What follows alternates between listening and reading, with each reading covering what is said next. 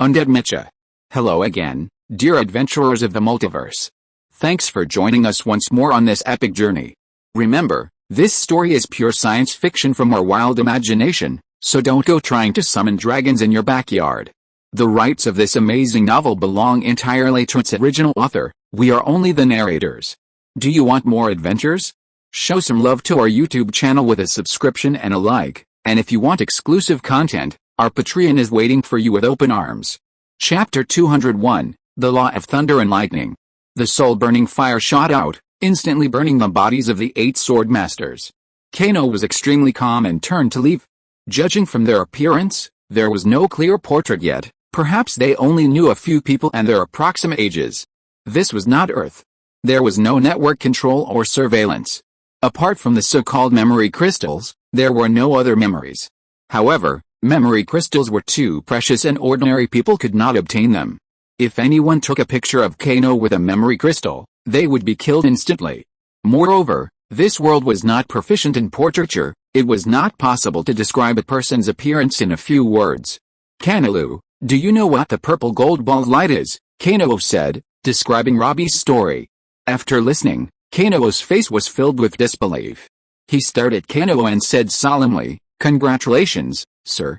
If you are correct, then this is indeed the power of the law of thunder and lightning. If you comprehend it, you may advance to the saint level in a very short time." Kano had already comprehended the law of time and the law of blood. Now that he had comprehended the law of thunder and lightning, that made 3 laws.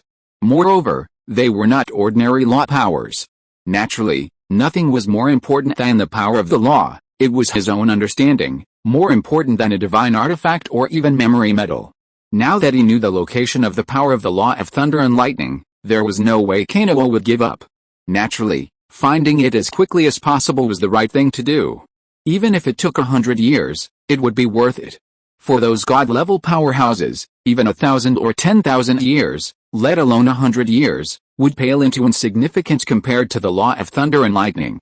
At the border between the Dwarf Kingdom and the Sword God Empire lies a mountainous range stretching for hundreds of miles. It's desolate, devoid of life and water, a deadly place on the continent of gods and demons. While there aren't any dangerous monsters, the naturally formed maze within is truly formidable.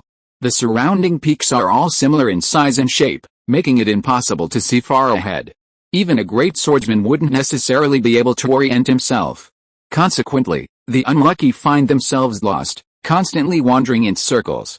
Coupled with a lack of water and food, most are trapped and killed. Once, a large mercenary group attempting to cross the mountains into the Dwarf Kingdom became lost, trapping tens of thousands of mercenaries. Among them was a great swordsman-level thief who walked less than 100 meters from the true exit. Furthermore, this mountain range is truly strange. Even if a large area is completely destroyed, it will quickly return to its original state. The destroyed stones seem to regenerate on their own. Many people wanted to investigate the strange situation here, but no matter how hard they tried, they didn't find any problems.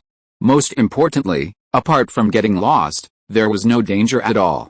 As long as one could fly or see far away, even an ordinary person could easily get out. However, no ancient ruins had ever been found in this place, and Robbie's luck was unknown as to how he could actually find it. With the speed of Kano and his men, it didn't take long to reach the desolate mountains. In just half a month, they had reached their destination. At a glance, the mountain seemed to be a little different from the legend, because the mountains for hundreds of miles were filled with thick fog. It looked white and nothing could be seen. Entering the desolate mountains under such circumstances would be impossible without getting lost. It was estimated that unless you were a saint, even an ordinary magician would not look for you. After staring at the mist in deep thought for a moment, Jingbao's expression darkened, and he spoke coldly, "There's something wrong with this mist. It's actually isolating my spiritual energy. And I feel like I can't recover in here. Besides, I feel a sense of dread here, as if there's some extremely powerful demonic beast within." Jingbao's words resonated with the crowd present. With their spiritual powers, it wouldn't be difficult to investigate this matter. However, if this were the case, their search for the power of the lightning law would become much more challenging. After all, this area spanned hundreds of miles, with countless peaks of varying sizes, all of similar size. Searching them all individually would be impossible. Most importantly, they had no idea where Robbie had discovered the ancient ruins. It could be on the edge, or perhaps in the center. Without a location, he'd have to search one by one, hoping for luck and a quick find. Even if it's hard to find, we have to look for it. But being stuck in there without a sense of connection isn't a good idea. Kenolu, is there any way we can connect? Kenolu and Kano both had a soul contract, so they weren't worried about getting separated or trapped. It's just that in such a vast place, without a sense of connection, it would be easy to get lost. The person Kano was referring to was, of course, Yasuo. Despite his loyalty to Kano, the two of them didn't connect at all. Or I can wait here, and if there's any danger, I'll rush over immediately. That's not necessary. You can come in too. Whoever finds the power of the law of thunder and lightning will comprehend it themselves. Upon hearing this, Yasuo's expression showed a hint of helplessness. It was then that Kano remembered that Yasuo advanced by merging with a godhead, and that he would never be able to comprehend the law or merge with a godhead.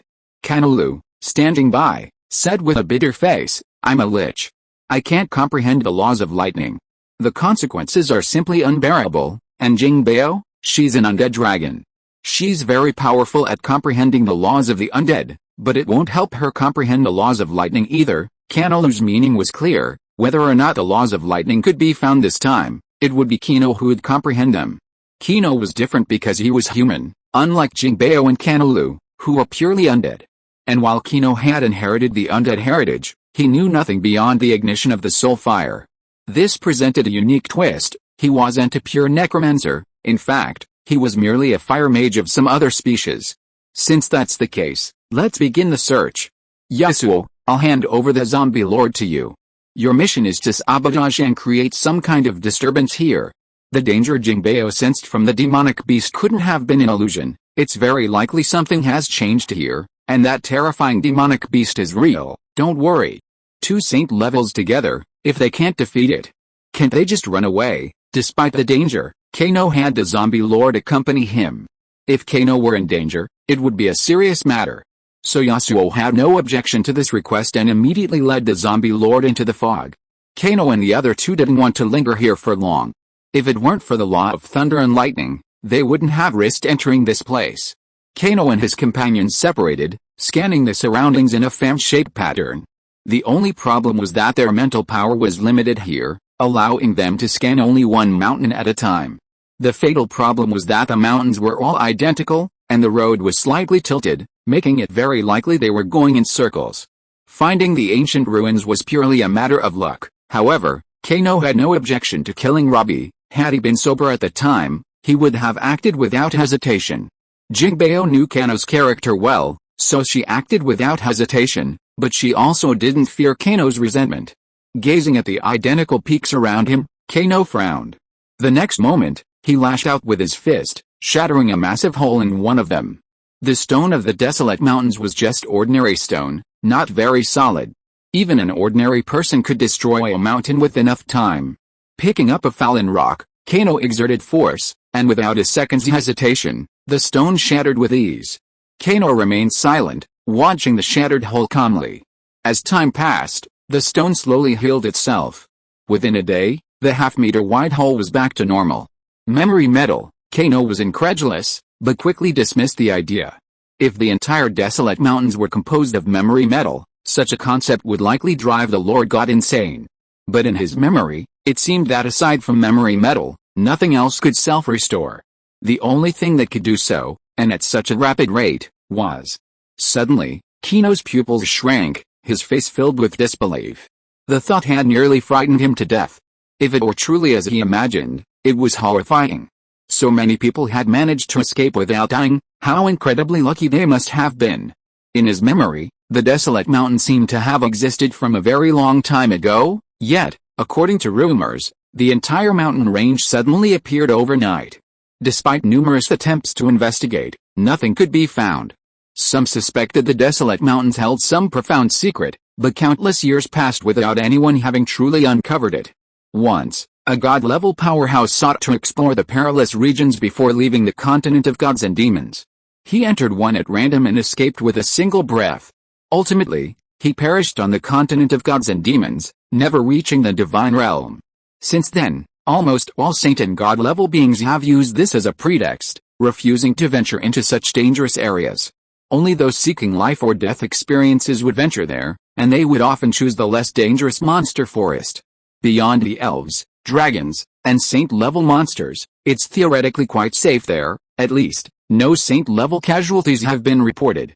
As for the Starblade Lord within the Endless Cave, if you were to yawn out of frustration one day, the entire god and demon continent would likely be doomed. That being is far too high level, unrestricted. Chapter 202, Mistbeast Tide. Boom, a tremendous noise echoed as distant mountains collapsed one after another. Such a commotion could only be attributed to the zombie lord and Yasuo. Suddenly, a palpitation washed over him, as if something catastrophic were about to occur. Kenolo's brow furrowed, his unease growing more pronounced. He glanced around, but nothing seemed out of the ordinary. The silence was eerie, yet there was no sign of danger. Kenolo suddenly glanced toward the crumbling mountains in the distance and rushed over at top speed. He sensed something was about to happen. As he rushed, he summoned Jingbeo and Kenolu to join him. If danger truly arose, a group would be more effective. Roar, but at that moment, a deafening roar echoed across hundreds of miles. The deafening roar sent a ringing in Kenolo's ears, a sharp pain in his head, and he was knocked to the ground. The fall was a heavy one. If Kenolo wasn't physically strong, he could have been killed. It wasn't just Kenolo who fell, he sensed Kenolu, Jingbeo, and the zombie lord all fell. It was only because their bodies were formidable, otherwise they would have fallen to their deaths. Even a god-level warrior might not be able to revive their saint rank with a single roar. This roar was unnatural. Following the roar, the surrounding fog underwent a dramatic shift. A white shadow, human-like in form but without legs, formed beside Kano. Its cold eyes and ferocious expression resembled a lost demon. While it looked formidable, its strength was only that of a high-level swordsman. Kano dispatched it with a single blow of his sword. So easy, Kano marveled. He didn't believe his luck was so good, he'd easily defeated this challenge. The next moment, fog swirled around them. Figures emerged from the mist, humans, elves, and magical beasts.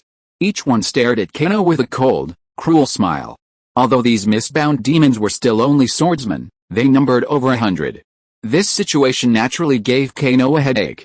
If the number of souls condensed in the mist increased, it would be a formidable problem. By then, he might be exhausted to death. With this thought in mind, Kano launched a punch, effortlessly dispersing it. The next moment, the surrounding mist swirled, and more mist beasts condensed. Could these be the souls of those who once died? Kano frowned, a thoughtful expression on his face. However, the mist beasts gave him no time to ponder, roaring furiously and charging forward. Soul-burning fire erupted from their bodies, practically killing the mist beasts on contact. However, Kano gained nothing but a tiny amount of soul power. Furthermore, he clearly sensed that he could not absorb magic power from the surroundings. If he ran out of magic power, it would be impossible to replenish it. With a gloomy expression, Kano dared not linger here any longer. If he waited any longer, he would surely be exhausted to death. With a flash of his figure, Kano rushed towards the zombie lord at top speed. With the zombie lord's strength, he should be able to hold out as long as the fog beasts weren't too numerous. However, when Kano reached the zombie lord, he discovered that tens of thousands of fog beasts had gathered there, several of them reaching the power of level 9. Jingbeo and Kenolu also appeared, and behind them was a swarm of fog beasts. The strongest of them had reached level 9, roaring fiercely and ferociously. Quickly summon the undead. Use them to deal with them. Yasuo, use defensive magic scrolls to defend, and high-level magic scrolls to charge out. These fog beasts were clearly much weaker than those of their level, but their numbers were endless. They were impossible to kill. If they continued like this, even the saint level would be unable to escape. However, these fog beasts were similar to spirits, able to float in midair. With Kano and his companions surrounded by a swarm of at least tens of thousands, it would be difficult for them to escape. As Kano spoke, he summoned the undead holy dragon at top speed. Under the oppressive aura and igniting soul fire, the surrounding fog beasts had no chance of resistance and were instantly consumed. Roar! With a roar, the undead behemoth charged forward, its 10-foot-long body slamming into the air, trampling the fog beasts. In a moment, Kenolu opened the death gate. Death knights, zombie lords, and skeletons rushed out one after another, flanking the behemoth, charging forward continuously. Following Kano's instructions, the zombie lords focused on killing the level 9 fog beasts, while Yasuo used magic scrolls to continuously cast magical defenses and attacks. Kano led the way from the air, unable to discern the direction, and forced to rush forward. His only thought was to get out of here. With so many fog beasts, even if they were only at the level of a beginner, they would be more than enough to withstand, not to mention the fact that there were fog beasts equivalent to level 9. However, with 2 saints leading the way, followed by a swarm of high-level magic scrolls, they couldn't break free. Something was truly amiss. Roar, an angry roar echoed, and Kano and the others' expressions suddenly changed. This time, a saint-level fog beast had appeared, humanoid in size, seemingly once a saint-level human. Its figure flashed, and in a flash, it was before Kano. At this moment, the zombie lord and Yasuo launched an all-out attack. To their surprise, a single blow from the 2 saints dispersed it. Kano unleashed his spirit fire, devouring the creature's essence. Upon closer inspection, it was indeed a saint-level essence, albeit a very small one, about 1/100th of its actual size. Kanalu, do you know what's going on with these fog beasts? They seem endless and constantly reborn. I don't know. I've never encountered anything like this before. But if nothing unexpected happens, we've encountered a captive herd of fog beasts. As long as their imprisoned souls remain in the fog, these fog beasts are endless. Besides, physical attacks are useless. Even if you disperse them, they'll still resurrect. Kanalu's face darkened. What he meant was that there might be the first treasure here, but he was afraid that Kaner's greed would cost them all their lives. After all, this also involved the power of the law of thunder and lightning. Kaner wouldn't give up until the very last moment, but if that last moment came, they would all be dead. Don't let your greed trick me into thinking there's treasure here, but it's too dangerous now. I don't want to gamble. Let's retreat first. Also, that saint-level creature just now only had less than 1% of its essence. Can you tell me where the rest went? What? 1%? Damn, that guy split it into 100 parts. Kanalu's face changed drastically, and he spoke angrily. Then, a thought filled him with regret. He had to leave this place quickly, or he'd die. Roar, roar, roar. A series of furious roars echoed, and from a distance, over a dozen figures rushed over at high speed. Each one of them was ferocious, their strength reaching saint level. Kino's face paled. This situation was definitely beyond his ability to withstand. 1 or 2 could be tolerated, but with so many coming at once, how could 2 saint-level creatures withstand them? Yasuo, use the forbidden spell. Kino's face changed, and he could not think of a solution. He then summoned mecha warriors at top speed and attacked the saint-level mist beasts, trying to hold out as long as he could. Roar, the zombie lord flashed, charging forward in an instant. His physical strength was enough to hold him back for a while.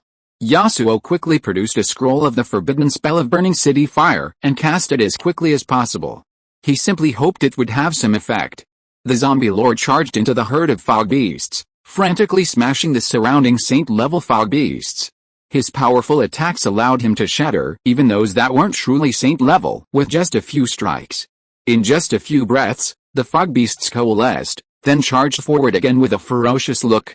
These fog beasts were fearless, their numbers increasing. In a matter of moments, they had nearly wiped out the undead. Even Kaner's mech warriors could only self-destruct repeatedly to fend off the attacks. Kaner, clad in his transforming mech, charged forward to engage the saint-level fog beasts. With his wind sword, burning soul fire, and the support of the undead holy dragon, he was able to slay them. But at this moment, he showed no joy at all. The fog beasts were too numerous, and he had no idea how far the exit was. Incinerate the city. Yasuo's forbidden spell finally completed, and countless flames rained down from the sky. The power of this forbidden spell was undeniable. Even those holy-level fog beasts would be incinerated in a matter of moments. Under the spell's influence, Kano finally spotted the hills in the distance. Without a doubt, that was his only way out. Follow me. That direction, Kano roared, leading several men in a frantic charge toward the hills. Mech warriors exploded one after another, blocking the growing number of fog beasts. The zombie lord roared in anger, tearing the fog beasts apart. If it weren't for his incredible defense and recovery, coupled with his unstoppable strength, he would have been dead long ago. Even so, the zombie lord was now a bloody mess, but for him, this was not a big deal. The high-level magic scrolls were now like scrap paper in Yasuo's hands, tossing them carelessly without regard for quantity. Even the slightest pause would have been enough for the incoming fog beasts to kill them. Keno's mech warriors were constantly summoned to block the attack, as the front continued to self-destruct. The high-level magic scrolls seemed like fireworks, blazing for a mere moment before being snuffed out by the fog beasts again. If you are listening to this novel on a channel other than Fanfic World, it means it was downloaded and re-uploaded without effort. We warmly invite you to visit our channel, Fanfic World. There you will find the original version of this story and many other novels of various genres. We look forward to seeing you dive into a world of incredible novels. Chapter 203, Escape. Roar. With the exit just a short distance away, the enraged roar echoed again. Though everyone was prepared this time, the roar still sent them reeling. If they hadn't flown, they would have been crippled if they hadn't fallen. In that momentary delay, the surrounding fog beasts all rushed forward, and in an instant, they were completely enveloped by them. The exit was within reach, yet they could barely move. While few of them were saint level, many were equivalent to level 9. The undead holy dragon was now shrouded in burning soul fire. With a furious roar, it unleashed a massive belch of flame. From between the undead holy dragon's horns, Keri continuously released high-level magic scrolls. The mecha warriors continued their attacks, but this time in close combat, prone to self-destruction. Keri, Jingbeo, Yaoio, and Kenolite all relied primarily on high-level magic scrolls. This time, Keri's stockpile was likely completely exhausted. A barrage of high-level magic attacks flattened the surrounding area. More and more fog beasts perished, but the endless stream of them continued charging forward. The scene was almost despairing. Even Keri wondered if he could hold out. Yasuo, use the forbidden spell. I don't believe I can't escape, Keri exclaimed angrily after a high-level magic scroll killed a level 9 fog beast. He then pulled out a bomb from his space ring, ready to detonate it. Of course, his attacks weren't blind. He aimed a blow to create a gap in the area ahead, then used the gap to continue charging forward. Naturally, the high-level magic scrolls served as a supporting attack. As long as things went smoothly, their escape wasn't impossible. The bombs were used because there was no magic power nearby. The magic scrolls wouldn't have much power here, and if it weren't for saving their lives, it would be a waste. Boom! With a resounding explosion, a massive mushroom cloud rose into the sky. Compared to the high-level magic scrolls that couldn't unleash their full power, the power of this bomb still satisfied Keri. Shockwaves and flames enveloped the surrounding fog beasts, instantly scattering them. This effect truly exceeded Keri's expectations. Forbidden spell, Raging Waves, a forbidden water spell, a massive wave of water, 100 feet long, surged forward, enveloping and crushing everything in its path. Fog beasts and mountains, beneath raging waves, were like blades of grass, vulnerable to attack, instantly destroyed. Naturally, Keri would not miss such a golden opportunity. Following the surge of the waves, the exit drew ever closer. However, at this moment, a figure suddenly appeared directly in front of raging waves, charging directly towards him. An aura emanating from their body, remarkably reaching the peak of the saint rank. The moment they made contact with raging waves, they shattered him with their powerful aura, then soared into the air, a cold expression on their face. A complete, peak-level saint-level fog beast, it was a gigantic turtle, with a dragon head, a triangle, and a back covered in barbs. Unlike other magical beasts, although it was also a fog beast, its body was remarkably solid. And its icy gaze revealed a hint of intelligence, a stark difference from other fog beasts. Beyond anything else, the fact that it could block forbidden magic was enough to demonstrate its strength. While the forbidden magic wasn't at its full potential, it shouldn't have been so easily blocked. The surrounding fog beasts swarmed forward again, leaving Keri no time to think.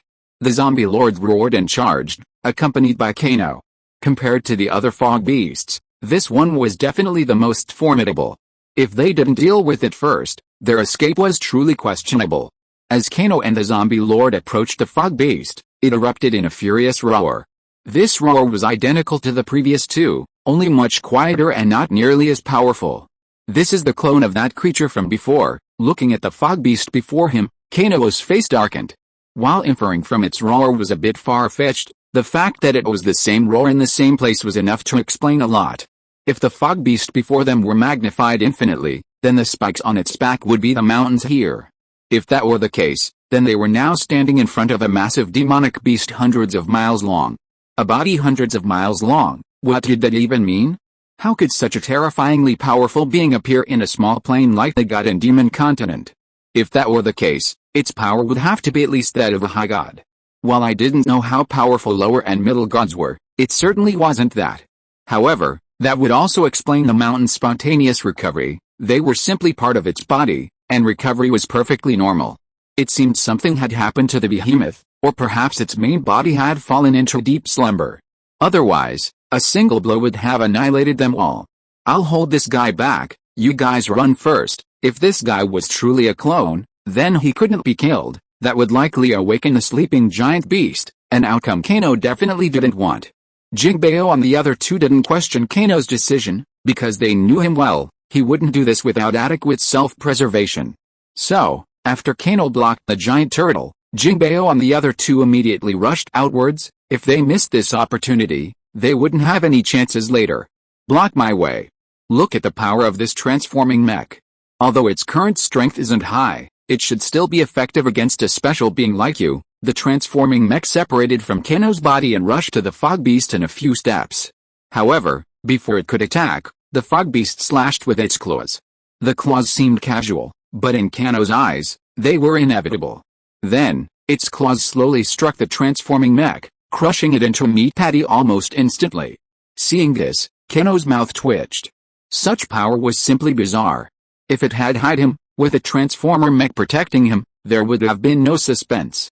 The zombie lord, ready to charge, was summoned back by Kano. What a joke. If he charged like that, he'd be dead. The next moment, the transformer mech, battered into a metal plate, slowly recovered. Within a few breaths, it was back to normal. Memory metal. A deep voice emanated from the mist beast, startling Kano. This creature was too sinister. It was clearly intelligent, yet it was playing dumb. The fact that it could recognize memory metal meant it was definitely intelligent. While its voice was hoarse, it wasn't shock. Who the hell are you? You actually recognize memory metal, what I am? That's not for you to know right now. You came here for the power of the law of thunder and lightning. That's right, Kano didn't intend to deny it. Lying to such a powerful being would be unwise. Besides, the giant turtle before him didn't seem to harbor any ill intentions. Okay, you're clever. You want the law of lightning, and I can give it to you. To me, it's just a trace of the original lightning power that was dispersed when I comprehended the law of lightning during my slumber. To me, it's worthless, but I'll give it to you if you agree to 3 conditions. You say, first, come here next time and take it with your strength. My main body won't attack, but these unconscious fog beasts will show no mercy. Second, I've comprehended a lightning barrier based on the law of lightning. If you can break through it, I'll let you go. Third, 100 pieces of light jade. 100 pieces of light jade. Kano frowned, instantly thinking of Starblade Lord. What could 100 pieces of light jade do? Starblade Lord wanted it, and so did this giant turtle. Could there be some connection between the two? But he couldn't ask now, in case there was some taboo. Asking would be courting disaster. Is 100 pieces of light jade difficult to obtain? No problem. To the fog beast before him, 100 pieces of light jade were indeed nothing. If he wanted them, he could simply attack the Church of Light. However, doing so would easily summon the Lord of Light, a being he might not be able to withstand. Regardless, he had to obtain 200 light jades first. If he didn't follow this guy's rules, he wouldn't be able to obtain the power of the lightning law. Alright, enough nonsense. Your friends have already escaped my domain. Now it's time to test your strength. As he spoke, the surrounding fog beasts vanished. Then, the entire sea of fog turned gray, and countless golden threads filled the air, paralyzing Kano's entire body in an instant. Fuck, Kano cursed furiously, then dashed out at top speed. He was somewhat thankful that he had allowed Lianon to continuously shock him, otherwise he wouldn't have been able to hold on. As he rushed out, Kano was touched by a streak of purple gold lightning. The next moment, he shuddered, his entire body instantly charred from the outside to the inside. The pain was excruciating, but he forced himself to endure the pain and dash out again at top speed. Ouch! Kano screamed in pain. This was only the second time he had touched the electric wire. Looking at the dense electric wires along the way, Kano felt that he could not hold on at all. Fuck, you are so smart, summon it. With his mind racing, Kano summoned the phantom monster as fast as he could. Then he ordered it to control itself, let its body fall unconscious, and rushed forward as fast as possible. The electric wires kept hitting his body, and his whole body was shaking constantly. However, at this time, he could not feel it at all, and only knew to rush forward. "You are smart, I will let you go this time." Chapter 204, Dwarf Kingdom. Losing control of the phantom demon, Kano collapsed to the ground, twitching constantly. Electric threads continuously emanated from his body, his entire body blackened by the lightning, a scene of unspeakable misery. If it weren't for his formidable physique, the acceleration of the law of time, and the healing power of the law of blood, even this short distance would have already cost him his life. Kano was in agony, his body recovering at a visible rate, yet strands of electricity emanated from him, and his body continued to twitch. Damn, he opened his mouth slightly, a mouthful of foam escaping. Kano stood up as fast as he could, then stumbled and fell to the ground again. Compared to Lianen's lightning magic, the fog beast's lightning was practically a forbidden spell attack. Though it was only a trace, its power was probably only slightly less than that of the dark lightning rat. One can imagine Kano's frustration at having lost more than he gained. Most importantly, nearly all of Kano's undead had been slain, and Kano's mecha warriors had been lost, totaling nearly 5,000. This drastically reduced Kano's mech warriors, from the original 10,000 to just 5,000. Even if he found a place to manufacture more, he wouldn't be able to produce many more. Firstly, he was running low on magic cores, and secondly, his soul fire was too high. Once a newly manufactured mech warrior was imbued with his soul fire, the number he could control would be extremely small. At this point, before Kano's mental power had undergone a qualitative transformation, he could only rely on quality to represent quantity. Ordinary mech warriors were already somewhat outdated, or at least useless at this stage. If you were to produce more, they would all be small reconnaissance aircraft. Even a simple laser cannon attack would be more powerful than a laser rifle. As for defensive capabilities, that was something to be discussed later. After all, nothing is perfect, every advantage has its drawbacks. Kano still had a good number of level 9 magic cores, but they wouldn't be of much use this time. However, now that he was in the Dwarf Kingdom, he might find something unexpected. After all, the Dwarf Kingdom was well versed in forging and mining. Although the desolate mountains looked desolate, they contained numerous mineral veins, and even rare minerals might be found. Kano rested for several days before finally regaining consciousness. The moment he recovered, he felt his strength had unexpectedly increased. Intermediate Mage. This situation left Kano somewhat stunned. His luck was truly too good to be true. He advanced after only being struck by lightning. Without a doubt, it was the power of lightning that strengthened Kano's body and accelerated his advancement, otherwise, his advancement rate would have been impossible. Kanalu, you're knowledgeable. Tell me why that guy didn't attack me personally? With the power of his roar, a single breath could have obliterated me. The thought of that guy's roar filled Kano with trepidation. Roaring was definitely not his primary means of attack, the power of lightning was the law he had mastered. My lord, that magical beast is called the Fog Beast. It is a niche magical beast. Its attributes are quite special and it is a rare fog-type beast. The Fog Beast is huge. According to legend, the Fog Mountains, which cover 1,000 miles in the Divine Realm, is a Fog Beast. The Fog Beast is born with fog on its body, which isolates mental power. It can be evolved into a Fog Beast by detaining the soul. It is not afraid of armed attacks, but is afraid of magical attacks. This Fog Beast should be a mutation. Judging from its attack methods, it should be proficient in the laws of fog, lightning, and power. Judging from its size, it should be at least a high god, and if I'm not mistaken, its body should be in a deep sleep. And not long ago, it happened to be a little awake, so that a phantom fog beast appeared. Otherwise, this place should have been covered with fog before. Kanulu's words shocked everyone. A high god is probably a powerful existence even in the divine realm. Only Kano was relatively calm, because he had seen a god king, and a powerful god king at that. However, logically speaking, this fog beast shouldn't appear in the god and demon continent. It should have crossed over, but according to the power of rules, it doesn't have such strength, unless it was brought here by another powerful being, and that powerful being must be at least a divine king, and not just any divine king. A divine king can't take a demon beast out of the divine realm for no reason, unless he's seriously injured. If that's the case, then this fog beast is likely seriously injured as well and hasn't recovered yet. Because the plane level of the god and demon continent is too low, it's impossible to extract divine power. In this case, the fog beast will need to sleep for even longer. Is there anything that can help the fog beast recover? Thinking of the light jade that the fog beast wanted, Kenolite couldn't help but think of something.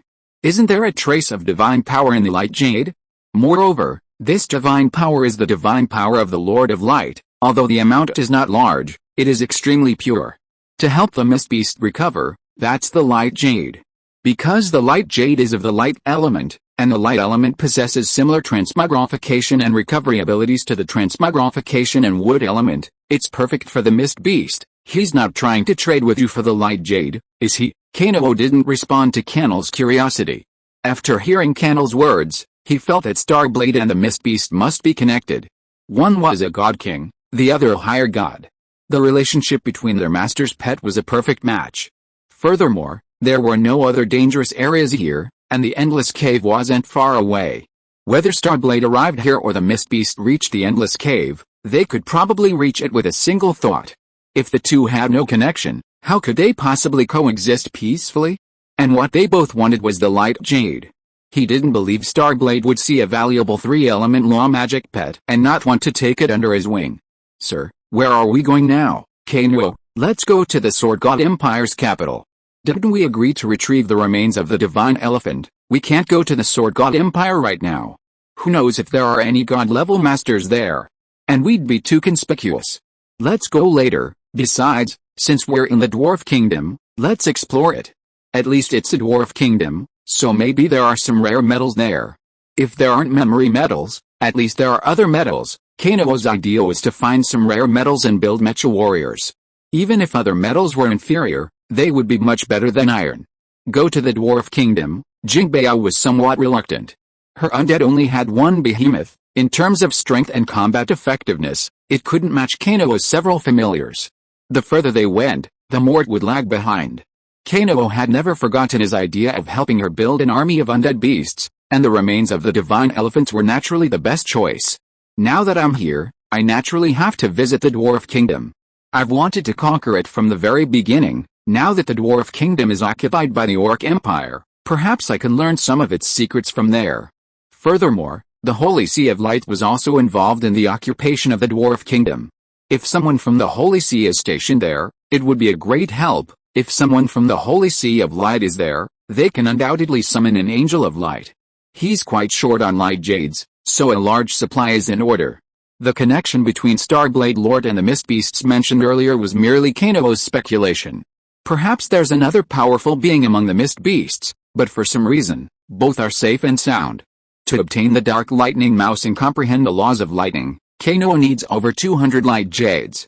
Furthermore, the magic metal used to craft mecha warriors and small mecha frigates also requires light jades. In the continent of gods and demons, light jades are the ultimate energy source. The divine power contained within them is simply beyond the reach of ordinary saints. Unfortunately, Kenolite didn't have time to visit the monster forest, otherwise, he might have found much more. Kenolite decided to go to the dwarf kingdom. Yasuo and Kenolite naturally had no objections, and Jingbao, after a pout, also agreed. She had once lived for herself, but now she lived for Kenolite. Everything, naturally, revolved around Kenolite. No one else objected, so Kenolite and the others headed towards the dwarf kingdom. The desolate mountains were vast, covered in hills and swamps. Living alongside the dwarves were halflings, skilled cooks who transformed anything edible into delicacy. Their friendship with the dwarves stemmed from their ability to craft the fine wines favored by the dwarves, and perhaps also from their similar height. Unlike the dwarves, who were naturally born warriors, halflings could barely produce as swordsmen. Their only skill was their delicious food, which earned them protection. The dwarf kingdom was a kingdom, but its territory was larger than 3 empires. Within this desolate mountain range, tribes of all sizes were scattered. These tribes, ranging from thousands to dozens, guarded various mines, carrying out their daily foraging and daily life.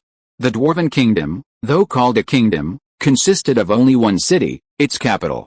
Nestled in the heart of the desolate mountains, it was barely the size of a small city in the human empire. While considered the most prosperous region of the dwarven kingdom, its population numbered only a few 100,000, mostly human merchants. Even mercenaries and guards were pitifully few.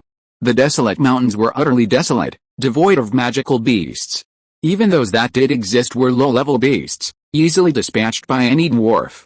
If it weren't for the countless dwarven forge masters who sold countless rare weapons annually, this desolate place would have been completely deserted. However, when they arrived at a small tribe in the dwarven kingdom, they found it completely deserted. Everything had been destroyed, save for a half-mined mine. This mine, however, was unremarkable, containing nothing but an iron mine. Chapter 205, Cruel Rule. It looks like something's happened to these dwarves. Judging by the marks on the ground, it's likely the work of the orcs. If nothing unexpected happens, all the dwarves here should have been captured, but that must have happened a long time ago. The orcs' equipment was forged by these dwarves. But when have the dwarves become so obedient? Dwarves are notoriously stubborn, willing to sacrifice their lives for anything. This truly frustrates humans. Because of their stubbornness, they lack true friends, and when they're truly in danger, few are willing to help them. Are we here to help them? No, we're recruiting workers. Although the invasion of the Orc Empire disrupted Keno's plans, it didn't affect his plan. In fact, in a sense, these orcs were helping him. Despite their notorious tempers, dwarves know how to repay a favor. If they owe someone a favor, they will definitely repay it. If Keno rescued them now, he would be their benefactor. To repay him, helping him build his mecha warriors would be the natural thing to do. With his base on the Savage Plains destroyed, Keno's plans were wasted. He now needed a safe haven, and the Dwarven Kingdom was a good option. Furthermore, attacking the Mist Beasts would require a large quantity of weaponry, so this base was a must. Despite its stark nature, the desolate mountains possessed a solid geology, making it a perfect location for building an underground city. Keno could even create a true underground city here. Since we're the first to arrive here, let's use this mine as the entrance and begin building a dungeon. Start with a small dungeon, one that can accommodate 10,000 people. The undead can be used to excavate the dungeon. Jingbeo will be responsible for this, and Kano will assist here. Yaso, accompany me to survey the surrounding area. It would be best if we could find out where the dwarves are, find them, and bring back as many as we can. It's not advisable to defend the Orc Empire right now. Who knows what they're up to? We just need a few dwarves to build this into a large military base, and then slowly expand. A perfect idea emerged in Kano's mind. Jingbeo and Kano naturally agreed. Given their strength, it was practically impossible to harm them here. Kano took Yasuo and sword into the air, surveying the surroundings. Soon, they spotted thick black smoke rising from a valley in the distance. It wasn't lunchtime. It was clear someone was engaged in a large-scale forging of weapons. As they approached, they discovered there were 500 or 600 dwarves, each shackled and chained, their faces furious as they forged weapons. Not far away, some orcs lashed with whips, their faces brimming with excitement, as if they were enjoying the moment. These orcs weren't primarily combatants. Keno spotted a fox priest, but the others were all pig-headed and dog-headed, even small hedgehogs, weasels, and snails. Though these orcs numbered 300, their fighting power was abysmal. A few dwarves could easily have overwhelmed them, even the priest's intervention wouldn't have made a difference. It was clear the orcs had exploited the dwarves' weakness. The absence of women and children suggested they had been rounded up and taken somewhere. With their strength, Keno and Yasuo didn't need to worry about these people, they simply walked over with aplomb, hoping to gather accurate intelligence from them. A bearded dwarf spotted Keno and Yasuo from a distance and looked over in confusion. After all, the entire area was now sealed off by the Orc Empire. How had these two men gotten in? Snap, what are you looking at, old man? Get back to work. Damn you, if you don't forge me 2 good swords today, I'll go find your daughter. The pig-headed man lashed the dwarf's face with his whip, leaving a streak of blood. The dwarf paid no heed, clenching his fists and glaring at him with an icy gaze that made the pig-headed man take a step back. His threats were merely words. These dwarves were not easy to deal with. If they were truly angered, they would not spare their lives. Who are you? Halt, if you don't, we'll shoot. The catman on the watchtower spotted Keno and Yasuo approaching and shouted nervously to attract the others' attention, then aimed his bow at Keno. Although this wasn't Orc Empire territory, the orcs had a large number of cavalry nearby. The brazen presence of these two men made them undoubtedly masters, whether they were detected or not. Human, you are provoking the Orc Empire. Make your intentions known, or the orcs' wrath will show you how powerful you are. The fox priest, still relatively calm, shouted from a distance to Kano and Yasuo. However, his heart was riled up, as Kano and Yasuo didn't look like easy targets. The orcs roared loudly, but they didn't attack. They knew their own strength well, and if a fight broke out, none of them would be able to defeat even a single swordsman. A muffled chant reached Kano, but he couldn't understand it. It must have been an ancient Orcish song, the priest's war song. However, the priests who could be here couldn't be high-ranking. At best, they were there to calm the lower-level orcs and soothe their fear. Sure enough, a moment later, a faint white aura emanated from the priest's body, enveloping only the surrounding catmen and pigmen. Their worried gazes immediately calmed. Though there were only 4 or 5 of them, they seemed to have taken a leading role. The other orcs also fell silent, their weapons gathered around the priest. I'm only here to inquire about the Dwarven Kingdom. Just answer me honestly. Actually, I don't want to clash with your orc empire. Approaching the priest, Kano remained impassive. These men's strength posed no threat. However, his courtesy wasn't met with due respect. Even under the light of clarity, the orcs' tempers remained undimmed. Seeing Kano's courtesy, one pig-headed man immediately said coldly, "Human, this is..." Bang! Before he could finish his words, Yasuo swung his sword. There was no fighting spirit, no sword energy, simply the power of the sword of fear instantly split the pig-headed man in two. The surrounding orcs were filled with shock and anger, their earlier arrogance completely gone. Before Kano, they were like angry wives, daring not to utter a single word. "I'm sorry, my men have a bad temper. Just answer whatever I ask. First, what about the situation with the Orc Empire controlling the Dwarven Kingdom?" "The Orc Empire won't." The catman beside him was furious, and before he could finish his words, he was beheaded by Yasuo. Blood spurted out, staining the priest's robes. The priest was not a powerful warrior, and looked unworldly. He was trembling with fear. As for the orcs who were not under the aura of lucidity, they retreated in fear.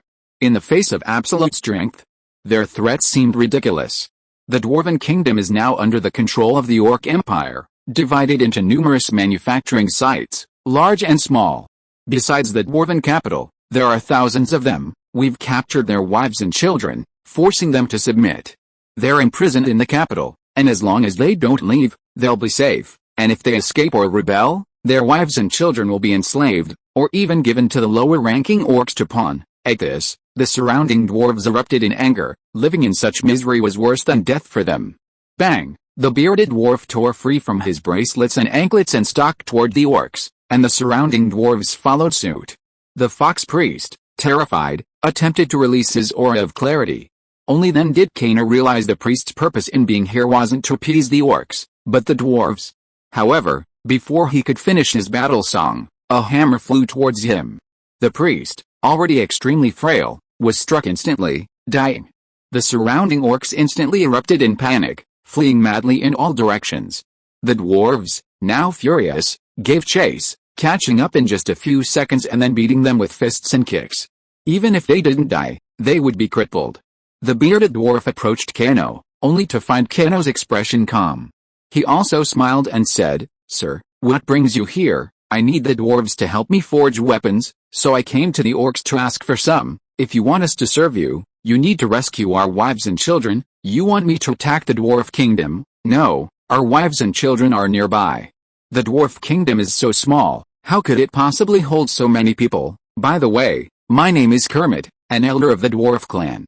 I oversee the dwarves in this area.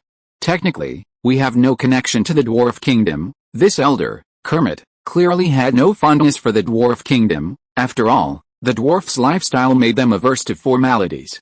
"If you are nearby, I can help, but after that, how are you going to repay me? We need a support to prevent the Orc Empire from ruling again. As long as you can give us this support, we will serve you forever. If one day the Orc Empire no longer rules you, then you will no longer need us." That's right, Elder Kermit was very direct, and Kano was quite satisfied with it. Based on the orcs' momentum, it would certainly not be resolved in a short time, and the time he needed these dwarves would be in the near future. Chapter 206, Negotiation. "Okay, I agree to your request. However, Elder Kermit, I must state that I am no less capable than those orcs. And to prevent any trouble, you may have to spend some time in the mines. Don't worry, the mines give us greater peace of mind." And we don't want to leave until the Orc Empire's rule ends. The dwarfs looked hopeless about the outside world. After all, such a cruel rule was causing them much pain. The dwarves' strength was already low, and it was impossible to improve. Whether facing the massive orcs who could go berserk or the powerful humans, they had little self-preservation. Furthermore, due to the dwarves' reproductive difficulties, their numbers could never be increased. To them, humans never seemed a threat. Well, since you agree, then go find your wives and children. My time is limited, and I don't have much time to wait with you, sir. Where we're going is where the Orc Empire's high priests are, with numerous orc cavalry. There are not only wolf cavalry but also lion and tiger cavalry. You too. It was clear that Kermit had some doubts about Kano's ability. The two were relatively young. They could easily deal with these weak orcs, but the orc cavalry there was no easy task. If Kano and Yasuo were merely great sword masters, it would be of no use. They would be the ones suffering. This time, they were gambling on Kano's ability to bring them hope, otherwise, with their tempers, they would probably go crazy. Kano directed the other dwarves, telling them to search for the sutra first. After all, it was their home, and they could build it themselves. Kermit stayed behind to lead Kano. This time, the movement was slow, taking 5 days to reach the place Kermit had mentioned. But upon arrival, not only Kano, but even Kermit was stunned. This was because the place where the dwarven women and children were imprisoned was not only surrounded by towering walls but also by tens of thousands of beast cavalry. Furthermore, they also contained the most elite lion and tiger cavalry, with at least 5,000 wolf cavalry. What's going on? Although Kano wasn't afraid of a mere 10,000 cavalry, he didn't need so many cavalry to defend the place, and judging by their momentum, they were no different from the elite cavalry attacking the humans. Kermit was also stunned. Clearly not expecting this. With so many beast cavalry, they wouldn't let go easily. Impossible. There were only 1,000 wolf cavalry here originally. How could they suddenly increase to 10,000? How could it be possible? Alright, now that's done. No more nonsense. Let's go. 10,000 beast cavalry were nothing to Kano. Yasuo alone could handle them all. Huh? Someone I know? Kano was startled, for he spotted someone he knew, the orc saint, Borashan, with whom he had previously crossed paths. A faint smile curled the corners of Kano's mouth. It looked like this matter would be easier to handle. With Borashan's intelligence, he wouldn't likely give him any trouble. Kano and his two companions' brazen presence nearby immediately caught the attention of the orc cavalry. Soon, a squadron of 100 cavalrymen rushed over, their expressions filled with caution. Kano, with only 3 men, had so brazenly appeared before them. While those orcs might not be particularly bright, they were certainly not fools. If they started provoking him, they would definitely not end well. Human, what are you doing here? The approaching tiger cavalryman asked coldly, his forehead wrinkled with a character, king, in a shrewd frown. If he hadn't been blind to the strength of Kano and Yasuo, he wouldn't have been so polite. I want to see your supreme controller. I want to reminisce with her. How dare you? You're courting death. Upon hearing the warder, the tiger cavalryman understood Kano's intentions. His expression instantly flared with rage, and he drew his sword. But the next moment, a ray of sword energy streaked past him, instantly cleaving his precious heavy sword in two. A streak of blood appeared on his face. Instantly, all the beast riders drew their swords, but the tiger riders raised their hands to stop them. His face was grim, and his back was completely soaked. If you think these 10,000 beast riders can be effective, let them attack frantically. I will use my strength to show you the difference. My patience is limited. You'd better not provoke me. Otherwise, I can't guarantee I won't kill you all. Gune, this is a distinguished guest, a clear and gentle voice echoed, as if intoxicating. Then, a graceful figure, escorted by a group of beast riders, approached Kano, her eyes filled with gentleness. The beast riders behind her, each with a stern expression, gripping their swords, seemed ready to strike at any moment. You're not Borashan. After a moment's hesitation, Kano spoke immediately. Despite their resemblance, Borashan struck Kano as cold yet gentle, while this fox beauty, who bore the same features, possessed a blend of allure and holiness. Borashan, that's my sister. I'm Borsha, High Priestess of the Orcs. High Priestess. Kano was absolutely stunned by the title. High Priestess seemed a prestigious title, almost on par with the Pope of Light. Two sisters, one a High Priestess and the other a saint. It seemed as if all the priests had become members of the Fox tribe. Alright, High Priestess, so be it. I'm here today to ask you for some people. There are indeed dwarven families in that area to the south, and I want to take them all. You're threatening me. Borussia remained impassive, but the surrounding orc cavalry were fully prepared. At Borussia's command, the others would charge. The High Priestess is the spiritual support of the orcs and the face of the Orc Empire. If she were threatened, the entire Orc Empire would lose face. If it were Brahma, he would never speak to me like that. I'm here not only to demand a favor, but also to make a deal with you. If you're not willing, just give me the dwarves. What deal? Cannons? You made those cannons? Brahma was shocked, looking at Kano's face filled with disbelief. Brahma currently held a high position in the Orc Empire, even more prominent than she, the High Priestess. This was because she had originally secured the right to trade that gunpowder. And now, the real owner had arrived in the desolate mountains. How could she not be astonished? Despite the aura of High Priestess, her power was too limited. The Orc Empire was now primarily military-oriented, and she had been sidelined. Please, Brahma's expression changed, and she immediately invited Kano into the castle. No matter what, someone like Kano must stay. Following Borussia to the castle, Kano saw only emaciated figures along the way. These dwarves seemed to be suffering from mental torture. The orcs' only guarantee was that they wouldn't starve to death. Trade? What do you want? Borussia got straight to the point. Kano's calm demeanor betrayed no ulterior motives. To reach the position of High Priestess, she was clearly no ordinary person. It's the same as with Borussia, but you'll need to show some sincerity. Sincerity means we can guarantee you won't be disturbed. You must be planning to forge weapons here, Your Excellency, High Priest. Are you kidding me? Kano chuckled in disbelief. This High Priest was far from honest. Moreover, he had a bit of a knack for cunning. With Kano's current strength, he was no ordinary man to be trifled with. Even the Orc Empire would have to think twice. If a head-on charge on land proved unsuccessful, they could engage in a battle in the mines below. Regardless of whether the orcs were in a frenzy or not, Kano would not hesitate to bury them if they dared to descend. Okay, as a sign of good faith, I'll release all the dwarves you want. I think that should be enough to demonstrate our sincerity. High Priestess Borussia, your wisdom puts me to shame. I'm here to demand the dwarfs' families. If you refuse, I can annihilate all your beast cavalry and take them away. So, this can't be considered good faith. I'm negotiating a deal, not being polite. If you don't want to trade, that's fine. Kano's face turned cold, a touch impatient. Talking to an intelligent person is easy, but collaborating with a wisecracking one is a difficult task. Borussia was indeed intelligent, but she spoke too much official language, and Kano had no intention of listening. The Orc cavalry attacked the warrior kingdom, only to discover their artillery was superior. What's going on? The artillery is manufactured differently, and the shells are powered differently, so the range is naturally different. It's nearly 10 miles longer. If it weren't for the Orc cavalry's superior mobility, they would have suffered heavy losses, and then, you're going to cause me trouble. Looking at Borussia, Kano felt an urge to laugh. If a high-ranking ruler complained so much, then all this was just pretense, completely worthless.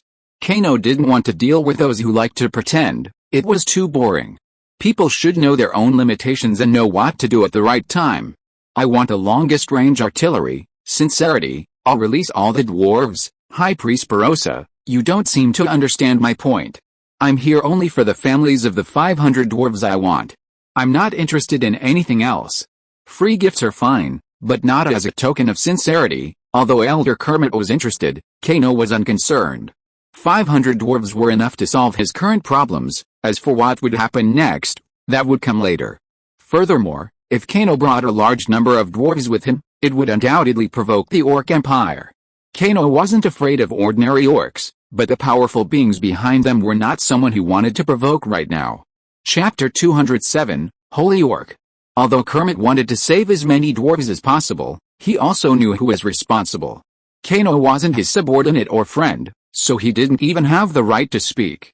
For the sake of the now freed dwarves, he couldn't test Kano's limits, otherwise, the consequences could be dire. What kind of sincerity do you want? Something that ordinary people can't produce, and of great value, such as a holy magic core, a light jade, the remains of a giant beast, some sacred artifacts, or something extremely precious and special. Kano's words made Borussia's face change. Kano specifically mentioned several items, the worst of which were a holy magic core and a giant beast's remains. But even these two items were not something that ordinary people could easily produce. Even she, the high priestess of the Orc Empire, couldn't produce a holy magic core or a giant beast's remains. Are you kidding? These things are not something an ordinary person can get. Even the saint-grade magic cores and the remains of giant beasts are not ordinary things. However, I do know where the giant beast remains are, but it's too dangerous there. Ordinary people would die if they went there. High Priest Polu Osha, are you the High Priest of the Orcs? I want a lot of things. Magic metals, rare metals are fine, but the things are not valuable, so they must be in large quantities. You just pointed me to a random place. Why didn't you mention the endless abyss? There are definitely a lot of giant beast remains there. Kano curled his lips. This Poluosha was simply trying to get something for nothing. Did he look that much like the White Wolf? Can I ask you a personal question later? Suddenly, Poluosha seemed to have made a decision and asked Kano. Kano nodded slightly. As long as it wasn't too obscure, he didn't mind. Sir, are you not afraid of the Orc Empire? No. What if the Orc Empire has a saint-level warrior? Oh, Kano suddenly became interested. The Orcs' decline wasn't simply due to living in remote areas, but also due to the loss of their heritage. Without the Orcs' specialized training methods, an Orc's lifetime strength could only reach the level of a great swordsman. For the Orcs, the saint level was an insurmountable chasm. No matter how hard they tried, they could never reach it. How many saint-level warriors are there? That's the top secret of the Orc Empire. More than 10. Perosa didn't answer, but shook her head. Kano breathed a sigh of relief when she realized there weren't more than 10. No wonder the Orc Empire dared to attack the human kingdom, and the humans chose to remain silent. It turned out that the Orc Empire had a saint-level warrior, and it seemed there were more than one. But even if the Orc Empire had a saint-level warrior, they would need to be supervised by the human kingdom in the Orc Empire's capital. There would definitely be less than 5 who could actually reach Kano, and they couldn't come all at once. If that were the case, Kano wasn't afraid. He had 2 saint-level warriors and 9 equivalent to semi-saints. If things really went mad, the Orc Empire would definitely be in trouble. Alright, that's enough. Regarding your sincerity, my patience is limited. Sincerity? I'll give you all the dwarves here. If you don't accept, I'll kill the rest. Sir, please save our fellow dwarves. I know of a gold concentrate mine with enormous reserves, but it's difficult to access. So we haven't started yet. Gold concentrate. Kano was immediately delighted. He hadn't expected the bearded man to have such a hidden secret. It was a pleasant surprise. Gold concentrate lies somewhere between ordinary metals and magical metals, and its characteristic is its extreme strength, even stronger than magical metals. The only drawback is that it's not a magical metal and cannot be used to craft magical items. Otherwise, its price would be the highest of all magical metals. For rulers, gold essence is the ideal material for weapons and armor. However, its production is limited, limiting it to only high-ranking members of the royal family. Nearby, Barisha was visibly delighted upon hearing about the gold ore. After all, it was a significant achievement, enough to resolve her current predicament. In that case, I'll take all the dwarves here. You must also release all the surrounding dwarves. What if I say no? A powerful voice boomed from outside, followed by a towering figure entering the room. It was a tiger man, his face brimming with sturdy power. His rage was unmistakable. He was a saint. No wonder Barisha was so confident, showing no sincerity at all. It turned out she had a trump card. Uncle Duelin, you're here, High Priest. We must show no mercy to such shameless individuals. We must use our strength to teach them the true rules. Since you say so, I'll give it a try. Yasuo, don't hold back. Yes, sir. Yasuo stepped forward, emanating a saint-level aura. Duelin, previously brimming with confidence, suddenly looked downcast, while Barisha was surprised. Kano had brazenly come here to demand a transfer, so his strength must have been considerable. However, Barisha hadn't anticipated that Kano actually carried a saint level with him. Saint-level warriors are at the pinnacle of the divine and demon continent's pyramid. They are undoubtedly the most powerful. Such masters, always maintaining their pride towards everyone, would never deny their mastery, much less casually obey orders from anyone below the saint level. Although Kano appeared powerful, he was definitely not a saint-level warrior.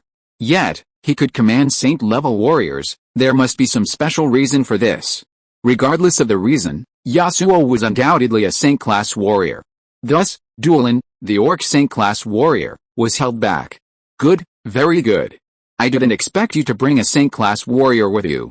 I've never fought a human Saint-class warrior before. Let's go practice outside. After all, there are a lot of orcs and dwarves here. If we accidentally injure someone, it'll be difficult for both of us to handle. Yasuo glanced at Kino, who nodded slightly. He would dispatch the zombie lord later, but he had to keep the Saint-class warrior. Duelin and Yasuo left, but Kino remained seated, a faint smile quirking his lips as he waited patiently. Meanwhile, the other orcs' eyes were fixed on Kino. If they captured Kino at this point, the human Saint-class warrior would undoubtedly be affected. Even if they won, they would be at our mercy. Aren't you afraid we'll attack you? You'd have to be strong enough to attack me, Kino sneered. Even if the Transformers were unleashed, they would be enough to withstand the pressure. No matter how many people there were, they were no match for the Transformers. Kano's arrogance enraged the surrounding orcs, who drew their weapons. Meanwhile, Perosa remained silent. Her brow furrowed in hesitation. There were over a dozen orcs here, all holding the rank of general, their strength comparable to that of a great swordsman. With the addition of a berserker in her, a high priestess, even a saint would have to be wary.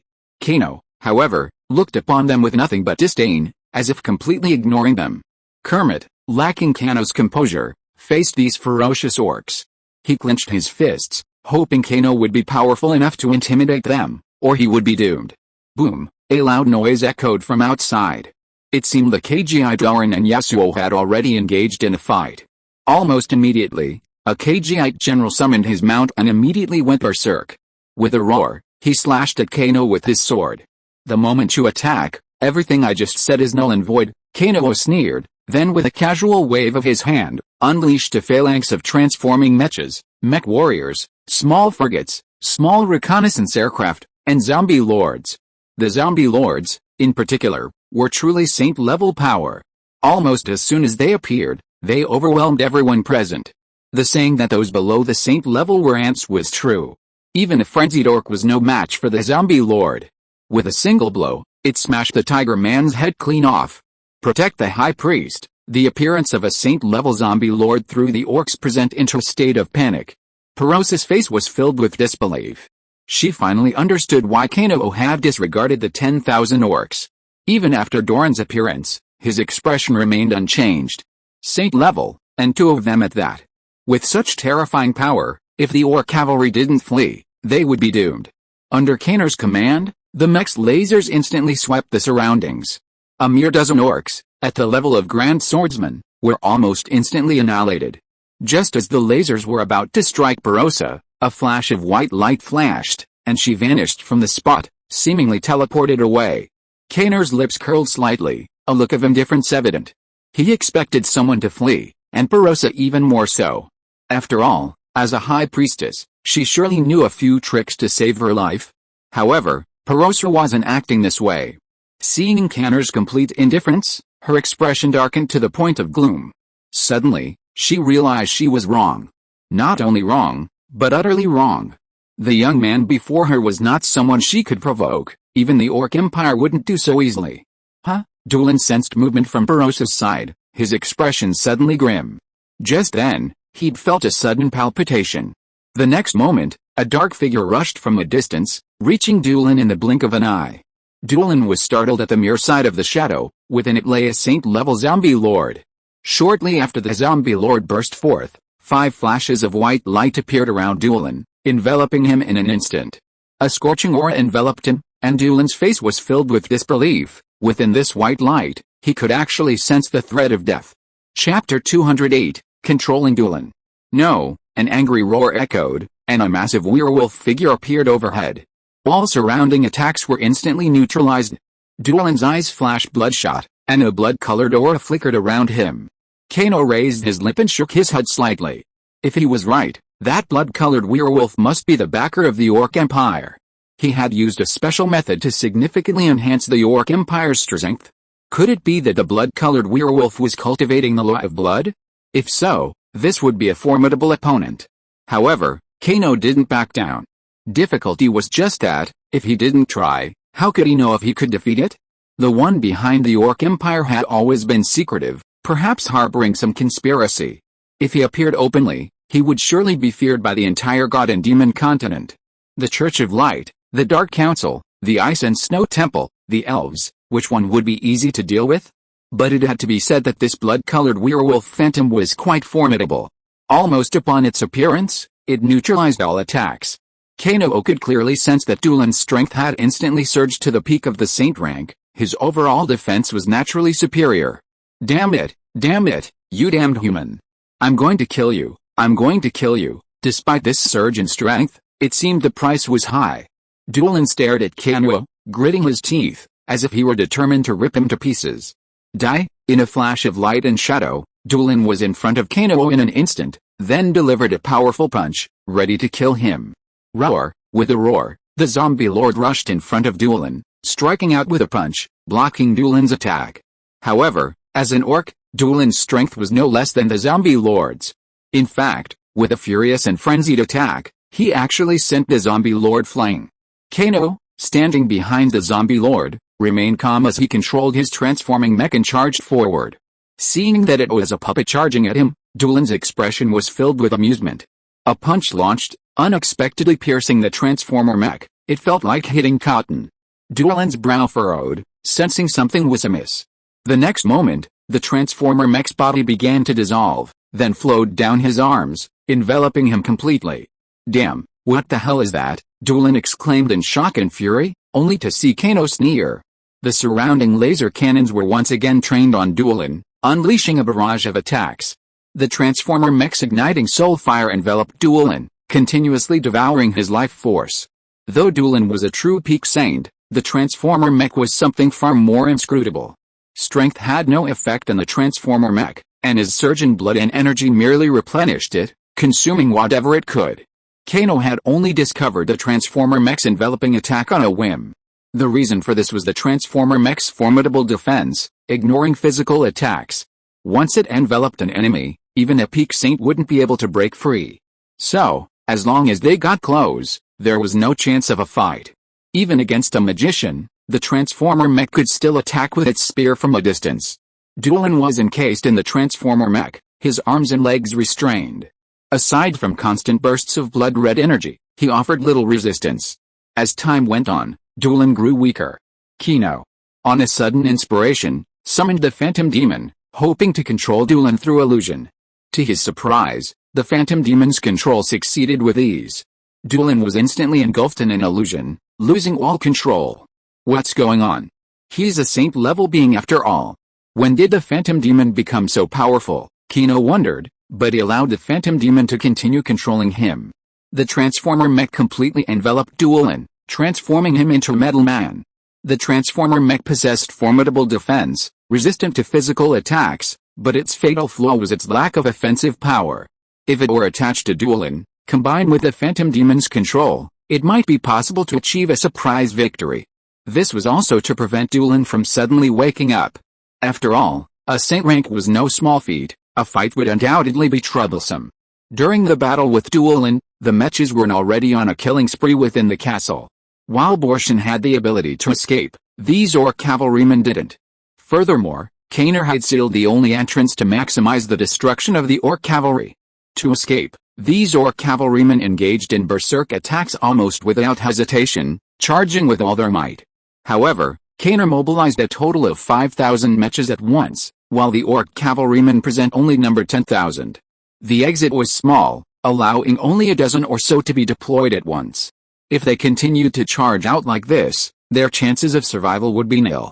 After all, most of the orc cavalrymen, even those in berserk mode, were only at the level of high-level swordsmen. Against the mechas, there was no chance of a fight. Surrender, or die. Most of the orc cavalrymen were still hesitant, having already been killed by those who had charged out. Especially after the aerial battle, with Yasuo, the zombie lord, and the controlled Dalin, the three saint ranks had completely extinguished any hope of resistance. The sound of weapons crashing to the ground echoed as the last 2,000 remaining orc cavalry surrendered. Facing Kano, they had little power to resist. Continuing the fight would only lead to their own death. With their growing strength, they cherished their lives even more deeply, their vows and spirits, transformed by the beast god's transformation. After freeing all the dwarves, Yasuo merely walked around without even engaging them. The captured dwarves rebelled on their own. The orc cavalry defending them numbered less than a tenth of the dwarves, and faced with the enraged dwarves, they stood no chance. Originally, they had planned to capture 500 dwarves, but thanks to Belos's cleverness, that number was increased to 3,000. The dwarven women and children numbered 6 or 7,000. With the addition of 2,000 orcs, the force reached over 10,000. Fortunately, Keno had instructed Jingbao to dig the cave for 10,000, which was more than enough to accommodate them. Elder Kermit informed Keno of the location of the gold concentrate, surprisingly not far from the cave. According to Kermit's plan, they could continue to excavate the underground city, making it interconnected and accessible. Traveling above ground would easily attract the attention of orc cavalry, but if they created underground passages, they would be much safer. Mining and living underground was common practice for the dwarves, and they could easily build a dungeon. In the event of a large-scale attack, escape would be a breeze. Keno thus entrusted the entire underground construction project to Kermit. He promised to build a true underground city, with passages leading to at least 3 mines, each more than half a meter long. The warlike orcs would have to crawl to reach it. Furthermore, at one point, the passages were only wide enough for a normal-sized person, making it impossible for the orcs to pass through. Once the passages were completed, Keno would also use them as small laser cannons, both for defense and surveillance. The Orc Empire and the Dwarf Kingdom are not close. Even if a full-scale orc attack were to occur, it would take at least 30 months. During these 3 or 4 months, Keno's mech warriors were continuously manufactured, along with bombs and artillery. With their significantly increased strength, their targets shifted, significantly reducing the effectiveness of their artillery. Artillery no longer met strategic requirements, so Keno needed to research missiles. Missile research was a task Keno could undertake alone, but for him, who could craft nuclear bombs, this was not a problem, it simply required time. Keno's new generation of mech warriors was entirely made of gold ore. Kermit had taken Keno to see the gold ore deposits, and the reserves were indeed vast. If all were mined, at least 100,000 mech warriors could be produced. This was only a preliminary estimate, even more could be produced. The availability of gold ore also led Keno to consider giant mech warriors. After all, with a recent battle against the beast cavalry, giant mech warriors would be a significant deterrent. Mining gold concentrate might be a problem for the dwarves, but it's nothing for Keno. The high temperature and sustained power of laser weapons make it the perfect cutting and mining method. As for magic metals, Elder Kermit shook his head. According to him, the dwarves possessed very few magic metals. Even if there are any, they're in the Dwarf King's city, likely taken by the Orc Empire. The desolate mountains produce metals, but magical energy is scarce. Even if there are large quantities, they're ordinary metals. Special ordinary metals like gold concentrate, which are close to magic metals, are extremely rare.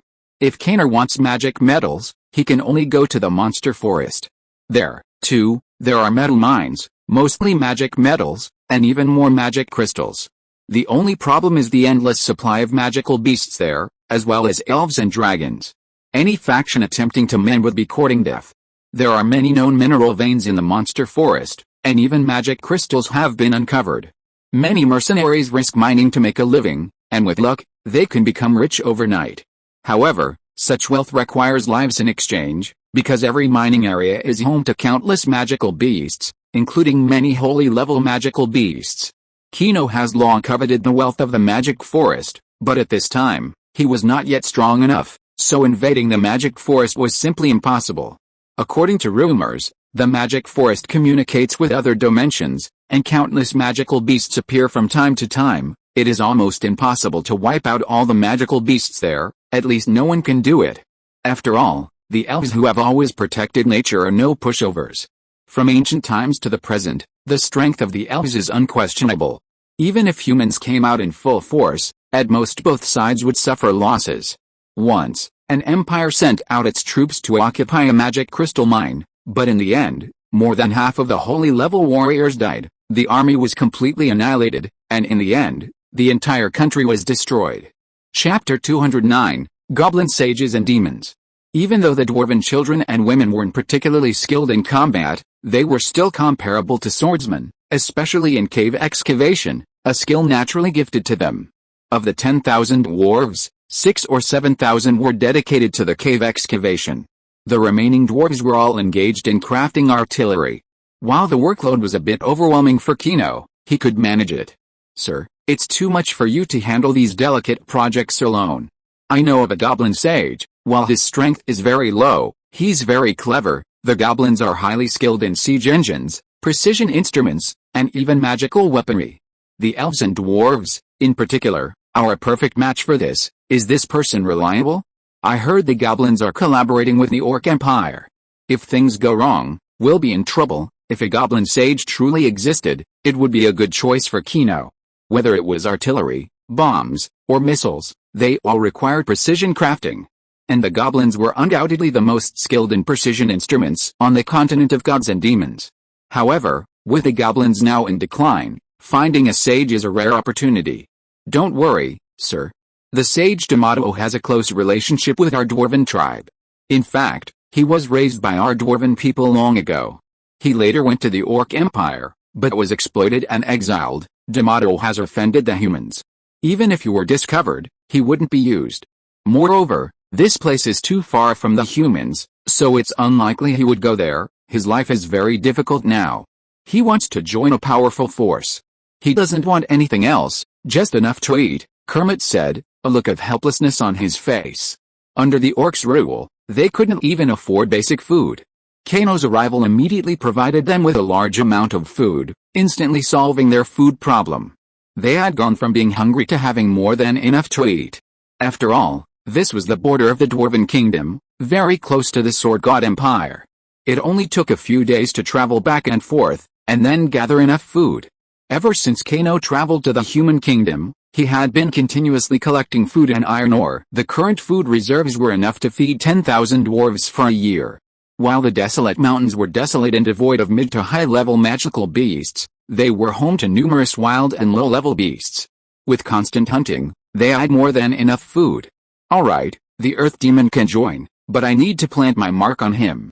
If he turns out to be a spy for the Orc Empire, you know the consequences. Don't worry, sir. All is as it should be.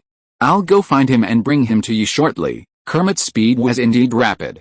In just half a day, Keno met the Earth Demon Sage of the Goblin clan. Unlike other goblins, the Earth Demon Sage wore robes, free of dust and emitting a faint scent of lavender. He was accompanied by several large hobgoblins, clad in well-worn armor. They were equally immaculate, their heads held high, like proud knights. But to Keno, goblins were all green-skinned rat-like orcs. He couldn't discern the difference. Though neither the goblins nor the orcs acknowledged their existence, for countless years the continent of gods and demons had considered goblins to be the rat-like tribe of orcs. Are you trying to intimidate me, sage of the demonic world? Keno frowned at the arrogant demonic world, his tone becoming even more bleak. A genius is a genius, but one must also know the times. If one can't even understand one's current situation, one is a fool. No matter how powerful a goblin sage was, he was still just a goblin sage. In today's continent of gods and demons, a goblin sage meant nothing. If a sage were truly a saint, Keno might have shown him some respect. Keno's tone was harsh, causing Elder Kermit's face to slightly change. However, the goblin sage, D'Amato, smiled and said, "Your Excellency, you misunderstood. I came here to seek your protection. I believe you value my talent more. I've heard of your name since my time in the Orc Empire, and I've long admired your gunpowder development. However, I've spent a long time trying to find the simplest formula, but I haven't been able to come up with a simpler one. I've only managed to come up with a similar one, though it's more labor-intensive and much less potent. I hope you'll trust me and hand over the formula. I can promise to develop something even more powerful for you in the shortest possible time." "Okay, no problem, but before that, I need to implant your mark on you. Those secrets are so hidden, and revealing them to others would be a real headache for me." D'Amato's confidence piqued Keno's interest. If he could truly help him solve his problems, then that would be a truly wonderful thing. Every race has its strengths, even if they are insignificant. In certain circumstances, they can be enough to determine the course of events. Keno wasn't a stingy person and wouldn't kill D'Amato for his arrogance. However, if the outcome angered Keno, then the outcome would naturally be another matter. "I will tell you everything you want to know. If your research satisfies me, I will give you more secrets, but you should also know that my satisfaction goes beyond just a small change. Don't worry, sir, I won't disappoint you. It may be a bit rude, but I still need to tell you, Lord D'Amato, that from now on you have lost your freedom, sir. I am only free in my research. D'Amato's response stunned Kano. If this guy was as he claimed, then he was definitely a research lunatic, and these research lunatics are undoubtedly the most valuable people in the world. Kano had already prepared D'Amato's laboratory for him, and these hobgoblins would naturally accompany him. However, the laboratory was deep in the mines, and the exit was heavily guarded. If D'Amato could escape, Kano would truly admire his talent. High Priestess Borisha, what you told me can't be true. Our Prince Dorn is missing, over 7,000 of the 10,000 beast cavalry have perished, and all those dwarves are missing. All this is because of a single human who offended a human, and under him lies a saint-level zombie lord and his sword master. Within a hall 100 feet wide and 10 feet high, a group of orcs in rich attire sat on either side, warriors on one side, priests on the other. Leading the warriors was a middle-aged tiger in a golden robe. Though casually seated, he exuded immense majesty. His power emanated a remarkable saint-level strength. The priests, naturally, were led by High Priestess Borisha. Despite being questioned by the Beast King, she remained remarkably calm. Sitting beneath Borisha were the twin Borishans, the holy maidens of the Orc Empire.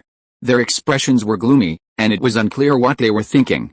Yes, everything I said is true. The saint should know this man, the one who sold us weapons. He approached me for dwarf slaves, offering to trade them if he was sincere. Prince Dorn refused, and a fight ensued. If I hadn't had the holy artifact to protect me, I'd probably have been captured by now.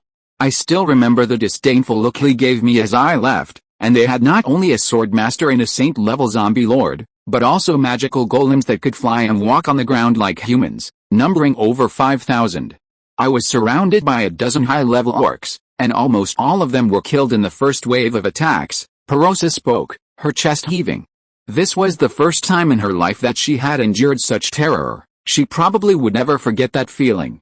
His words alone made the surrounding orcs seem a little unimpressed. After all, it was almost impossible for a mere human to possess two saint-level subordinates. Such a being, yet our orc empire is completely unaware of it? High Priest, are you mocking our orcish knowledge? Indeed, a human controlling two saints is absurd. High Priest, do you believe that? I certainly don't. The orc commander shook his head, completely skeptical of the High Priest's claims. After all, the matter did sound a bit unbelievable, especially since they were certain Prince Dulin was still alive, simply missing. High Priest, you didn't offend Kino, did you? Borishan, looking troubled, casually pulled out a memory crystal. It held a portrait. If Kino were here, he would surely recognize him from years ago. It was thanks to Borishan's thoughtfulness that he had recorded Kino's appearance long before. It was just that Borishan didn't know it. Yes, that's him, though he's much more mature now. A human, barely in his 20s, could hold two saint ranks. It's unbelievable. I still don't believe it. He's killed 10,000 of our Orc Empire's cavalry. We must kill him no matter what. Even if he's a saint, we absolutely cannot let him go. High Priest Perosa spoke, and the others naturally determined who the newcomer was. While they could ignore the High Priest, they couldn't underestimate the saint. But no matter what, they had to redeem their lost face. Even if Kino was a saint, they wouldn't let him go. I know you're all angry, but you have to think twice before you act on this matter. The Kano we're targeting is no ordinary character. He once massacred the city lord's mansion of warriors and ambushed a large number of higher-ranking people in the valley, including the Angel of Light. Later, he massacred the Shinefeng city of the Sword God Empire and then went to the Desolate Mountains. Actually, it was us orcs who first dealt with him, but the trade was cut off because we obtained the gunpowder formula. The Holy Sea of Light also sent troops to destroy their production base. When I first met Kano, he was just a high-level swordsman. However, in just a few years, he already possessed 2 saint levels and 5,000 powerful magic puppets. Moreover, the artillery he controlled far exceeded ours in terms of range and power. If we make him our enemy, the consequences will be disastrous. If you are listening to this novel on a channel other than Fanfic World, it means it was downloaded and re-uploaded without effort. We warmly invite you to visit our channel, Fanfic World. There you will find the original version of this story and many other novels of various genres. We look forward to seeing you dive into a world of incredible novels. Chapter 210, Gap. Borishan spoke cautiously. She had no desire to antagonize Keno, even with the Orc Empire's current strength. However, the others' expressions changed upon hearing this. Not only had their strength skyrocketed in just a few years, but they had also produced so many treasures. If the Orc Empire could obtain them, wouldn't that be a powerful addition? The Orc Empire's confidence was soaring. If it weren't for the Beast Emperor and the Saint Maiden's cautious approach, they might have conquered the entire human kingdom, though they knew it was impossible. Saint Maiden, are you letting go? The Beast Emperor's expression was grim as he attacked a lion commander. One of the dead lions was his descendant. Death was fine, but he didn't want to pursue the matter. The others' expressions were also grim. After all, 10,000 beast cavalrymen was a significant loss, and those accompanying the high priest were naturally of high status. Prince Indima, you misunderstood me. I didn't mean that we won't pursue it, I meant that we should show enough sincerity and make peace with him. Saint, do you know what you are saying? My decision is for the Orc Empire, and I will only say it once. You can take this as a suggestion, and the Beast King will decide the specifics. As soon as Borishan's words came out, the other Orc commanders were instantly furious. 10,000 beast cavalrymen were killed, and yet they were showing goodwill to the other side. For the Orcs, this was simply unacceptable. But the Beast King looked at Borishan without a trace of anger. After a moment, he said calmly, Saint Borishan, I want to know why you say that. The sincerity they desire is something we can't necessarily offer given our Orc Empire's current situation. And if we can't completely destroy Kaner, the consequences will be unbearable for our empire. You are insulting the Orc Empire with your words. He's just a mere human, a mere 2 saint-level warriors. Give me 20,000 elite soldiers, and I'll destroy him. Prince Indima snorted coldly and stood up abruptly. The powerful momentum he unleashed reached the saint level. Borishan frowned slightly, but said nothing. She remembered that when the Tiger Prince acted on his own, it was she who dealt with him. The price she paid then must have been considerable. Back then, Kaner was only a high-level swordsman, yet he offered a difficult condition. Now, with Kaner's strength, ordinary sincerity would be difficult to impress him. Kano had just annihilated 10,000 Orc cavalrymen, a move that was unjustified. If the Orc Empire showed sufficient sincerity at this point, perhaps peace could be achieved. Another battle, however, would be a different matter. Especially with the Orc Empire's current strength, Kano would undoubtedly be deeply offended. Kano's long-range weapons had a range of dozens of miles. If he truly plotted against the Orc Empire, the Empire would be in danger. However, her influence within the Orc Empire's military was limited at this point. Intervening was impossible. Everything depended on the Beast King. Of course, she had other thoughts in mind. She was simply hesitant, fearing a disastrous outcome. Prince Engma, to look down on the enemy means you don't care about your own life. What's more, you represent the Orc Empire. Beast King, do you really not believe in my strength? I can issue a military order and will definitely get rid of that damn human. The human's holy rank is far inferior to our Orc's holy rank. It can be solved in 2 or 3 strokes. As for the zombie lord, he is just a controlled puppet. It is just as easy to deal with him. Prince Engma looked nonchalant and didn't even care about Dulan's disappearance. Since advancing to the holy rank, the strength of the Orc Empire has almost reached that of the Sword God Empire, or even surpassed it. It is ridiculous to use such strength to deal with a human. Okay, Prince Engma, Prince Borg. In the name of the Beast Emperor, I command you to lead 20,000 beast cavalrymen to attack Kaner. Any resistance will be killed without mercy. We must prove to them that the dignity of the Orc Empire cannot be violated. Rest assured, Beast Emperor, we will capture Kaner alive. Prince Engma confidently turned and left. The Beast Emperor, with a calm expression, also turned back. In a matter of moments, only Borishan and Prince Borg remained in the hall, neither of them showing any intention of leaving. A moment later, Prince Borg suddenly spoke, his tone respectful, without the slightest trace of a saint-level expert. Your Highness, your words of persuasion seem illogical. To the Orcs, they are nothing but provocation. Prince Borg, my provocation was intended to attract the Beast King's attention, but the outcome was not what I expected. Orc arrogance always brings bad consequences. A sneer crossed Borishan's lips. She still had great respect for Borg, the Swan Prince before her. Wise men were few and far between among the Orcs, and Borg was one of them. However, With the constant overt and covert struggles between the various tribes, no one could truly consider the orcs' interests. They always consider the interests of their own tribe. The orcs' arrogance is deeply ingrained. Our presence is to calm them. Is a mere human enough to cause our orc empire such a disgrace? Prince Borg, you haven't seen that human yet. When you see him, you'll know it's unwise to oppose him. I can assure you that if we can't kill him this time, our orc empire will likely be annihilated by this decision. Your Highness, you're overthinking it. I hope I'm overthinking it, Brashen said, rising to leave. Her face was filled with sorrow, a look of profound desolation. Borg, what do you think? The Beast King emerged from the hall, his face filled with caution and uncertainty. Prince Borg frowned slightly, then spoke calmly after a moment. A rift has formed between our military and the priests, and mutual intrigue is inevitable. However, the priests will always consider the interests of the Orc Empire. Their weakness may be their concern for the greater good, so I believe they are telling the truth. That Keno is probably no simple person. I consider this, too, which is why I sent you and Enderma along. My brother has a bad temper, so you'll need to take extra care of him along the way. The Saint-level warriors are the foundation of our Orc Empire, so you two can't afford to make any mistakes. Don't worry, Beast King. They're just two Saint-level warriors. Even if we can't defeat them, we should be able to escape. Borg remained unconcerned, yet a sense of uncertainty remained within him. He was furious at the loss of 10,000 Orc cavalrymen, but the brazen killings and the disappearance of a Saint-level warrior were no small matter. Therefore, he had to be cautious this time. A single misstep could easily lead to the loss of everything. Inside the towering temple, Saint Barashan and High Priest Barasha stood face to face. Their expressions were calm, as if they weren't sisters.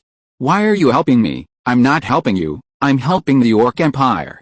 I don't know how powerful Keno is now, but he's definitely not someone to be killed easily. No, you're hesitant. You should know that if the Orc Empire continues in its current state, it won't be long before it's completely hopeless. Barash's tone was filled with distress, as if she had shouldered a huge responsibility, a responsibility that was suffocating her. But I can't harm the Orc Empire either. If all the saints of the Orc Empire die, our Orc Empire is finished. Humanity will never let us go. It might even take tens of thousands of years to recover this time. That's better than the entire Orc race being destroyed. Barasha roared, looking like she was going crazy, a stark contrast to the way she usually appeared to others. However, Barashan chose to remain silent. She understood what Barasha was enduring, but there were some things she couldn't solve. That Keno left a deep impression on me. I believe Prince Dorn is in trouble. And even if Endema and Prince Borg were to go, they wouldn't gain anything. If something happens to the 20,000 beast cavalry again, the Beast King will send out more saints. Then, our chance will come. How can you be sure the two princes won't kill Keno? Keno asked me about the number of saints in the Orc Empire. I told him there were fewer than 10. He remained calm, as if unconcerned. So I suspect he might have a plan. You're destroying the Orc Empire. It's already happened. I can only do my best to stop it. I just hope it's enough. Barasha looked helpless, unable to help but laugh. Her forlorn expression made Barashan beside her feel bitter. The secrets of the orcs are unknown to anyone, so others don't know the suffering endured by the Orc High Priest and Saintess. Even if they did, they would be powerless to stop it. Prince Enderma and Prince Borg were ready to go. Just in case, this time, in addition to the Orc cavalry, they also had 2,000 airmen. In comparison, Keno's side was racing against time. To prevent a surprise attack by the orcs, Keno deliberately released numerous mecha insects. These had no offensive power, but they could observe the surrounding situation. Mecha ants, mecha scorpions, mecha spiders, and many skeleton soldiers were buried deep underground, spreading out like spider webs. Even if the Orc Empire could discover them, annihilating them completely or taking precautions would be impossible. In just a month, the underground city was excavated. Artillery and bombs were constantly being produced, including the powerful heavy machine guns. To this end, Keno placed numerous bunkers around the area. While not made of iron, their stone structures offered formidable defense. Furthermore, the openings were small, making it impossible for the orcs to enter. Even with just a few openings, he could easily launch mortar and heavy machine gun fire. In that event, he could inflict heavy losses on the Orc Empire. He didn't seek to kill the enemy, only to inflict heavy damage. As for heavy artillery, there is a dedicated launch site, and it is easy to load and unload, and can be taken away at any time using a space ring. Chapter 211, Defense System. Furthermore, the tunnels had also struck gold concentrate, and Keno had already organized his mech warriors to begin mining. However, the claim that gold concentrate was the hardest metal was indeed true. Its density left the mech warriors somewhat frustrated. Without the 9th level magic core as its energy source, it might not have been possible to cut through it. Even so, the speed at which several thousand mech warriors could cut through it was a headache for Keno. A day was only enough to cut through 10 giant mechas. At this rate, it was unclear when Keno could muster 10,000 mech warriors. Fortunately, Keno's spirit fire had been upgraded, so he couldn't control much, otherwise, it would have been quite frustrating. Keno was amazed by the Earth Demon's intelligence. He had mastered the bomb and artillery knowledge he had been given in just a few days.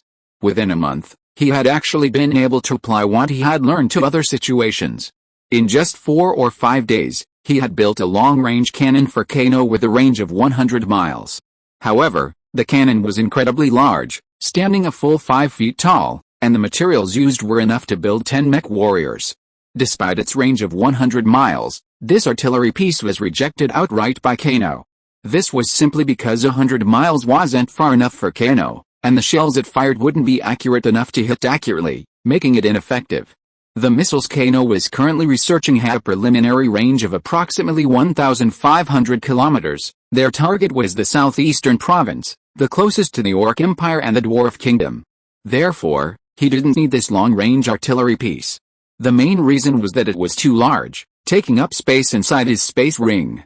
Besides artillery, D'Amato also significantly increased the power of his bombs, utilizing their instantaneous detonation properties. There were also heavy machine guns, mortars, mines, flat-fire cannons, and howitzers, all of which he had long been interested in, and with his tireless efforts, he had finally achieved significant improvements. Even more surprising to Keno was that this man had advanced during his research, from a sage to a forefather, becoming not only more intelligent and wise, but also more refined. As a result, Keno piqued his interest in D'Amato. He spent 2 weeks explaining missiles to him, particularly the boosters, controls, and the crucial issue of fuel. For D'Amato, this knowledge was completely unexpected, even beyond his comprehension. If they mastered this, the goblins would surely become even more powerful. However, Keno wouldn't give him that opportunity. Furthermore, Keno completely preserved the crucial nuclear weapon. After all, its power was immense. If D'Amato fully understood it and produced thousands of them, humanity on the Divine Demon continent would likely be wiped out. Furthermore, many other problems remained unsolved, otherwise, Keno wouldn't have only small missiles to this day. To encourage D'Amato, Keno immediately promised him a divine status if he could produce a missile with a range exceeding 10,000 kilometers. With this status, he could become a sage. Of course, the Goblin Sage title wasn't awarded based on strength, but rather on intelligence, a completely bizarre and unorthodox concept to humans. However, the allure of a divine power also drove D'Amato mad. He abandoned most of his artillery research and devoted himself entirely to missile research. Of course, the technology he had already developed was handed over to the dwarves for development, and within a month, mass production had begun. This made Keno anxious, as the impact of an Orc Empire attack was undeniable. As for Keno's giant mech warriors, they were mass-produced at a rate of 10 per day, simply cutting the gold essence and eliminating the need for forging. As for the problem of insufficient magic cores, they could rely on quantity. If one level 9 magic core wasn't enough, 2 or 3 would suffice. At least for a short period, Keno could sustain the situation. The only problem was that these giant mech warriors were slow, suited only to large-scale attacks. After D'Amato's modification of his laser cannons, inlaid with thunder gems, they became lightning-based weapons. From now on, the giant mech warrior's attack method would be lightning-based, providing a perfect option for large-scale paralysis and burns. As for the giant mech warrior's weapons, they became meteor hammers, massive iron balls measuring 10 feet in diameter, connected to their arms by 10-foot chains and covered in spikes. Once swung, any contact could be fatal. The giant mech warrior's primary target was the Orc cavalry, a head-on confrontation. Even if they escaped a group fight, they wouldn't necessarily be able to defeat a swordsman. Ultimately, their lack of agility was a problem. The mech warrior's agility remained unresolved. However, The giant mech warriors crafted from gold essence did have significantly improved defense. At least, a great swordsman would be unable to break them anytime soon. Upon learning of Kaner's flying mech, D'Amato sought to study it. Kaner directly explained the engine principles and the structure of the aircraft. The flying magic circle was uniquely his, and no one else could replicate it. Even if he had one, Kaner wouldn't allow it, so he wouldn't allow anyone else to study it. Despite this, D'Amato became obsessed, toiling tirelessly every day, as if he was determined to thoroughly research it. 2 months passed quickly. He already knew of the Orc Empire's arrival. He even had most of the information about Prince Inderma and Prince Borg. This wasn't because his information was powerful, but rather because someone had tipped him off. However, the other person seemed reluctant to betray the Orc Empire too much, so the lack of a signature was fine, and aside from the holy ranks, no other information was provided. Construction of the dungeon was nearly complete, even better than Kano had anticipated. Centered around the main city, countless passages stretched in all directions, connecting smaller tribes. Further passages branched out, connecting to mineral veins. In just 2 months, the dungeon's coverage had expanded to 100 miles. It must be said that the desolate mountains held a wealth of mineral veins, and this gold concentrate was a surprising boon. The reason for the numerous tribes was that dwarves didn't like to live in groups, they preferred to be with those they knew, and this wasn't something that could be easily changed. After some time, D'Amato crafted a flawless defense system for the dungeon, incorporating Kano's bunker-like defenses, resulting in a near-pervasive system of bunkers. As a precaution, the entrances to these bunkers were narrow and low, making them difficult for even humans, not just dwarves and goblins, to navigate. To this end, Kano specifically recruited 1,000 soldiers from the dwarves, primarily miners. If they weren't good at blacksmithing, they could just go out and fight. After all, they were much safer in the caves. And D'Amato, as a sage, had summoned many goblins. These goblins were among the strongest, their nimble bodies perfectly suited to navigating the mines. Kano didn't take D'Amato's suggestion too seriously, acquiescing. After all, serving him, Kano couldn't suppress the goblin clan's might. It's been 2 months, Kanolu, haven't I crafted my undead yet? For 2 months, Kanolu had been busy summoning undead, primarily death knights and zombies, and he had already produced quite a few. The reason for this arduous task was, of course, the sheer strength of the enemies Kano had provoked, forcing him to give his all. Against the Holy Order, these zombies and death knights, no matter how formidable, were mere mortals. Another point is Kano's blood law, which allows intermediate undead to ascend to advanced undead. This means that if he gathers a group of intermediate undead, they can quickly become advanced undead. Though the difference is only a single character, the difference in power is enormous. He simply hopes Kano can quickly advance to the saint level, so that the undead can break through. Upon learning that Kano has captured a saint-level orc, neither Jingbeo nor Kanolulu agree to keep him. After all, the phantom demon's control is limited. If they fail, an uncontrolled saint-level orc would be too much for them to resist. With Kanolulu, the Lich, there's a solution: transform Dulan into undead, thereby granting complete control. Furthermore, while preserving his soul and combat experience, the only drawback is that, after being transformed into undead, Dulan's future advancements will be difficult. Furthermore, his only remaining power is physical attacks. Besides strength, his bloody aura will also transform into death aura. Kano didn't deny this. Since Jingbeo wasn't strong enough, he'd just transformed Dulan into a necromancer and gave him to her for self-defense. He could just pick a random master, after all, he was a saint level, so he could at least hold his own. Kanolulu had originally planned to resolve the situation within 2 months, but now that the orc army was approaching, Kano naturally needed to take precautions. If the Orc Empire sent another saint level to raid their lair, it would be troublesome. "My lord, there's been an accident." "What accident?" Kano asked casually, noticing Kanolulu's embarrassed look. At this moment, he sensed something was amiss. During the refining process, Dulan's soul was too fragile and was directly destroyed. Now, only his instinctive consciousness remains. Does this mean that Dulan's strength doesn't reach the standard of a saint level? He's a saint level, of course. He just follows orders and attacks relentlessly, similar to a zombie lord. However, his defense and recovery are limited. Against a saint-level powerhouse, he can only barely protect himself, but killing him is unlikely. But against a great swordsman, it's easy. An instant kill wouldn't be a problem, Kenolite was embarrassed. After all, he had promised Kano so confidently before, and yet, in the end, it turned out like this. It was truly embarrassing. But the saint level strength was still there, and Kano didn't care. It was just a saint level cannon fodder, so long as Jinbei was safe. Anyway, with 2 more saint levels coming, Kano had already divided them up. Jinbei and Kenolite each had 1. From now on, they would both be saint level, and they would scare the living daylights out of ordinary people.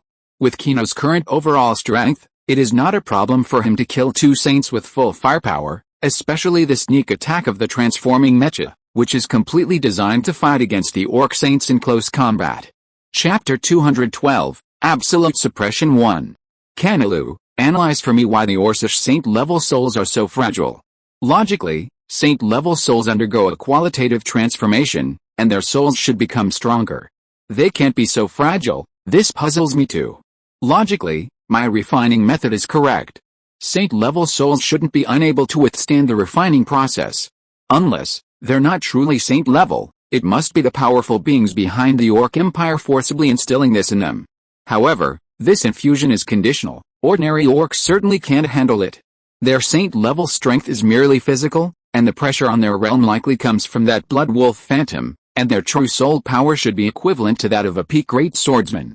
Otherwise, they wouldn't be damaged by the refining process. Kenolite was confident in his abilities, convinced the problem wasn't with him.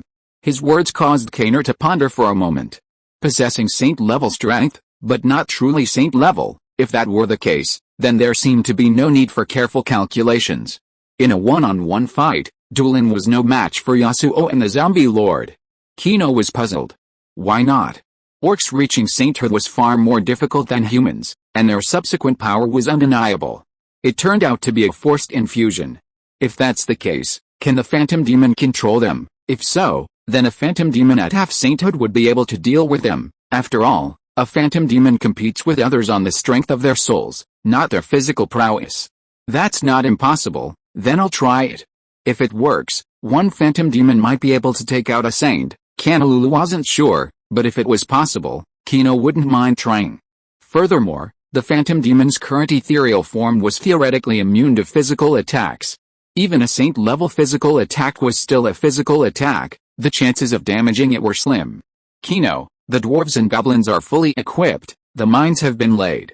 Anyone attempting to escape will die. Although both D'Amato and Elder Kermit have joined me, it's better to play it safe at this stage. After all, our relationship isn't one of life and death. The true controller here is still Kano, while the executor is Jinbei. Jinbei is quite familiar with this. The 4 of them sat in the room, awaiting the approach of the orc army. Kano had already given the 3 of them a basic overview of the orc army's situation. I want to keep them all. What good plans do you have? After all, it's a 20,000 strong orc army. If they're dispersed, it'll be a real problem. That's a bit difficult. After all, they're 20,000 beast cavalry. A head-on attack wouldn't stop the mechas. And if they're scattered, the desolate plains is so vast that we can't rally them. That's right. The orc cavalry are already quite powerful in their frenzy, and we don't have the resources to fight them head-on. If we go straight for artillery, they'll probably flee. After all, with such heavy losses, a commander has to consider the casualties of his troops. But why did you suddenly decide to keep them all? Jinbei was puzzled. He didn't understand Kano's intention. What good would it be to keep all 20,000 beast cavalry? There wouldn't even be room for them. Besides, those were 20,000 beast cavalry, not just cats and dogs.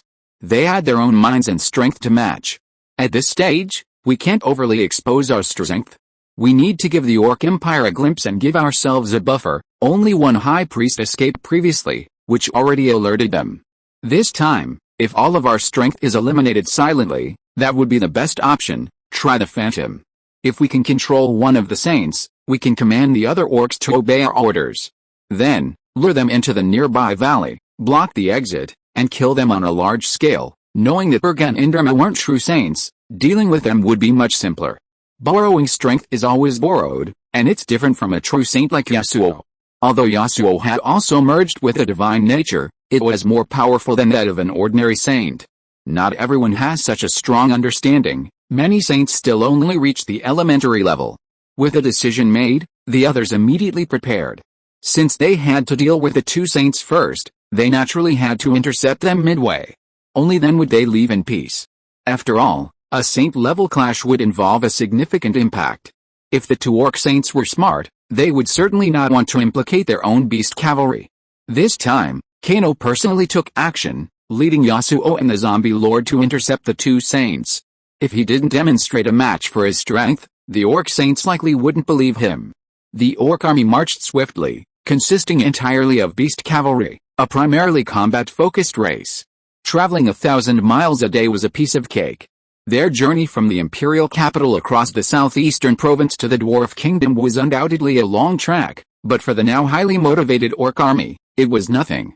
Kano had already monitored their entire march and knew everything about them. And those who hadn't seen Kano's methods wouldn't even know what a surveillance network was. Sometimes Kano even wondered if he should teach the Earth Demon more about the network. If he could create a program, wouldn't the mechas become autonomous? The advent of gunpowder had already transformed the continent of gods and demons. If that was the case, Kano might as well make the change more radical. Expecting the mechas to be controlled by him alone wouldn't be very effective. Computer technology was indeed advanced, but only in a nutshell. Any magician could block the signal, and those with powerful mental strength could even instantly destroy the program. After all, programs weren't like the burning spirit fire, and this wasn't the mecha era. For a mecha warrior like this, there was no need for Kano to personally operate it, he could simply deploy a self-destruct system. Reconnaissance was even easier, high-definition cameras would solve the problem. Mecha warriors still primarily relied on laser guns, and if they reached hundreds of thousands, or even millions, then this wouldn't be a problem. Having determined this, Kano immediately wrote a letter and had it delivered to the Night Kingdom and presented to the Dark Council. This time, he demanded 500 light jades, no bargaining.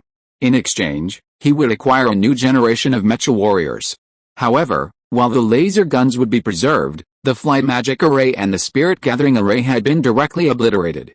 These were crucial technologies, and Kano didn't want them to be studied. 500 light jades was undoubtedly a fortune. It would depend on whether the Dark Council was willing to exchange them. If the Dark Council were smart, they would definitely buy it, otherwise, they wouldn't bother with Kano. After all, for the 500 light jades, the Dark Council would have to seek help from above. What is this thing? Borg clutched a mecha spider, his expression sullen. He watched the iron spider scurry away without attacking, his eyes filled with disbelief. Indima's expression was no better. They sensed a deathly aura within the spider. If it were a dark creature, they might have accepted it, but it was clearly a magical puppet. A magical puppet, made of ordinary iron and as small as a spider, would be difficult to detect anywhere. This meant that their entire plan was now controlled by someone else. How could they fight? It was simply asking for trouble. Furthermore, they had already checked their surroundings and hadn't detected any signs of a magician. Could they be a saint? A saint, if that were the case, there was no need to fear them. They understood the concept of being controlled by someone else. It's that guy, possibly. If that's the case, we're in trouble. Indeed, we're monitoring everything. If they think they're not strong enough, they'll definitely flee. But he doesn't know we've got two saint-level warriors this time, Indra sneered, then crushed the mecha spider. It was just a low-level reconnaissance mech, easily crushed by a single step. As he did so, Kano sneered. He personally controlled the spirit flame, hearing every move and every word of the two men. Before they had gone far, Kano had already appeared above the orc army. The two men and a zombie lord soared in midair, leaving Prince Inderma and Prince Borg grim-faced. Two saint-level warriors, what Barossa had said was true. And though Kano was only a mage, he still posed a formidable threat to the orc cavalry below. You two, let's go. Kano smiled faintly at the two men and pointed toward the distant mountains. If the four saints engaged in a fight here, the 20,000 beast riders below would surely be doomed. Borg and Inderma had no choice but to follow. The 5 men left, and the beast riders below naturally remained on standby. Kano, with the 4 men, flew 100 miles and then stopped. 100 miles was enough to completely isolate the beast riders from view. They wouldn't see or know what was happening. Are you Kano? Such nonsense. Attack. Kano didn't bother to waste time now. He was worried about the beast riders escaping. The situation here demanded a quick victory. The next moment, Yasuo and the zombie lord charged forward, their frenzied attack leaving Borg and Inderma helpless. Not true saints, they were instantly overwhelmed. The zombie lord's physique and resilience were no less impressive than theirs. The two sides engaged in a tangled battle, but Kano was in no rush to summon the small frigates and the transformer mech. He wanted to wait until the four of them were almost done fighting, then attack them together. Although Borg and Indrama were completely suppressed, Kano could sense that they showed no signs of defeat. It was as if they were setting a trap, waiting for Yasuo and the zombie lord to fall into it. Chapter 213, Absolute Suppression 2. The only thing Kano could think of was the blood-red werewolf phantom. This was the Orc Saint Order's trump card, possessing instantaneous power. Just like Prince Dorn's earlier attack, so many were blocked by its instantaneous burst. If converted into offensive power, it wouldn't be much worse. Seriously injuring Yasuo and the zombie lord shouldn't be a problem. With just a few serious injuries, they could hold them back, or even free one of their men to kill Kano directly. In this situation, Kano naturally couldn't let Yasuo and the zombie lord close in. While his attacks appeared frenzied, he maintained a distance, at least preventing Borg and Indrama from actually harming them should they suddenly erupt. Kano summoned two phantoms, which he then aimed at the enraged Prince Indrama, ready to control at any moment. Furious individuals consume a lot of mental energy, making them prime targets. Prince Borg, standing nearby, though grim, wore a cautious demeanor, suggesting it might be difficult to control him. What's wrong? The more you hit, the weaker it gets. You can't hold on any longer. Within a moment, Borg sensed a decrease in Yasuo and the zombie lord's attacks, and he sneered, unceremoniously mocking them.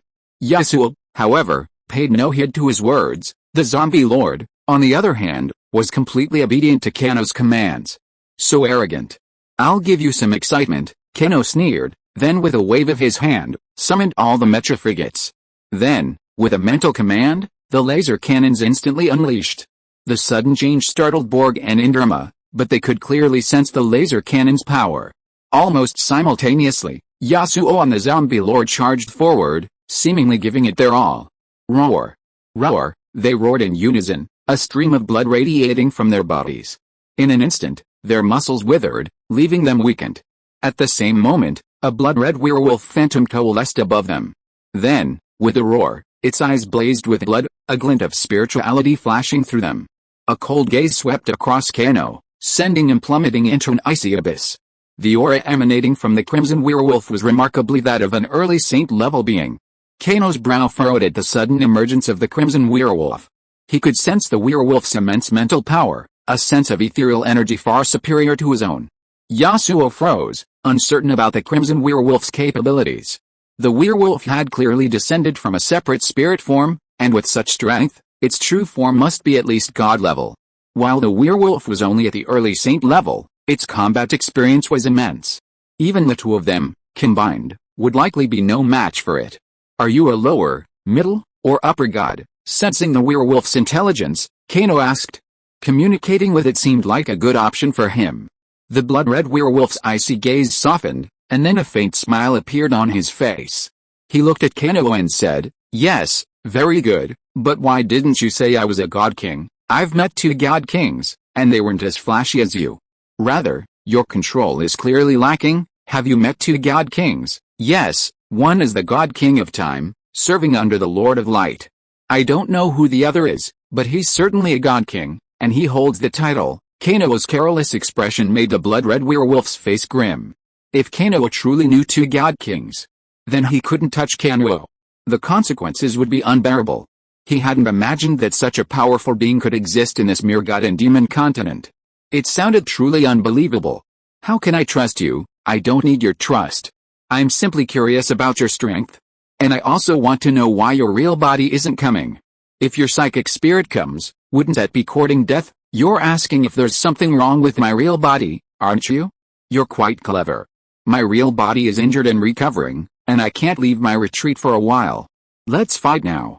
If you destroy my psychic spirit, I'll be your friend and never bother you again. Otherwise, I'll die. The werewolf's expression was grim, and the look he gave Kano sent a chill through his body. However, he didn't take it too seriously, a hint of confidence curling up at the corners of his mouth. Can we begin? Yes, roar. Two roars rang out from Borg and Indrama, their eyes bloodshot as they attacked the werewolf. Each of them delivered a punch, completely denting the werewolf's back. The werewolf screamed, blood gushing from the wound on his back. But in a moment, his expression returned to normal. Illusion, the crimson werewolf was taken aback, having been taken control of both Borg and Inderma. While neither was a true saint rank, their bodies were not far behind. Such a close-range attack, in particular, was extremely damaging to his newly condensed form, though considering his strength, it wasn't fatal. Alright, I never thought a mid-level god like me could suffer. For this reason alone, I will never harm you again, the crimson werewolf chuckled, then snorted coldly. With a flash of his body, he charged towards the compression. He had barely gotten far when the laser cannons of the mecha frigates blasted him. While the crimson werewolf was formidable and fast, compared to the speed of light, his speed was significantly inferior. The laser cannons of 5 mecha frigates were equivalent to the full-strength attack of 2 junior saint rank cultivators. With the crimson werewolf's strength, blocking them would be difficult, not being instantly killed was a feat. Yes, die, the blood-red werewolf roared, his form flashing. A streak of blood-red light shot out, striking the mech frigate almost instantly. The attack sent it reeling in midair. Had it not been for the spirit-gathering array absorbing the magical energy, it would have been cleaved in two by the blood-red attack. However, the small frigate, now vulnerable to a second attack, could not withstand it. Kano, overcome with grief, was about to retract his small frigate when another burst of blood-red sword energy ripped it in two. Watching the darting blood-red figure, Kano dared not deploy his small frigates. A few more bursts of blood-red sword energy would have wiped out all 5 of his small frigates. Furious, Kano quickly retracted his small frigates and unleashed his transforming mech, which then transformed into battle armor to envelop him. Kano's appearance surprised the crimson werewolf, but not too much. While Kano's transforming mech was remarkable, it wasn't something a mid-level god would take seriously. The 4 saints charged forward, but it proved completely useless. The crimson werewolf was simply too fast, leaving them unable to react. A burst of blood-red sword energy shot out, striking Yasuo instantly. Fortunately, Yasuo had gained considerable experience battling saints recently, and he dodged the attack with swiftness, only to be struck in the leg. The seemingly insignificant sword energy inflicted a deep wound on Yasuo's thigh, visible to the bone. The divine power within him glowed green, healing the wound at a visible rate. Huh? Divine power? The crimson werewolf's expression was a touch of surprise, and he then looked at the zombie lord. His face was filled with disdain, as if he saw through the zombie lord's divine power to achieve sainthood. However, when he looked at Kano, his expression was somewhat strange. Clearly, both divine powers belonged to Kano, and he himself hadn't consumed them. What a bold act. Interesting, the werewolf flashed and suddenly appeared before Kano, his expression filled with excitement, as if he had seen something interesting. Be my apprentice, young man, if you're not afraid of trouble from the God King, I don't mind. Kano's tone was calm, but the werewolf showed a hint of irritation. It was obvious that Kano was trying to evade the question. How could a God King care about a mage? You're asking for trouble? I'll grant you that. The enraged werewolf flashed and struck Kano with a punch. The next moment, he let out a small exclamation, only to find his claws sinking deep into his armor. Kano remained calm, smiling at the werewolf. Then, at breakneck speed, the transforming mecha began to spread towards the werewolf. Feeling the divine power drain from his body, the werewolf's face darkened. Then, with a quick movement, he began to flee. But the transformer had already wrapped around his arm, making it impossible to shake it off. Simultaneously, a blazing soul fire emanated from the transformer, enveloping the crimson werewolf. Damn it, what the hell is that? The crimson werewolf raged, blood-colored divine power erupting from his body. Almost instantly, the blazing soul fire was extinguished. However, the transformer hadn't changed at all, it still tightly wrapped around the crimson werewolf's arm, now spreading to his chest. Seizing the opportunity, Kano immediately deployed his mech frigate, and Yasuo's 4 saint-level warriors also charged forward. This time, they were determined to inflict a heavy blow on the crimson werewolf. Boy, you've been tricked, but at that moment, the crimson werewolf suddenly gave a strange smile, and in a flash, he appeared before Kano. Where he had been, the transformer had enveloped only a cloud of blood. My body is inherently formless. I was just teasing you. Playful enough, you can go die now. Seeing the blood-red werewolf suddenly appear before him, Kano's pupils shrank. Then, Accelerating the laws of time, he suddenly dodged. Despite this, the blood-red werewolf's claws still pierced his body, but missed his vital points. However, Keno was stunned, his expression strange, as if he had witnessed something unbelievable. This situation made the blood-red werewolf feel something was wrong. The next moment, his pupils shrank, and his expression was filled with disbelief. Chapter 214, Absolute Suppression 3. The Law of Time, the Law of Blood. While your flame just now lacked the power of a law, it wasn't far off. Who are you, and do you truly know two divine kings? Is the divine king of time that Keno mentioned related to the law of time? Could it be that he has already accepted a disciple, thus inheriting the power of the law? Otherwise, how could Keno, a mere mage, have independently comprehended the power of two laws? No matter how you think about it, it's impossible. I do know two divine kings, and the law of time comes from the divine king of time. But that doesn't stop you from killing me. They won't avenge me, Keno smiled, looking at the blood-colored werewolf, whose hand was still inserted into his body. The werewolf knew he knew the law of blood because the blood law within him was now completely out of control, imprisoning the werewolf and rapidly devouring its essence in blood. Keno could clearly feel his physical strength increasing steadily. This was the fastest rate of improvement since the 9 extreme hammers effects gradually wore off. If this continued, it wouldn't be long before Keno's physical strength reached the level of a high-level great swordsman, perhaps even a semi-saint. I'm only a spirit fragment. Losing it won't hurt. And if you devour it, it will only strengthen your physical and mental strength. I don't dare to confront you now. Who knows if you're a pawn of some powerful figure. I'm just a mid-level god, unable to even protect myself. Let me tell you one more thing. Every plane has an extremely powerful being. In this plane, they're comparable to the main gods. Even the weakest of them have the strength of a junior god king. If you need any help, find me in the Orc Empire. Those orcs are just tributes I've raised. Kill as many as you want, the blood-red werewolf spoke strangely. In his eyes, orcs seemed like trash. However, those below the saint rank were ants, and in the eyes of a mid-level god, mortals were indeed nothing. The blood-red werewolf quickly disappeared, swallowed by Keno's blood law. At this moment, a blood-red light tried to burst out, but Keno instinctively blocked it with a burning spirit fire, swallowing it directly. I didn't mean it, Keno curled his lips. The middle god seemed quite polite to him, though he didn't know the reason behind it. Perhaps the middle god simply couldn't leave the Orc Empire, otherwise, how could someone like him, possessing the power of two higher laws, not care? He shook his head, shaking off the thought. Looking at the controlled Borg and Inderma, Keno's lips curled into a faint sneer. With 5 saints assembled this time, the Orc Empire would be courting disaster if they tried to trouble him. With 2 saints, controlling the beast riders was a piece of cake. He simply sent them back and continued the advance. No one dared to doubt the saints' words, and as a result, these people were led into an ambush. Under siege by the mech warriors and the undead legion, without a trace of suspense, the 20,000 beast riders surrendered after a single charge. Only 3,000 beast riders died, just enough to round out the 20,000. These, of course, Keno handed over to Jinbeo for disposal. The Lich Kenolu naturally had a solution for these beast cavalrymen. He would simply plant soul marks on them all, ensuring certain death for those who fled. After the 2 beast cavalrymen were tortured to death, the others dared not flee any further. Their agony was worse than suicide. The loss of 2 saints and 20,000 beast cavalrymen deeply shocked the Orc Empire's leadership. The Orc Emperor's face was gloomy, filled with disbelief. Although no accurate information had been received, the fact that none of the messengers sent had returned was enough to prove the problem. This time, the Orc leaders gathered together, their previous arrogance gone. Their faces were gloomy, unsure of what to say. High Priest Barossa and Saintess Porizon, however, did not add insult to injury. The Orc Empire had lost 2 saints, and with the loss of Duelin, it was nearly a third of its forces.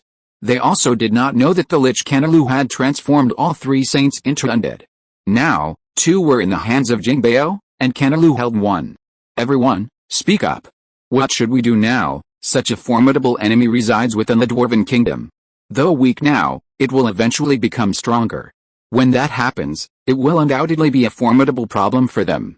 After all, Kaner's subordinates are primarily Dwarven, and the Dwarves were previously humiliated by the Orcs. Even if they don't seek revenge, they won't be treated well in the future. Without a stable rear base, How can they continue to expand? No one responded to the Beast King's words. The loss of 2 saints was extraordinary. A single misstep at this moment could ruin a life. If they were to fight, 3 saints and 30,000 elite beast cavalry had already perished. If they continued to send troops, at least 5 saints would be needed. Whether they could defeat the enemy or not, the Orc Empire would likely fall once again. And this time, the humans would never give up. What awaited them was only eternal ruin. Whether to negotiate or surrender would undermine the Orc Empire's prestige. Anyone who proposed it would be met with unanimous sanctions from the Orc Empire. High Priest Pariah, please speak. What does your majesty want me to say? Just say whatever you want to say. I believe the saint has the most say on this matter. After all, she has had some connection with the other side. High Priest Pariah spoke calmly, pushing Saint Pariah forward. Indeed, the entire Orc Empire, specifically Saint Pariah, and Kano were somewhat connected. What does your majesty want me to say? Just say whatever you want to say. If your majesty wishes to continue fighting, I will stop you. We have no more saints to send, and no more Orc cavalry to consume. If your majesty wishes to negotiate, I will also stop you. The dignity of the Orc Empire cannot be trampled upon. No one may surrender to another, including you. Pariah spoke righteously, her words watertight. She advocated neither war nor negotiation. In fact, she had something else in her mind that she hadn't said. The Orc Empire couldn't offer Kano what it wanted. Rather than groveling and begging, it would be better to face the situation with their heads held high. Furthermore, with Kano's current strength, he wasn't yet capable of consuming the entire Orc Empire. Your Highness, what are you relying on? They've only occupied a 100-mile radius. How many dwarves could there be? How long would it take to expect them to develop? Could such a small group of people attack the Orc Empire? Even if they could attack, could they rule it? Besides, our Orc Empire isn't made of clay. Even with all the saints gathered together, we wouldn't be afraid of him. Pariah's words immediately made sense to the others. Even the Beast King's gloomy expression relaxed. True, they couldn't defeat Kano, but Kano couldn't do anything to them either. Peace between the two sides meant they had no need to fear Kano if he ever attacked. Kano's current strength is no more than that of a mid-level mage. Even with his exceptional talent, he won't reach the saint rank anytime soon. Meanwhile, the Orc Empire has been able to produce several more saints, so there's no need to worry about Kano attacking. If things get tough, the Orc Empire can simply be broken up into smaller units. No matter how powerful Kano is, how can he possibly defeat the Orc Empire with his limited manpower? The Saint Lady's words make sense. We'll maintain the current situation. However, as a precaution, some of the more talented dwarves will be brought to the Empire, and the number of beast cavalry guarding the dwarves will be halved. Your Majesty, I believe we shouldn't be so brutal towards the dwarves, as we can't rule them forever. Perhaps we could offer them freedom in exchange, and I believe they would cooperate. After all, we don't need much steel right now. High Priest Pariah suddenly spoke, causing the previously relaxed Beast King's brow to furrow slightly. Even the others were now in a state of uncertainty. Ever since the Orc Empire grew powerful, their primary goal has been to rule the Dwarf Kingdom and incorporate it entirely into their territory. For the Orcs, who believed in power, all this was natural. Asking them to let go now felt unnecessary. Given the dwarves' tempers, once freed, they would undoubtedly become enemies of the Orc Empire and might even surrender to Kano. Your Highness, what do you think? The dwarves are a very stubborn race.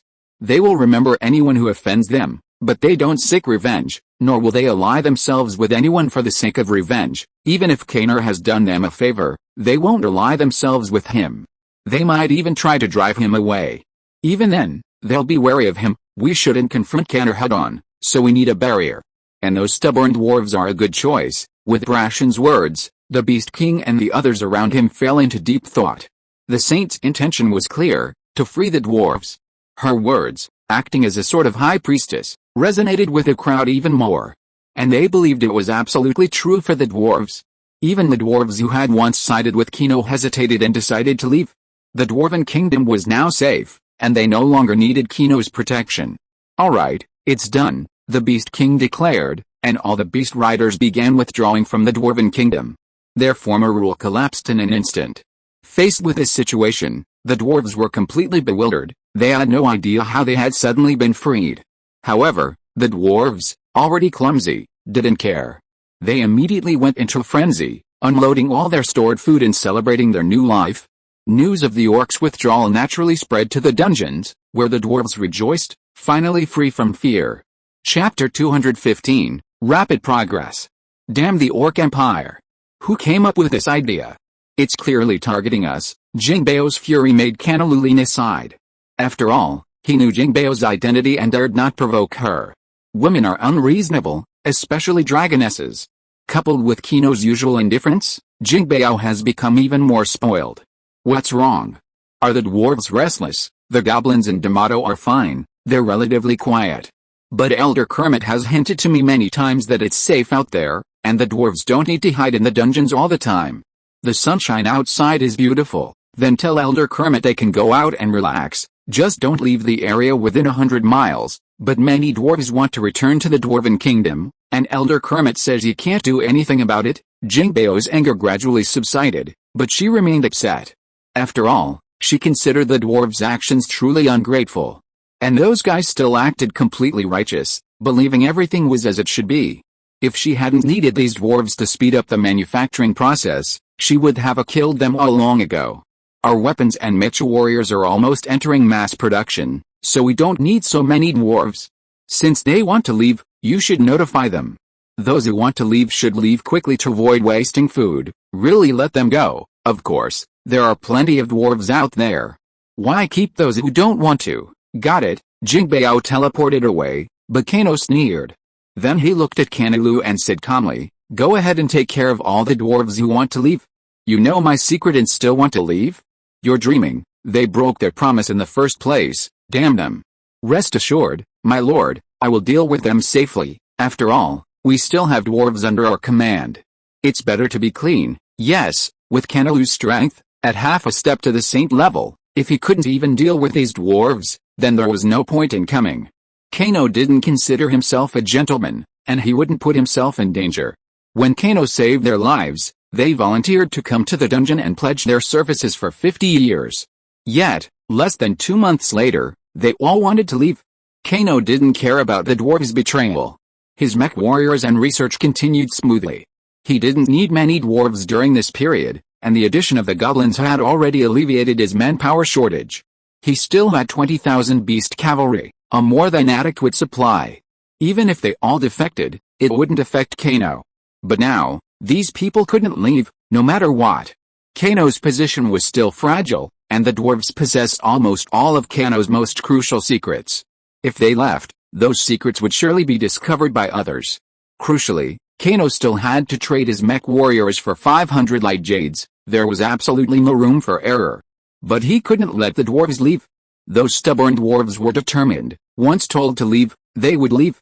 Forcing these people to stay would only upset the others. Besides, Kano didn't want to force anyone to stay, so he readily let them go. Of the original 3,000 adult dwarf blacksmiths, 2,000 left at once. The remaining 1,000, true to their promise, agreed to work here for 50 years. Among those who left was Elder Kermit. He explained that he wanted to return. Kano gave the dwarves a feast of delicious food, much to their gratitude. If it weren't for the desire for freedom, they might have stayed for the sake of the delicious food. The departing dwarves were unaware that Kano was controlling everything about them. It wasn't until they were 100 miles outside the dungeon that a horde of undead appeared before them. "Kenolite, I know it's you. What's going on?" Elder Kermit's face was utterly grim. He knew he was wrong. It seemed Kano had intended to spare them from the beginning, even sending out his closest associates who had reached the half-step saint level, clearly intending to kill them all. "Kill, I just want my freedom." Puff. The spear pierced Kermit's chest, and Kermit's eyes were filled with regret. He thought of his promise to Kano, a promise he should never have broken. A mere 4,000 or 5,000 dwarves meant nothing to Kenolite. Among them, there wasn't even a great swordsman, so how could they possibly stand against a half-step saint? After killing all the dwarves, Kenolite cleaned up all traces. After all, it wouldn't be good for anyone else to know about this. After searching the area to make sure there were no others, Kenolite immediately returned. The outside world wasn't entirely safe. Who knew if those orcs would return to cause trouble again? Shortly after Kenolite left, a dark figure, half a foot tall, emerged from the ground. It was a mole, its small eyes filled with fear. It then burrowed into the earth and quickly departed. The fact that a mole beast possessed spirituality was naturally quite rare. If Kano had seen it, he would have undoubtedly studied it thoroughly. However, it was currently beyond his control, so he was completely unaware. Master Kano, come and see my research results. You will never believe it. I have made major breakthroughs in 2 areas. A year later, D-Model excitedly rushed to Kano, dancing with joy, his feelings indescribable. Recently, D-Modelo's research projects focused on fighter jets and missiles. To address some of Kano's magical shortcomings, he even enlisted the assistance of Kenolite and Jingbeo.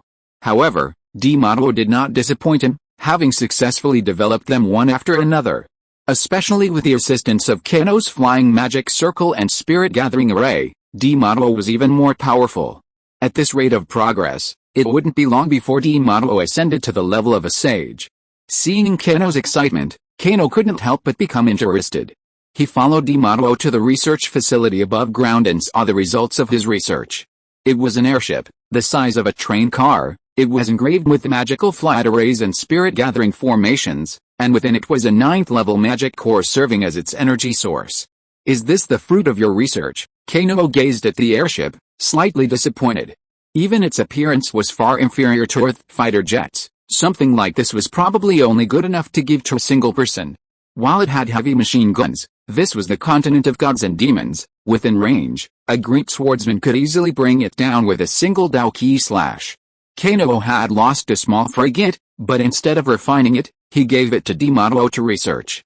After all, there was no gasoline here, everything required magical metal. Sir, this is the Fear number 1 missile I've been researching. It requires no human control. It activates its energy directly.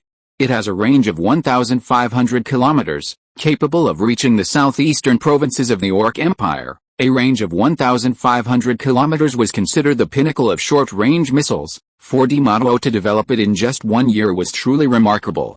Very good. Now that it's ready, let's test fire it. I'm sure you won't only have one of these shells, my lord. I was just about to tell you this. After some recent research, I've been able to compress the explosives stably, making their power 10 times greater than their original equivalent. 10 times? Do you know what that means? TNT high explosive. Kano's lip curled. He hadn't expected this guy to be so talented. He'd actually created concentrated high explosives. Now, even the great swordsman would be threatened. What TNT high explosive? Alright, let's test fire 1, my lord. I've packed a bomb with several water and fire magic cores. The interaction will be more pronounced. As for the actual effect, we haven't tested it yet. Oh, it's quite good. Prepare for the test fire. D-Modelo was filled with excitement, which made Kano smile faintly. D-Modelo wasn't Kano, so it was normal for his first test fire to fail. He just wondered if he would be embarrassed. Even Kano found the scene hilarious. Meanwhile, under the watchful eyes of the crowd, a launch tube was quickly assembled. With excitement, D-Modelo's body trembled slightly. Then, with a command, the missile instantly soared into the sky.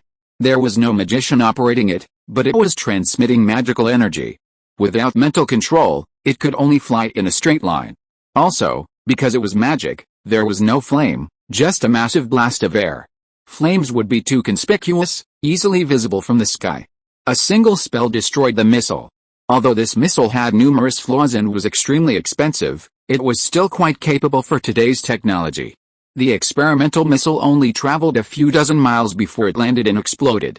With a resounding boom, a massive mushroom cloud rose into the sky.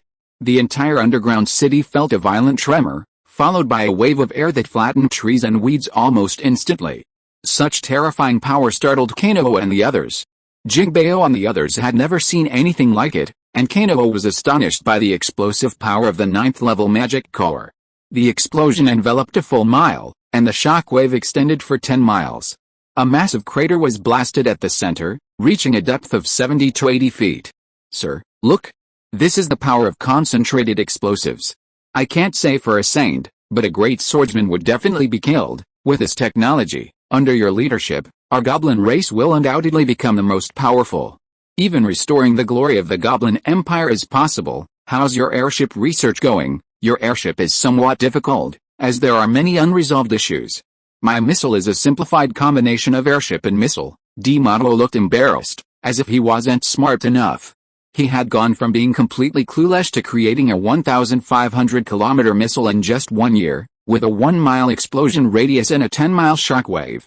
That was already quite impressive. Chapter 216, Panic. From now on, the test bomb target will be the Orc Empire. You must continuously improve, striving to achieve a day when missile strikes will cover the entire divine and demon continent, and deliver precise strikes. Also, this is your reward. Keno reached into the air and pulled out a wood-attributed divine power from his space ring. He also had a water-attributed divine power in his space ring. If he finds Tadeoza, he'll give it to him. Gazing at the divine power before him, D'Amato's face was filled with disbelief. His eyes instantly lit up, and his entire body trembled.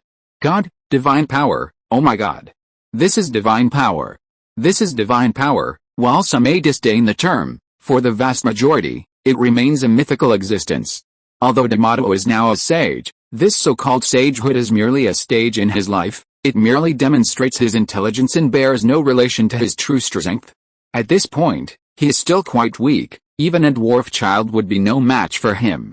But with this divine power, his strength will rise rapidly. In just a few months, he could reach the level of a great swordsman and a mage. Even reaching the saint level wouldn't take long. At that point, he could easily advance to the god level.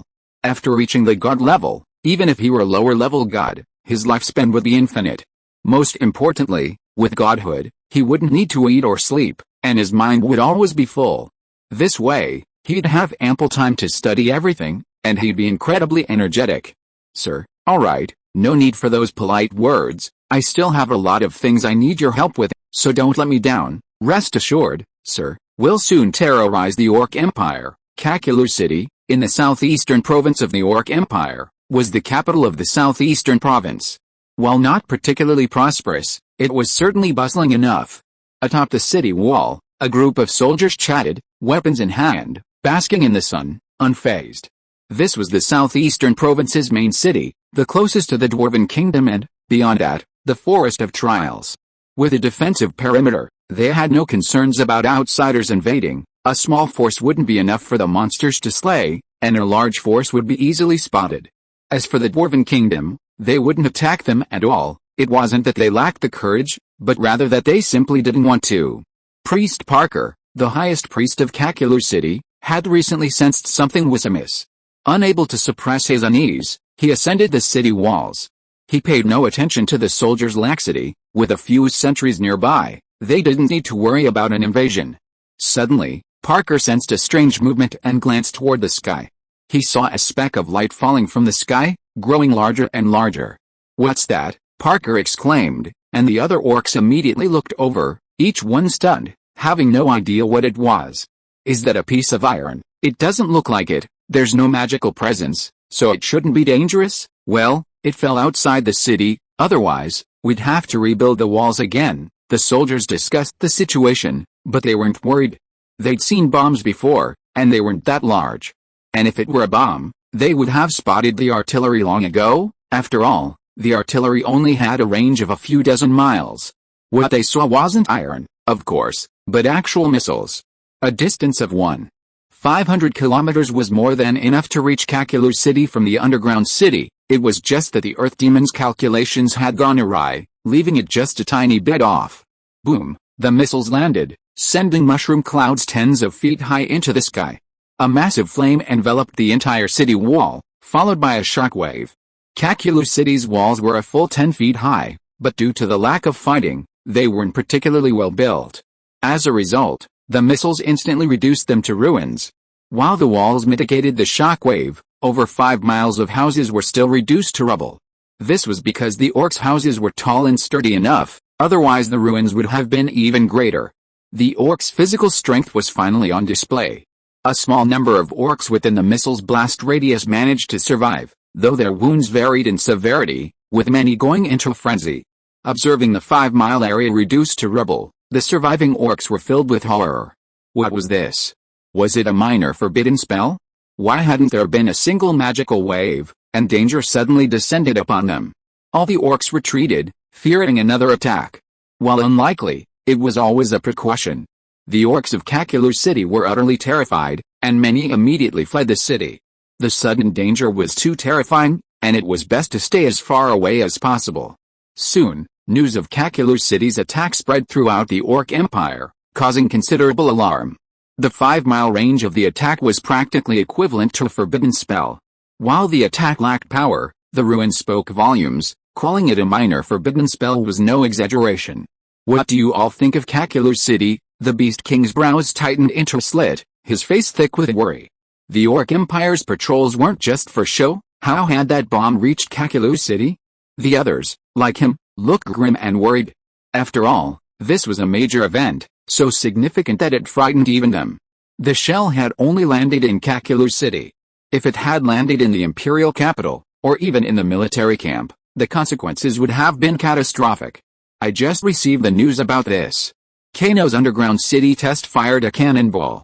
If I'm not mistaken, it should be the one from Kakulu City. Your Highness, are you kidding? It's more than 1,500 kilometers from the underground city to Kakulu City. Do you mean that their artillery has such a range? A lion general immediately stood up to object, and the eyes of others were full of disbelief. It's too terrifying that they can hit the city at a distance of 1,500 miles.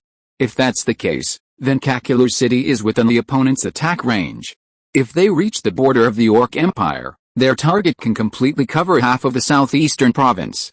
I thought it was a joke, but this is the latest news brought back by the insider. D-Moto has now become Kano's man, and this is what he made. It is said that it is called a missile, and if it is truly completed, it can even hit anywhere on the continent of gods and demons. Then what are we waiting for? Such a thing must be ours. We should attack them immediately before they develop. That's right, I said we shouldn't have given up at the beginning. Just go all out to defeat them, and all those will be ours. You're right, we shouldn't have given up at the beginning. We really shouldn't have given up at the beginning. We should have gathered all the saints to attack, eliminate all 5 saints on their side, and then capture Kano. Assholes, do you know how powerful our enemies are? The other side once defeated the Angel of Light at the top of the saint level, and the 3 saints we went to have all been refined into undead. The other side can't beat us, and there will be absolutely no problem escaping. Then at that time, do we have to hunt down the entire continent of gods and demons? Saint Borishan was furious, making the officers look at each other. In their cognition, Borishan didn't seem to be angry at all. It's you, the people, who only want war. I tried to stop you, but you wouldn't listen. Now, you tell me what to do. Should the Orc Empire unleash its full might and destroy the underground city? I can tell you, even if they take the underground city, our Orc Empire is finished. Both the Holy See and the Dark Council have targeted him, but in the end, nothing has been done. Could it be that our Orc Empire is even more powerful than those 2 great powers? Borishan erupted in anger. She was furious. Kano had already targeted the Orc Empire and could attack at any moment. A test bomb. This was a complete disregard for the Orc Empire, and the Orc Empire was helpless. Kano's power had grown so powerful that they were helpless. Borishan's rebukes sullen the Orcs. No one wanted to lead an army to attack Kano. The Orc Empire couldn't afford the delay. Even if the attack isn't precise, a 1,500-kilometer range would plunge the Orc Empire into chaos. Your Highness, what should we do? Your Majesty, this is a matter for you to decide. My opinion is unspoken. Borishan regained her composure, showing no intention of intervening further. Meanwhile, High Priest Barisha closed her eyes, seemingly disregarding all this. The Beast King remained silent, hesitant. The cost of attacking Kaner was too high. Even if Kaner were truly annihilated, as Borishan had said, the Orc Empire would be doomed. If they didn't fight, they would remain silent. If that were the case, future attacks would likely be no less frequent. As for a final peace negotiation, that was impossible. The Orc Empire couldn't afford such a loss of face. Alright, let's put this aside for now. Being able to fire that far and with such power would undoubtedly require enormous resources, and they probably can't produce many. Your Majesty, what do you think is more important, the survival of the Orc Empire or the preservation of its reputation? With that, Borishan stood up and left. Her words were clear, she was going to seek a friendly approach from Kano, but the price the Orc Empire could not afford was uncertain, and Kano would not accept it easily. As for who'd go, she was indeed the best choice. However, as the saint of the Orc Empire, it was truly inappropriate for her to go. Everyone present was no fool, and they could clearly hear what Saint Borishan said. However, hearing clearly was one thing, and actually acting on it was another. The Beast King didn't want to do it now, because that would make him a sinner for the Orc Empire. But was not doing it truly a wise choice? If you are listening to this novel on a channel other than Fanfic World, it means it was downloaded and re-uploaded without effort. We warmly invite you to visit our channel, Fanfic World. There you will find the original version of this story and many other novels of various genres. We look forward to seeing you dive into a world of incredible novels. Chapter 217, Attacking the Warcraft Forest. I'm out of magic cores, Kano muttered to himself, feeling somewhat depressed.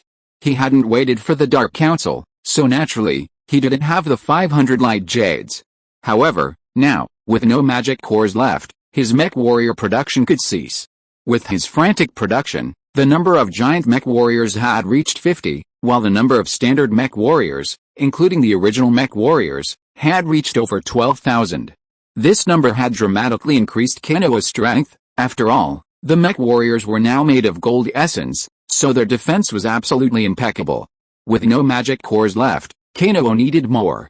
He had no other choice but the monster forest. The wild spirit mountains bordered the monster forest, and the journey from here to the monster forest was only 10,000 kilometers. While this might be a daunting task for an ordinary person, it was no problem for Kano.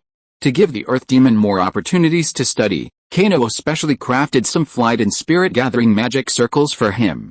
As a result, a few days later, he successfully built an airship. This airship can carry 100 people and travel at a speed of 500 kilometers per day. Even a moderately experienced operator can easily operate it. For this attack on the monster forest, Kano naturally deployed his elite forces. He captured everything he could from the dungeons, leaving only the dwarves, goblins, and orcs. Their sole mission was to mine for gold ore and defend the dungeons. After all, the orcs had been silent, and Kano didn't believe they would remain silent. Kano's target was, of course, magic cores and magical metals. The monster forest was known to harbor abundant magical metals, though they hadn't been mined extensively. Kano planned to seize one and then construct a flying mecha. Numerous magical metal mines were known to exist, marked on maps. The only problem was that, despite their knowledge, no one had any interest in them. The magical beasts garrisoned within numbered in the thousands, reaching as high as level 9. A battle would undoubtedly create a significant disturbance, attracting even more magical beasts. Even a single mercenary group, even one of the saint rank, would be unable to capture a single mine. Simply put, taking it down is easy, almost effortless, but holding it is nearly impossible. In the later stages, saint-level monsters will be attracted. If 2 or 3 of them arrive, the human saint-level monsters will be overwhelmed. Kano wasn't worried about this, as he only wanted the magic metal and magic cores. As long as the saint-level monsters didn't rush in all at once, there would be no problem. Furthermore, once he reached the ore vein, Kano would simultaneously mine it and transform it into another dungeon. It would be impossible for the monsters to rush in through the entrance. During this period of recuperation, Kano's strength had increased significantly. Both death knights and zombies had increased significantly in number. Unlike necromancers, liches were true darlings of death. They could directly open the death plane and summon thugs from within. Given enough time, they could practically have as many as they wanted. Jingbao's addition of 2 saint-level monsters was a sign of confidence. It was impossible for 2 saint-level monsters in the monster forest to appear at once. The Earth Demon's airships were loaded with cannons. Designed for long-range attacks, from dozens of miles away, the monsters couldn't find the source of those shells. Aside from a few of them, the others were dwarves specializing in digging and mining. If he took over this place, Kano might even use it as a base. After all, the magical beasts here were numerous, making it a perfect territory. An attack by such a large army would be impossible. The airship streaked through the air, heading for a known large vein of magical metal. Because it came from the Dwarven Kingdom, no one below had noticed. As for the magical beasts, even if they discovered the airship, they would be powerless. Neither its range nor its power were enough to threaten it. The airship was constructed of gold essence, so its defenses were hardly any worse. At least, ordinary low and mid-level magical beasts wouldn't be able to withstand it, and Kano wasn't interested in those either. There are many giant magical beasts in the demonic forest. If I can transform them all into undead, then my undead army will have a chance. Jingbao's face was filled with anticipation. She was still very excited about the army of giant beasts that Kano had envisioned for her. It would be even better if these beasts were all saint level. For Keno, this wasn't impossible. With 2 small frigates, 3 saint-level zombies, a zombie lord, and Yasuo, they had the equivalent of 7 saint-level creatures. This didn't even include Keno scripture treasure, whose strength was uncertain, and Kenolu, who was halfway to saint level. There were also the undead holy dragon, the phantom demon, and Kenolu's captured undead pet. Roar, roar, as they approached the center of the monster forest, intermediate-level monsters began to appear more frequently. Some high-level monsters continuously launched magical attacks. If the airship hadn't been flying so high, it would have been a disaster. Chirp, chirp, chirp, a series of rapid chirps echoed, as a wind spirit bird spotted Keno's airship. Wind spirit birds are high-level wind-type monsters, a rare sight for not attacking. They can cultivate to the peak of level 9 on their own, mastering wind-type flight techniques. Their speed is so swift that monsters 1 level higher can't catch up. Furthermore, because they pose no threat and fly so fast, they have virtually no natural enemies. Therefore, they are numerous in the monster forest, often living with other monster groups and providing alarm services. Its call immediately attracted a hornet's nest. Sensing the magical metal mine was nearby, he ordered the ship to dock. Shortly after the airship landed, a dense swarm of iron-winged eagles descended from the sky. There were at least 1,000 of them, many of them level 9. Upon noticing Kanak and his men land, the eagles rushed over. As for the surrounding magical beasts, all had already taken cover or fled, unwilling to be caught in a swarm of eagles. The dwarves and goblins who had followed them didn't hesitate, immediately setting up their artillery. These were howitzers designed by the Demato specifically to combat aerial enemies, primarily designed for mass casualties. Demato's initial research was focused on lethality, but Kanak reminded him that in large-scale battles, the screams of seriously injured enemies could lower morale and slow the enemy's progress.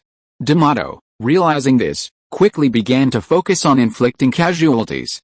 The dwarves, their heavy machine guns raised. Their eyes filled with contempt. Dwarves were inherently aloof and excited about war. If their numbers weren't so small, they would likely dominate the continent of gods and demons. The dwarves always played a role of collaborators, always supporting. This put them at a significant disadvantage. Artillery fire rang out, and fire snakes erupted from the heavy machine guns. The sudden change startled the unsuspecting iron eagles, and they immediately exploded. The sudden and bizarre attack caught the iron eagles completely off guard. Their feathers offered formidable defense, but now was the time for landing. Their inner wings, in particular, offered limited defensive capabilities. Their massive bodies meant that any damage to their wings would render them incapable of flight. Almost immediately after firing began, a dense mass of figures plummeted from the sky, accompanied by screams. The Iron Eagles' defenses were formidable, but their internal organs were not. Most of the Iron Eagles were killed instantly upon landing. Over 1,000 Iron Eagles were decimated in the blink of an eye, and even then, they still hadn't reacted. Naturally, Keno wouldn't let these Iron Eagles go, unleashing 200 mech warriors. A burst of laser fire sent over 100 more Iron Eagles plummeting. Only then did the Iron-winged Eagles react, howling in terror as they scattered. In just a few moments, more than half of them were dead, and the others naturally wouldn't stay and die. However, at this moment, the Iron-winged Eagles suddenly let out a strange cry and rushed downward in terror, as if they had encountered something terrifying. The Mecha warriors easily eliminated the terrified Iron-winged Eagles with a few rounds of attacks. The Phantom Demon kept jumping around on Keno's shoulders, as if begging for credit. Seeing that the Iron-winged Eagles were about to escape, Keno ordered the Phantom Demon to attack. Using illusion, it easily frightened these less intelligent Iron-winged Eagles and eliminated them all in one fell swoop. The quick elimination of over 1,000 Iron-winged Eagles satisfied Keno greatly. Whether in air defense or melee and ranged combat, the Mecha warriors had an advantage over the human kingdom in the Warcraft forest. After all, their primary target here were the monsters, whose unintelligent nature made them easy to defeat. Their thick skin and flesh were a problem for humans, but not for Keno. The commotion immediately attracted a large number of monsters. However, Keno ignored them, instead ordering his mech warriors to collect their magic cores. As for the corpses, the larger ones were naturally reserved for sutras. As each monster charged, Keno's mech warriors immediately blocked them. Although the mech warriors stood only 10 feet tall, monsters 10 feet tall were common in the monster forest. The laser attacks were no slouch, especially under hundreds of them. The charging monsters naturally had little resistance and were quickly annihilated. Without intelligence or organization, charging forward one after another, they would surely die. However, the monsters were no fools. Upon realizing the strength of Kano and his men, they immediately turned and fled. Of course, they would fight if they could, but no one would fight if they were ready to die. Watching the monsters flee in all directions, Kano felt deeply depressed. Among the monsters he had killed, not a single high-level one was found. He was even worse off than the iron-winged eagle that had delivered a dozen high-level magic cores to him. It seemed he was still some distance from the center, otherwise he wouldn't have encountered any high-level monsters. The mecha warriors cleared the way, and Kano and his companions headed straight for it. The magical metal vein wasn't far from here, and it would only take an hour to reach. Even large mercenary groups had to be cautious in the monster forest, but Kano showed no concern. He advanced recklessly, attracting numerous monsters to attack. As a result, he dealt with all the monsters that rushed towards him, adding thousands of mid to high level magic cores to his space ring. Chapter 218, Elf Tribe. As Kano approached the magical metal vein, a look of surprise crossed his face. It wasn't because he knew how much magical metal was contained within, but rather that a pack of demon wolves was actually there. This pack was massive, numbering over 5,000. With over 3,000 of them being intermediate or advanced, and one reaching peak level 9. Kano's mech warriors numbered over 500, their 10-foot-tall size imposing a formidable threat. Especially with Yasuo's saint-level power, this was undoubtedly a formidable threat to the entire pack. However, the demon wolves were ferocious and bloodthirsty, fearless of death. Upon witnessing Kano's reckless incursion, the demon wolf king roared, and all the demon wolves charged forward. Their speed was remarkable, covering 100 meters in the blink of an eye. But for Kano, getting within 100 meters of the mech warriors was a deathly distance.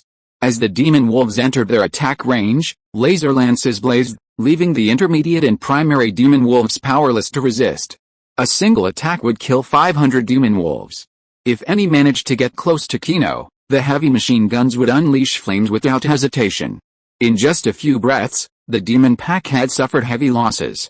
"Awoo!" The demon wolf king's howl echoed from behind, and then all the demon wolves hesitated and immediately turned and fled. Warcraft have a strong sense of territory, and they will defend their territory with their lives. However, if the enemy is too strong, they will choose to retreat. In the Warcraft world, strength is respected, and even if they cannot defeat the enemy, they will not fight to the death.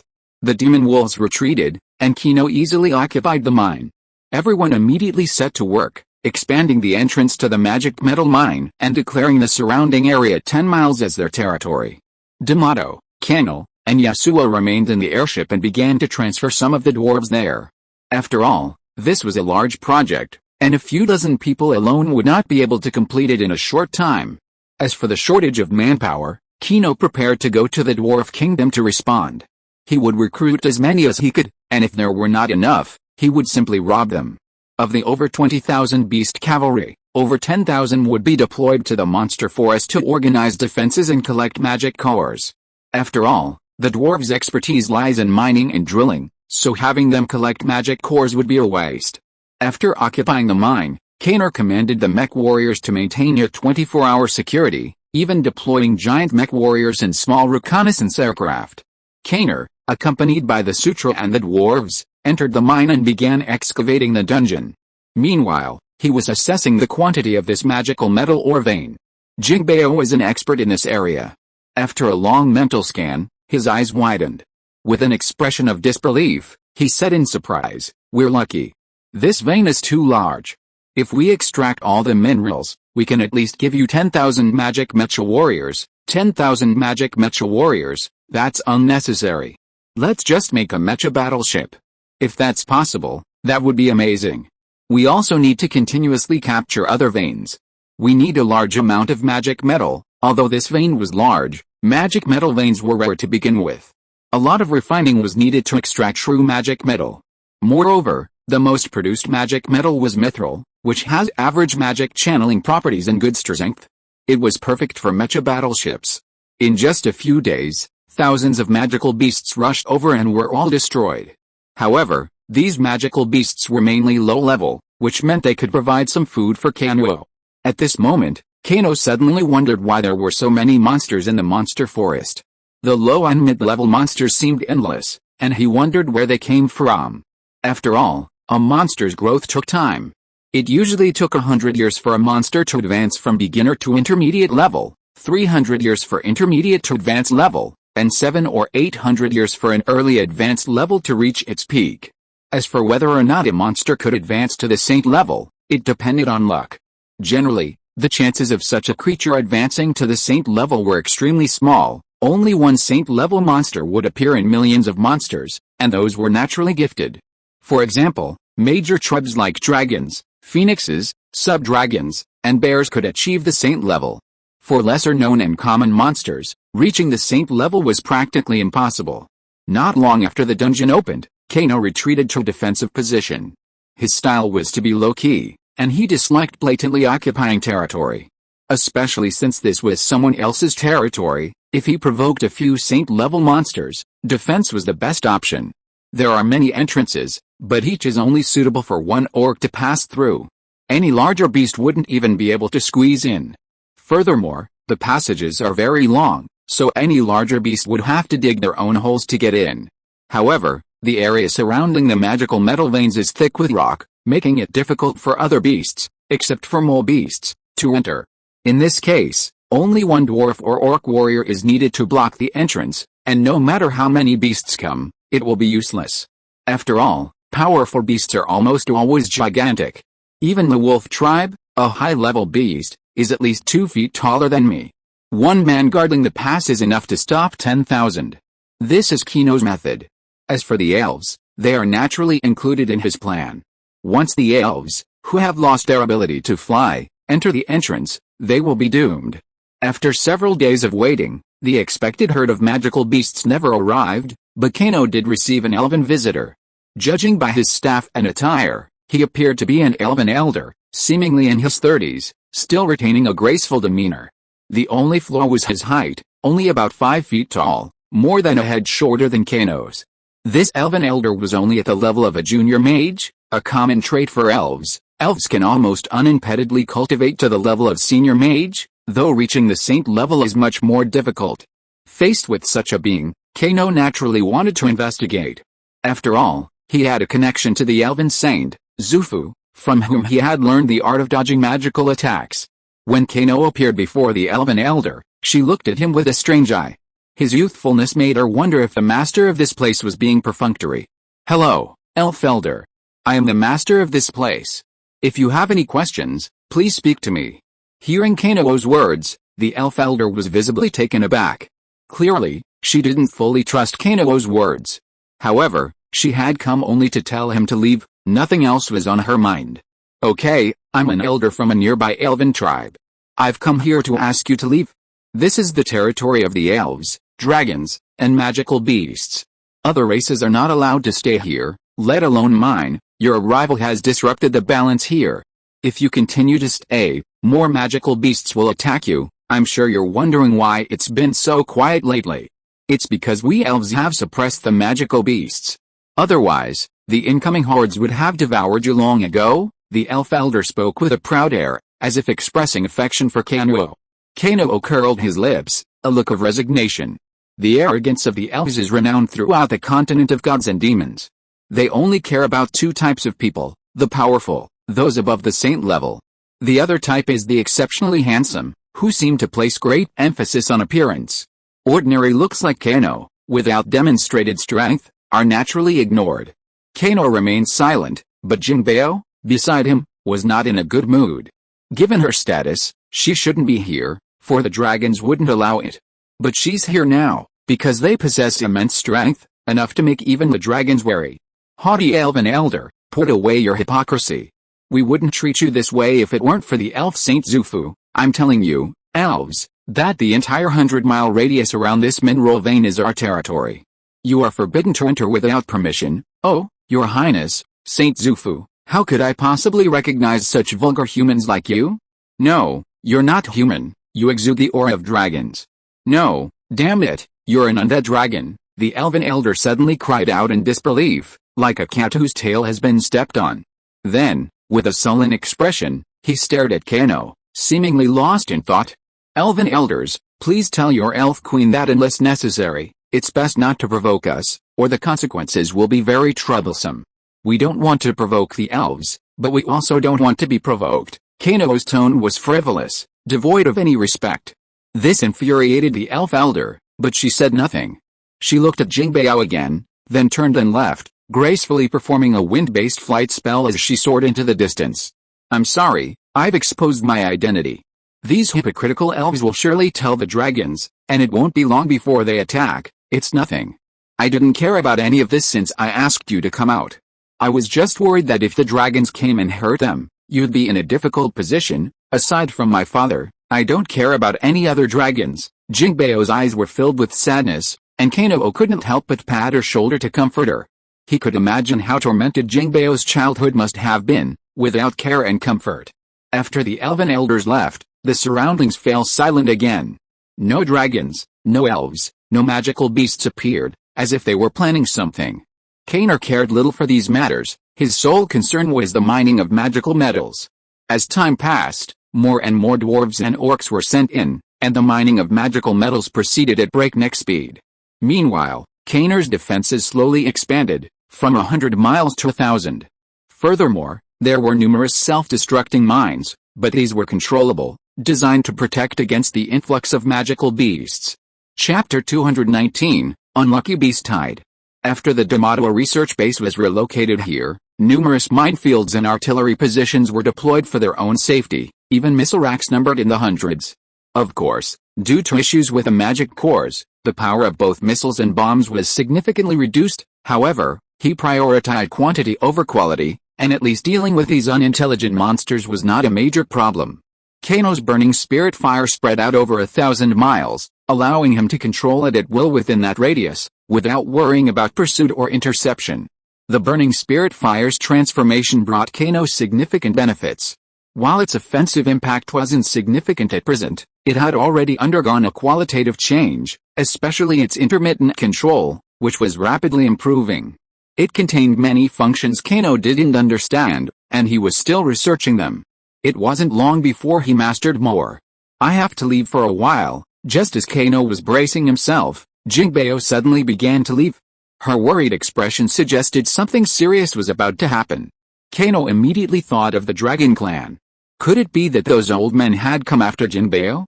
Purebred dragons reach saint rank upon adulthood, but over countless years, due to the intermingling of dragon bloodlines, most adult dragons are only at peak level 9. While they have no trouble advancing to saint rank, potentially reaching it in sleep, this advancement takes centuries. Therefore, while the dragon race is terrifying, saint rank dragons aren't numerous, though they are certainly more numerous than other races. Seeing Kano's puzzled gaze, Jingbeo nodded and spoke seriously. Father wants me to talk to him. Okay, take Yasuo and the zombie lord with you, plus 2 saint rank orc zombies.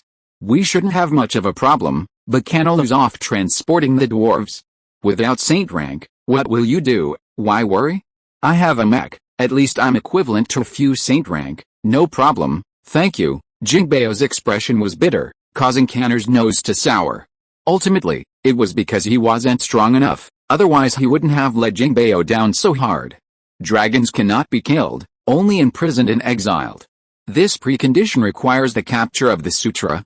With 4 saint ranks present, the Dragon Emperor needs to consider this carefully. With 2 saint ranks taken away, Kano is left without a single saint rank. Furthermore, this time, the Sutra seems to have left far behind, which makes Kano feel uneasy. Coincidence.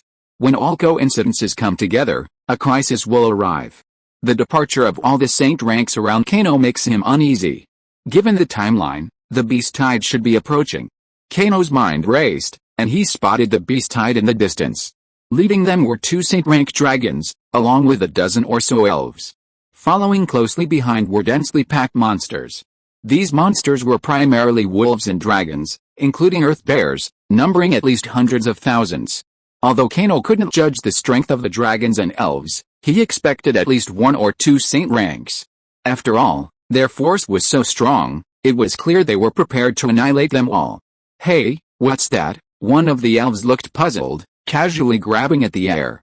Suddenly, a mecha insect was caught in her hand. Then, with a slight force, it shattered, leaving only a ball of burning soul fire. The next moment, under Keno's control, the burning soul fire became autonomous, and in that instant, the surrounding area lost control. Holy rank, Keno's face was bitter.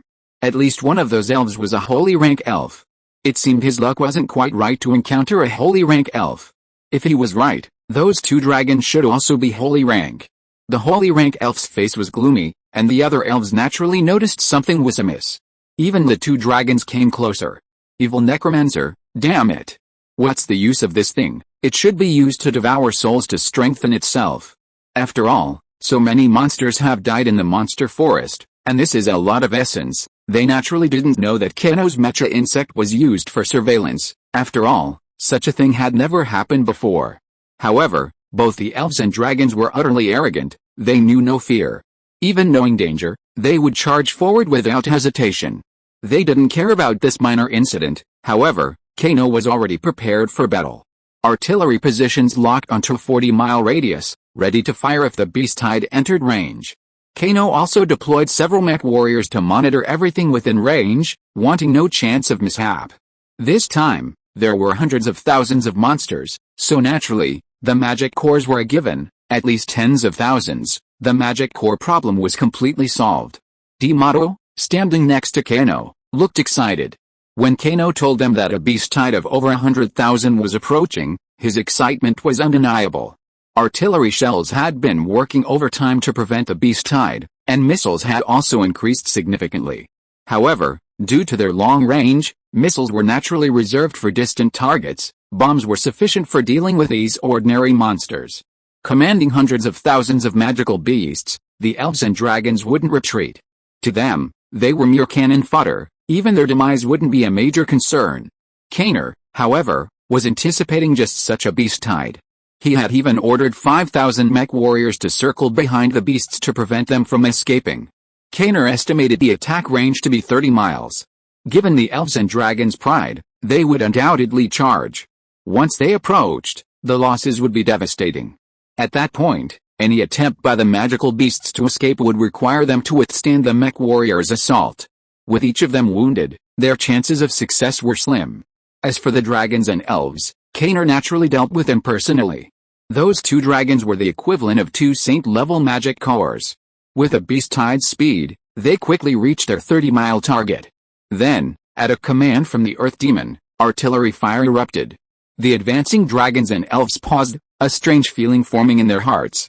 They glanced around, but nothing seemed amiss. However, not long after, 100 shells appeared in the sky above them. Gazing at the massive iron mass, they were suddenly puzzled. What is that? I don't know.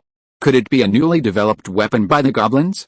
Using iron instead of stone certainly does tremendous damage, but isn't it a bit wasteful? Tell the monsters to stay out of the way so they don't get hit. Even if they hit, what damage can they do? The black dragon sneered, completely disregarding the bombs in the air. As it descended, it actually kicked them directly. The dragons were confident in their physiques, able to easily kick away even a piece of iron. The elves, however, were clearly displeased with their dragon arrogance. Boom! Ouch! The moment the black dragon's kick struck the bomb, it exploded instantly, sending a massive mushroom cloud soaring into the sky, instantly enveloping the black dragon. The intense pain made the black dragon scream. Simultaneously, other bombs also fell upon the monsters. Through continuous refinement, the demons' control over their targets had reached a precision of 10 feet. This time, hitting a giant dragon was a truly unexpected act of self-destruction. 100 bombs exploded amid the monster swarm, sending mushroom clouds soaring into the sky and scattering shockwaves. Even high-level monsters were no match for the blasts. Furthermore, the flames from the explosions had a burning effect. The monster forest was full of large trees. 1 or 2 bombs might not cause much damage, but 100 would. After reloading, Keno launched a second round of bombing. He didn't want to give the monsters a chance to recoil. Destroying them out of fear was the best option. Under such a massive barrage, only those who could fly offered the greatest assurance of safety. After all, the threat posed by bombs didn't reach the upper reaches. Both elves and dragons heaved a defensive shield. Watching the sea of fire below, hundreds of thousands of monsters howled in terror, their expressions shifting. Elder Puffy, let these monsters charge, Otherwise, they will all perish, the elven elder said grimly. The bomb's power was indeed considerable, but not truly lethal. After all, the monsters themselves were quite defensive, and the bomb could only threaten low and mid-level monsters. However, the monsters, in their panic, trampled on their comrades, inflicting even greater damage than the bombs themselves. If they weren't stopped, the losses would be truly devastating. Roar, Black Dragon Elder Pufity roared, and the monsters below were momentarily stunned. Under the dragon's pressure, the monsters fell silent. Roar, awoo, chirp, under Black Dragon Elder Pufity's command, the 9th level monster kings within the group issued a continuous barrage of commands. Then, led by their leader, all the monsters rushed towards the dungeon at top speed. At this point, their fear was completely gone, they had no other thoughts except charging. But they didn't know that the mecha warriors were still closing in on them, and soon they stepped onto the minefield specially set up by the demon beasts. Bombs kept falling from the sky, and the mines underground kept blowing the demon beasts away because they stepped on them. The demon beasts left a large number of corpses behind, and most of them were injured. Some were even forced to scream in pain because they were injured. Many unfortunate demon beasts were trampled by their companions, and were trampled to death because of a slight pause. After rushing through 2 minefields and 4 rounds of artillery bombardment, the demon beast army of more than 100,000 was reduced to 30,000 or 40,000. Although each of them was of medium or high strength, they were all injured. The ones who were least damaged were the dragons and elves. They were protected by a shield and there was no possibility of being injured by the bombs. Chapter 220, Melee. By the time they reached a 10-mile radius, they had already sighted the dungeon where Kenner was stationed. To strengthen its defenses, all the trees within a 10-mile radius had been completely cut down. This area was filled with densely packed bunkers. Seeing Kenner's artillery positions from afar, both the dragons and elves were enraged. Roar, accompanied by the dragon's roar, all the monsters rushed forward frantically. The enemy was right before their eyes, they only needed to get in close to destroy these elusive creatures. Meanwhile, the roar of flat-fire cannons, mortars, and heavy machine guns rang out. Such close-range attacks were undoubtedly a double whammy for the monsters, even the flying monsters in the air became targets. Damn, despicable human, is this all you have? Behold my forbidden magic, and I'll show you the true power of strength, the black dragon roared, followed by an obscure incantation. The dragon's dragon language magic was not only powerful but also swift. After all, both their mental strength and internal magical power far surpassed that of humans. The only difference is that humans possess magic circles, allowing them to orchestrate a group's magic. Naturally, their speed is exceptionally fast. As the black dragon unleashed its forbidden spell, the green dragon beside it also launched a magical attack, and the other elves, naturally, weren't idle either. At such close range, Kano could sense the elf strength, with the exception of one saint level, the others were high-level mages. The enemy's forbidden spells were undoubtedly targeting the artillery array and the bunkers. How could Kano allow them to succeed? Those were his own labors, and their complete destruction would practically cripple Kano's defenses. Furthermore, any forbidden spell could indeed destroy these ground defenses. These artillery arrays and bunkers weren't indestructible, at least, they couldn't withstand forbidden spells. Thump, thump, thump, heavy footsteps echoed, and mecha warriors appeared one after another. Kano naturally wouldn't let them charge, facing such a massive monster at close range. He was no fool. The mech warriors moved behind the bunker, using it as cover. As long as they weren't facing a direct charge from the monsters, they wouldn't be a problem. After all, there were minefields and surrounding bunkers within a 10-mile radius, so there weren't many monsters capable of actually charging in. Furthermore, Kano's mech warriors were focused on air defense. After all, there were many flying monsters in the sky. While a charge wouldn't pose a threat to Kano, it would still be a nuisance. Furthermore, the 5,000 mech warriors behind them had already closed in. Once the encirclement was complete, the monsters would be unable to escape. Looking at the mech warriors, both dragons and elves were stunned. They considered these to be magic puppets, and controlling so many of them at once was certainly not easy. However, these magic puppets lacked ranged attack capabilities. They might have been a powerful display in the human world, but in the monster forest, they were sure to be a threat. Meanwhile, Kano's small mech frigates and small reconnaissance aircraft had already taken to the air. Although there were only 12 of them, Their target was the dragons and elves casting their spells. Seeing the flying iron, both the elves and dragons were surprised. After all, they had never seen anything like Keno's mechas before. However, no matter how foolish they were, they wouldn't let these flying creatures get close. Who knew if they had the ability to self-destruct? However, these mechas didn't need to get close. They could attack from a distance of hundreds of feet. At Keno's command, lasers shot out instantly. To Keno, the dragons posed a far greater threat than the elves. After all, both magicians and warriors were formidable opponents. So, he immediately dispatched 4 small frigates to attack the 2 empty targets. The sudden beam of light startled the dragon and elf, who were casting spells.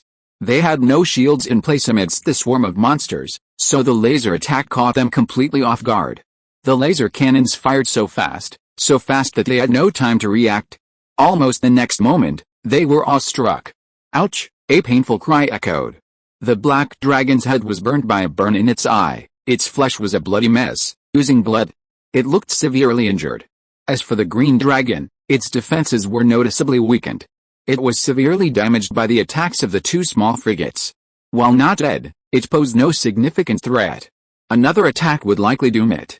Several high-level mage-level elves weren't much luckier. Already fragile, they were instantly killed by the laser cannons of the small reconnaissance aircraft. 2 elves survived, and 2 dragons were severely injured. This sudden change was too much for the black dragon and the 2 elves to handle. In the next moment, a massive shield detached from their bodies. Then, 2 elves each drew a magic bow, condensing into 2 sharp arrows, one red and one blue. The next moment, the magic arrows blasted out, striking the 2 small frigates directly. Only one was blocked, and the holy level flame magic arrows exploded, destroying the small frigate. Before Keno could even begin to grieve, the green dragon had already rushed to the small frigate, grabbing it with both hands and threatening to tear it apart. Self-destruct, how could Keno pass up such a golden opportunity? Though it would cost him a light jade, the destruction of a saint-level dragon was surely worth it. Boom! A massive explosion erupted, completely engulfing the green dragon. A scream of agony echoed throughout the surrounding area, and then a massive, 10-foot-long dragon's corpse fell to the ground. Such a close-range explosion left no room for doubt. The already severely wounded green dragon was instantly killed. No, damned lowly human, you will bear the wrath of the dragon race? Roar! The black dragon roared, its massive flames enveloping the remaining 2 small frigates and the reconnaissance plane. Suddenly, several laser cannons burst from the flames, instantly striking the black dragon and the elf. This time, the elves were well prepared, but they underestimated the power of the laser cannons. The elven elder successfully blocked the attack, but the high-ranking mage was instantly struck by 4 laser blasts, incinerating them to ash. The black dragon naturally received special hospitality from the 2 small frigates, but this time, the result disappointed Keno. Facing the laser cannons from both frigates, he actually withstood them. Dragon God, protect me, the black dragon roared, and a giant dragon phantom appeared above him. The 2 laser cannons had no effect, being completely absorbed. The next moment, the elven elder, reacting quickly, fired an arrow, striking another small frigate. The small frigate, with its power, was no match for the saint-level elf single-target magic attack and was instantly destroyed. Damn it! Die! The next moment, the black dragon teleported to the small frigate's side and struck it with a single punch, destroying it. The last small frigate was destroyed, and Keno's self-destruction sounded simultaneously. However, due to the dragon god's protection, the self-destructing light jade had little impact. Even more infuriating for Keno was that, in that very moment, the elven elder had shot his bow and arrow, completely destroying all of his small reconnaissance planes. He was furious, but helpless. Meanwhile, the warcraft finally reached the bunker. Although they couldn't break in, their magical attacks continued to roar. After all, in addition to their physical strength, the warcraft's magic was also instantaneous. Although the earth demons had positioned their weapons inside the bunker, nearly 3 meters from the entrance, and within a stone wall, the magic damage that could lock onto their attacks naturally inflicted heavy losses on the attacking orcs. Meanwhile, the Mecha warriors' lasers fired continuously, sending the already severely injured warcraft to their doom. With so many enemies charging in, there were only a few remaining warcraft, and with all of them injured, blocking the lasers was even more difficult. Of course, there were also numerous high-level magical beasts here, and they possessed absolute dominance over the mech warriors. They instantly pinned them down, then delivered a powerful bite, crippling them. However, the subsequent mech warrior self-detonation also dealt considerable damage. Even high-level magical beasts would be instantly annihilated. After all, the mech warriors possessed a 9th-level magic core. The surrounding mech warriors closed in, while the mech warriors and bunkers formed an effective defensive line. The magical beasts' advance was slowed by the siege, and they continuously dodged the incoming magical attacks. However, the mech warriors' spirit-gathering formations gave them extraordinary magical defenses, easily blocking most of the attacks. Excellent opportunity, Bombard. Faced with this opportune moment, Earth Demon Duo immediately ordered a barrage of artillery fire. The gathering of magical beasts at this moment presented the perfect opportunity. At his command, another round of bombardment unfolded, and the gathered magical beasts, sensing the mortal danger, immediately scattered. However, the distance was too close, and they were unable to effectively dodge. As a result, they were caught in a barrage of attacks, suffering heavy casualties. Damn you despicable human! Die, the black dragon roared, charging directly towards the dungeon where Keri was. Upon reaching the entrance, it transformed into humanoid form and instantly rushed in. Meanwhile, the elven elder produced a magic scroll, spat out a mouthful of blood, and chanted an incantation, in the name of the elven goddess, let the flames spread. Instantly, the surrounding sky erupted in flames, countless flames condensed in the air, and like meteors, they all fell to the ground. The bunker, mecha warriors, and artillery array were the center of the attack, and their combined defenses were no match for the onslaught. In a matter of moments, Keri's face was utterly grimacing. Under the spell's influence, the bunker was nearly completely destroyed, the artillery array was completely decimated, and even his mecha warriors were instantly wiped out, over 2,000 of them. Almost instantly, the dungeon's defenses were completely shattered. Judging by the pale face of the elven elder, it was likely that considerable damage had been inflicted. Chapter 221, Death Battle 1. Orc Cavalry, Charge, Keri roared, and the long-prepared orc cavalry immediately rushed out.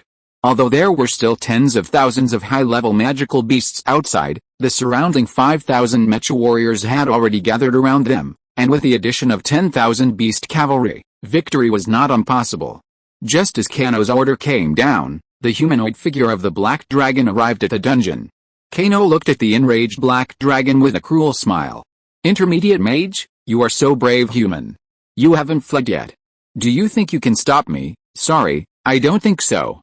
It's just that in my understanding, magic is not allowed in battles between dragons. Yes, that's the dragon god's rule. Excellent, Keri said with a smile, but the word excellent left the black dragon a little puzzled.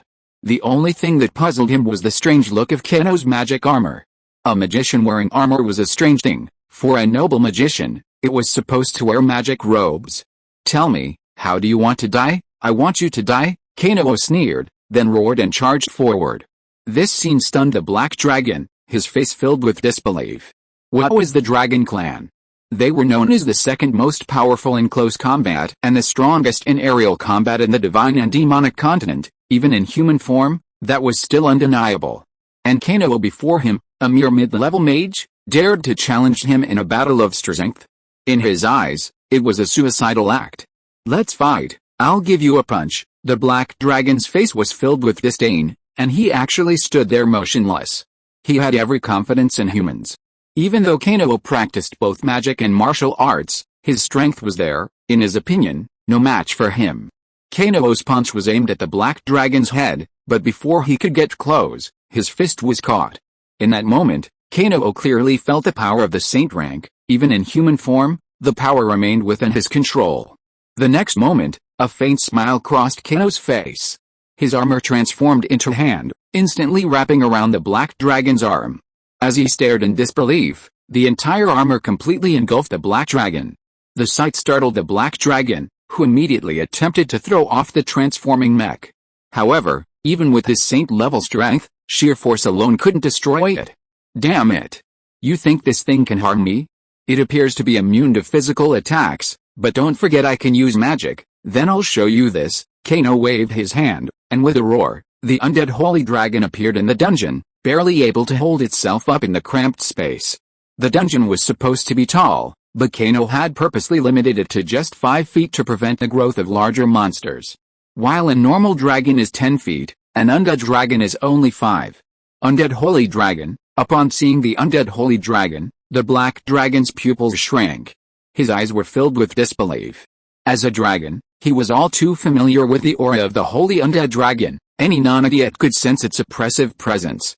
"I'm done with you. I'm leaving now," Kino laughed heartily, and in a flash, he dashed out of the dungeon. Before the black dragon could follow, there was a loud bang, and the exit collapsed instantly. This situation infuriated the black dragon. He looked at the Holy Undead Dragon, spewing soul fire, and charged forward with rage. The iron laws of the Dragon Clan: first, if you encounter a dragon undead, you must kill it. Second, you can only use your physical body to fight against the Dragon Clan. Third, if you encounter a dragon undead, you must fight to the death, not flee. These 3 iron laws left the black dragon with no choice. His only irritation was that the space was too small to support his transformation. However, he hadn't anticipated that the transformer mech itself posed a formidable threat. Sensing the black dragon's wounds, the transformer mech immediately transformed its deformed metal into barbs and pierced the wounds, simultaneously wielding its spirit fire to burn the black dragon. Despite its saint-level strength, the black dragon had already sustained severe injuries from the previous encounter, and now, restrained by the transformer mech, its wounds were even more severe. Most tragically, he was now unable to use magic, reducing his damage to the transformer mech to near zero. The next moment, without hesitation, the two charged forward. A continuous roar followed, shaking the entire dungeon. Kano was confident he could defeat the undead holy dragon and the transformer mech, unable to transform. Before departing, he destroyed the exit, fearing it might escape. Kano, in a flash, arrived outside. After releasing the phantom demon to aid the mech warriors and beast riders, he faced the elf elder alone in midair. "You are the master here. My name is Kano, the master of this dungeon. I'm friends with your elven saint, Zufu, so I didn't do anything to that elven elder earlier. How could Zufu have a friend like you? You should be thankful she has a friend like me. Otherwise, I would have attacked your elven empire long ago. If you can promise me that you won't harm us from now on, then our feud will end." Kano remained calm. He saw it all as a matter of concern for Zufu's reputation.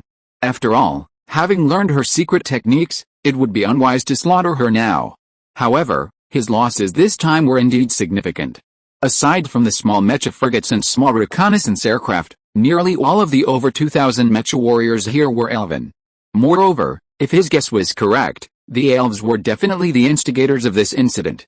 If it weren't for Zufu's sake, Kano would have spared them no matter what. Kano thought he was being lenient, but the other party didn't appreciate it. He stared at him coldly, his voice measured. "How can we stop here? Our elves have lost 9 elven elders. Do you understand what this means? How will I explain this when I get back? Let me tell you now. If you take action, our feud will be complete. I hope you won't regret it then." Although threats were practically useless, Kano still wanted to give a serious warning. However, he also knew that if these elves obeyed, they wouldn't be elves anymore. If he were a saint, the elves might have hesitated. But with his strength being only that of an intermediate mage, the elven elders wouldn't have paid any attention to him, no matter how hard he tried.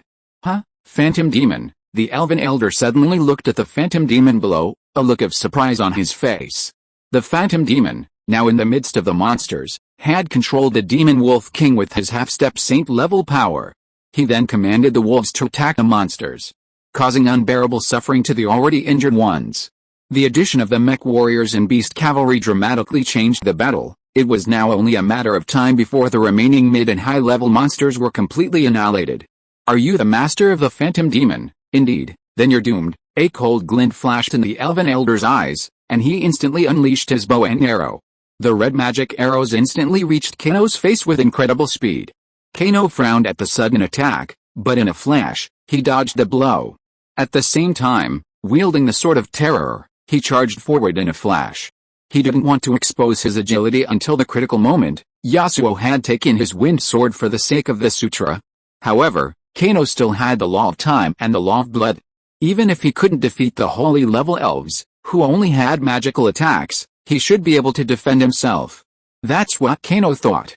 Seeing Kano barely avoid the attack, the elven elder frowned.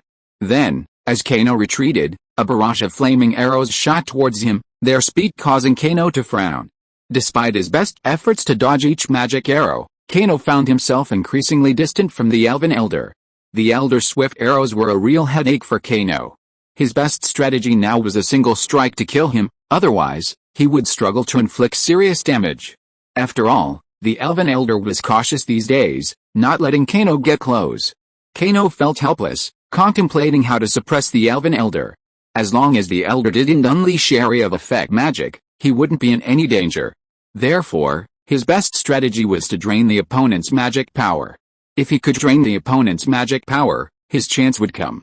Although the opponent was a saint, their magic power wasn't infinite. One magic arrow wouldn't consume much, but what about 10 or 100? Kano doubted that a saint was that powerful. The elves' wood magic was also powerful, but as long as Kano stayed away from the trees below, he would be safe. Furthermore, Kano wouldn't give her time to unleash powerful magic. Elven Elder, we don't need to be so confrontational. Xufu and I are friends, and we can work together.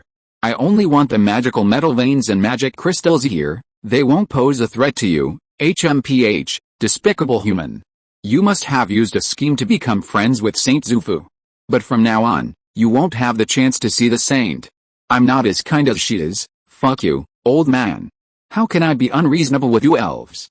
It seems like you were the first to come knocking on my door, and you're telling me how wronged you are. A strange glint flashed in Kano's eyes, and he sarcastically sneered. The elven elder, naturally enraged by his words, immediately launched a barrage of flaming arrows. Facing this barrage of flaming arrows, Kano remained calm. His initial intention was to provoke the elven elder, but he hadn't expected him to be so easily angered. A barrage of flaming arrows would surely consume a considerable amount of mana, saving him a lot of time. If it continues to drag on, whether Jinbei returns with Yasuo and the zombie lord, or Kenolu returns, they will be enough to deal with the elf elder in front of him. At this moment, he is relatively strong in defense but lacks in attack. Chapter 222, Death Battle 2. Boy, you're so stupid for trying to provoke me and drain my magic. But I've lived for hundreds of years, and my wisdom is beyond your imagination. The elven elder looked at Kano with disdain and said sarcastically. Kano was stunned by her words, then roared, "You old, ugly, short spinster, you're hundreds of years old, so what are you bragging about? If you're brave, let's fight with bare hands. I'll beat you so hard your mother won't recognize you." Kano's words were meant to irritate the elven elder, but they certainly infuriated him. To an elf, old, ugly, short spinster was the most wicked insult in the world. It was almost impossible for the elven elder not to explode. The elven elder trembled all over, her face pale with anger. She had never been insulted like this in her life. "You deserve to die." The elven elder was furious, sheathing her magic bow and then, without thinking, drawing a delicate magic wand, swung it at Kano. The next moment, accompanied by a sharp cry, a mid-level firebird, several feet in size, was unleashed. Immediately, it charged directly towards Kano. Kano wasn't afraid of a single mid-level firebird, but his expression quickly darkened. The elven elder waved his wand continuously, sending one mid-level firebird after another flying towards Kano. Instant intermediate firebird, Kano's face darkened, but he quickly retreated. His agility allowed him to dodge spells, but it depended on the type of spell. Intermediate firebirds had a wide attack range, and with so many of them at the moment, charging rashly would surely result in death or injury. "Old maid, have you ever seen a man?" "No, a male elf." Kano smiled smugly, while the elven elder was furious. He continued charging towards Kano, hurling spell after spell at him. Looking at the sky full of firebirds, Kano felt a pang of fear. Although he didn't possess the power of mid-level magic, being attacked by a group of them seemed like a disastrous prospect. "Have you ever seen a male elf?" This was the most unbearable statement for the proud elven elder. Trembling all over, she recklessly cast one firebird spell after another. "Old maid, you're not attracted to me, are you? If you catch up with me, I'll give you a kiss, or I'll take a loss and kiss you. Where should I kiss you? Let me think." Kano stared at the elven elder with a lustful look, causing the elven elder to tremble and, unable to suppress her anger, continued to cast firebird spells. Her instantaneous firebird spells were a true mastery, likely requiring considerable practice. Furthermore, With saint-level strength and the natural talent of the elves, instantaneous intermediate-level magic was no small feat. However, she failed to realize that even with her saint-level magic, she couldn't sustain much intermediate-level magic. Kano, though constantly dodging and groaning, remained unscathed. "Grandma, your magic is so powerful. It burned me, my dick is red, shameless. Die." This time, the elven elder was truly enraged, chanting a spell rapidly, as if preparing to unleash a high-level spell. Seeing this, Kano's face was overjoyed. Such an opportunity was simply too good to pass up. His figure flashed, and he rushed towards the elven elder at top speed. The elven elder's eyes flashed with disdain, seemingly unconcerned with Kano's attack. When the two were only 10 feet apart, the elven elder's spell abruptly ceased, and a flaming sword condensed in midair, locking onto Kano and slashing down. The elven elder seemed incredibly confident in this attack, staring at Kano as if he were dead. However, what she didn't expect was that, under the pressure of her saint rank, he suddenly accelerated and miraculously dodged the attack. Kano appeared before the elven elder, a sneer curling his lips. Then, a burst of soul-igniting fire shot out, striking the elven elder. The sudden turn of events stunned the elven elder, a look of disbelief on her face. Then, a flaming shield instantly erupted from her body, attempting to block Kaner's burning soul fire. However, Kaner's burning soul fire dodged the attack, circling behind the elven elder and striking him instantly. Just as Kaner was feeling elated, the elven elder suddenly vanished from the scene, then cast a firebird spell, completely enveloping Kaner. "Ah!" A painful cry echoed from the elven elder, who sneered. The next moment, her pupils constricted, and Kaner appeared before her. "Go to hell." Kaner, now battered and bruised, was healing at a visible rate. A look of triumph crossed his face, his fists suffused with burning soul fire, and he struck the elven elder. The elven elder's shield was not ineffective, but it was no match for the burning soul fire, which enveloped him the moment it struck. "You think you can defeat me with this little flame power? Don't forget I'm a saint. We elves are nature's darlings." The elven elder smiled strangely, and then the vines on his body suddenly came to life. Then, with a flash, they pierced directly through Kano's chest, instantly dispelling the spiritual fire on his body. Kano stared at the vines on his chest, his eyes filled with disbelief. Then, his life force slowly faded, and he looked like he was about to die. "Boy, I've lived for hundreds of years and have seen everything. How could you fool me with your little tricks? Since you enjoy acting so much, I'll play along. A mere mid-level mage wants to make an enemy of our elves? You're really overestimating yourself. That girl Zufu is truly a fool. How could she have made friends with you? When she comes back, I'll definitely give her a good lecture. You don't stand a chance." But at that moment, Kano suddenly opened his eyes. In a flash, he appeared before the elven elder. The laser rifle in his hand fired instantly, striking the elven elder. Even though the elven elder was a saint, the elves relied primarily on magic, and their physical bodies were not strong. At least the laser rifle was enough to threaten him. Seeing the laser rifle, the elven elder's expression changed drastically. She had previously witnessed its power. Even if he could block it with his body, he would probably be seriously injured. Kano chose the laser rifle because of its high speed, so fast that even a saint would be unable to react. "Damn it," the elven elder groaned, clutching his chest with one hand. A trickle of blood oozed from the wound, only making him even more furious. Kano smiled, and with a casual wave of his hand, 20 giant mech warriors appeared around him, their laser cannons flashing and instantly unleashing their attack. "Damn it," the elven elder's face darkened. He hadn't expected Kano to pull this trick. His expression darkened to the extreme. Then, the necklace around his neck flashed white, and he vanished. Teleport. Kano's lips curled, his heart etched with gloom. He had prepared everything, waiting for this fatal blow. He hadn't expected the elven elder to possess a treasure that could instantly teleport him away. By then, the original monsters had been mostly slain, and the addition of 20 giant mech warriors swiftly resolved the situation. Once all the monsters were eliminated, Kano's face darkened. Although he had claimed complete preparations, his losses were still heavy. All the small mech frigates were destroyed, all the small reconnaissance aircraft were destroyed, 4,000 mech warriors were lost, and nearly 5,000 beast cavalry were lost. The bombs, prepared for so long, were all consumed in a flash. The others were almost as depleted. And all this was because of that damned elven elder. If it weren't for him, there wouldn't be so much trouble. Kano looked at the wounds on his body.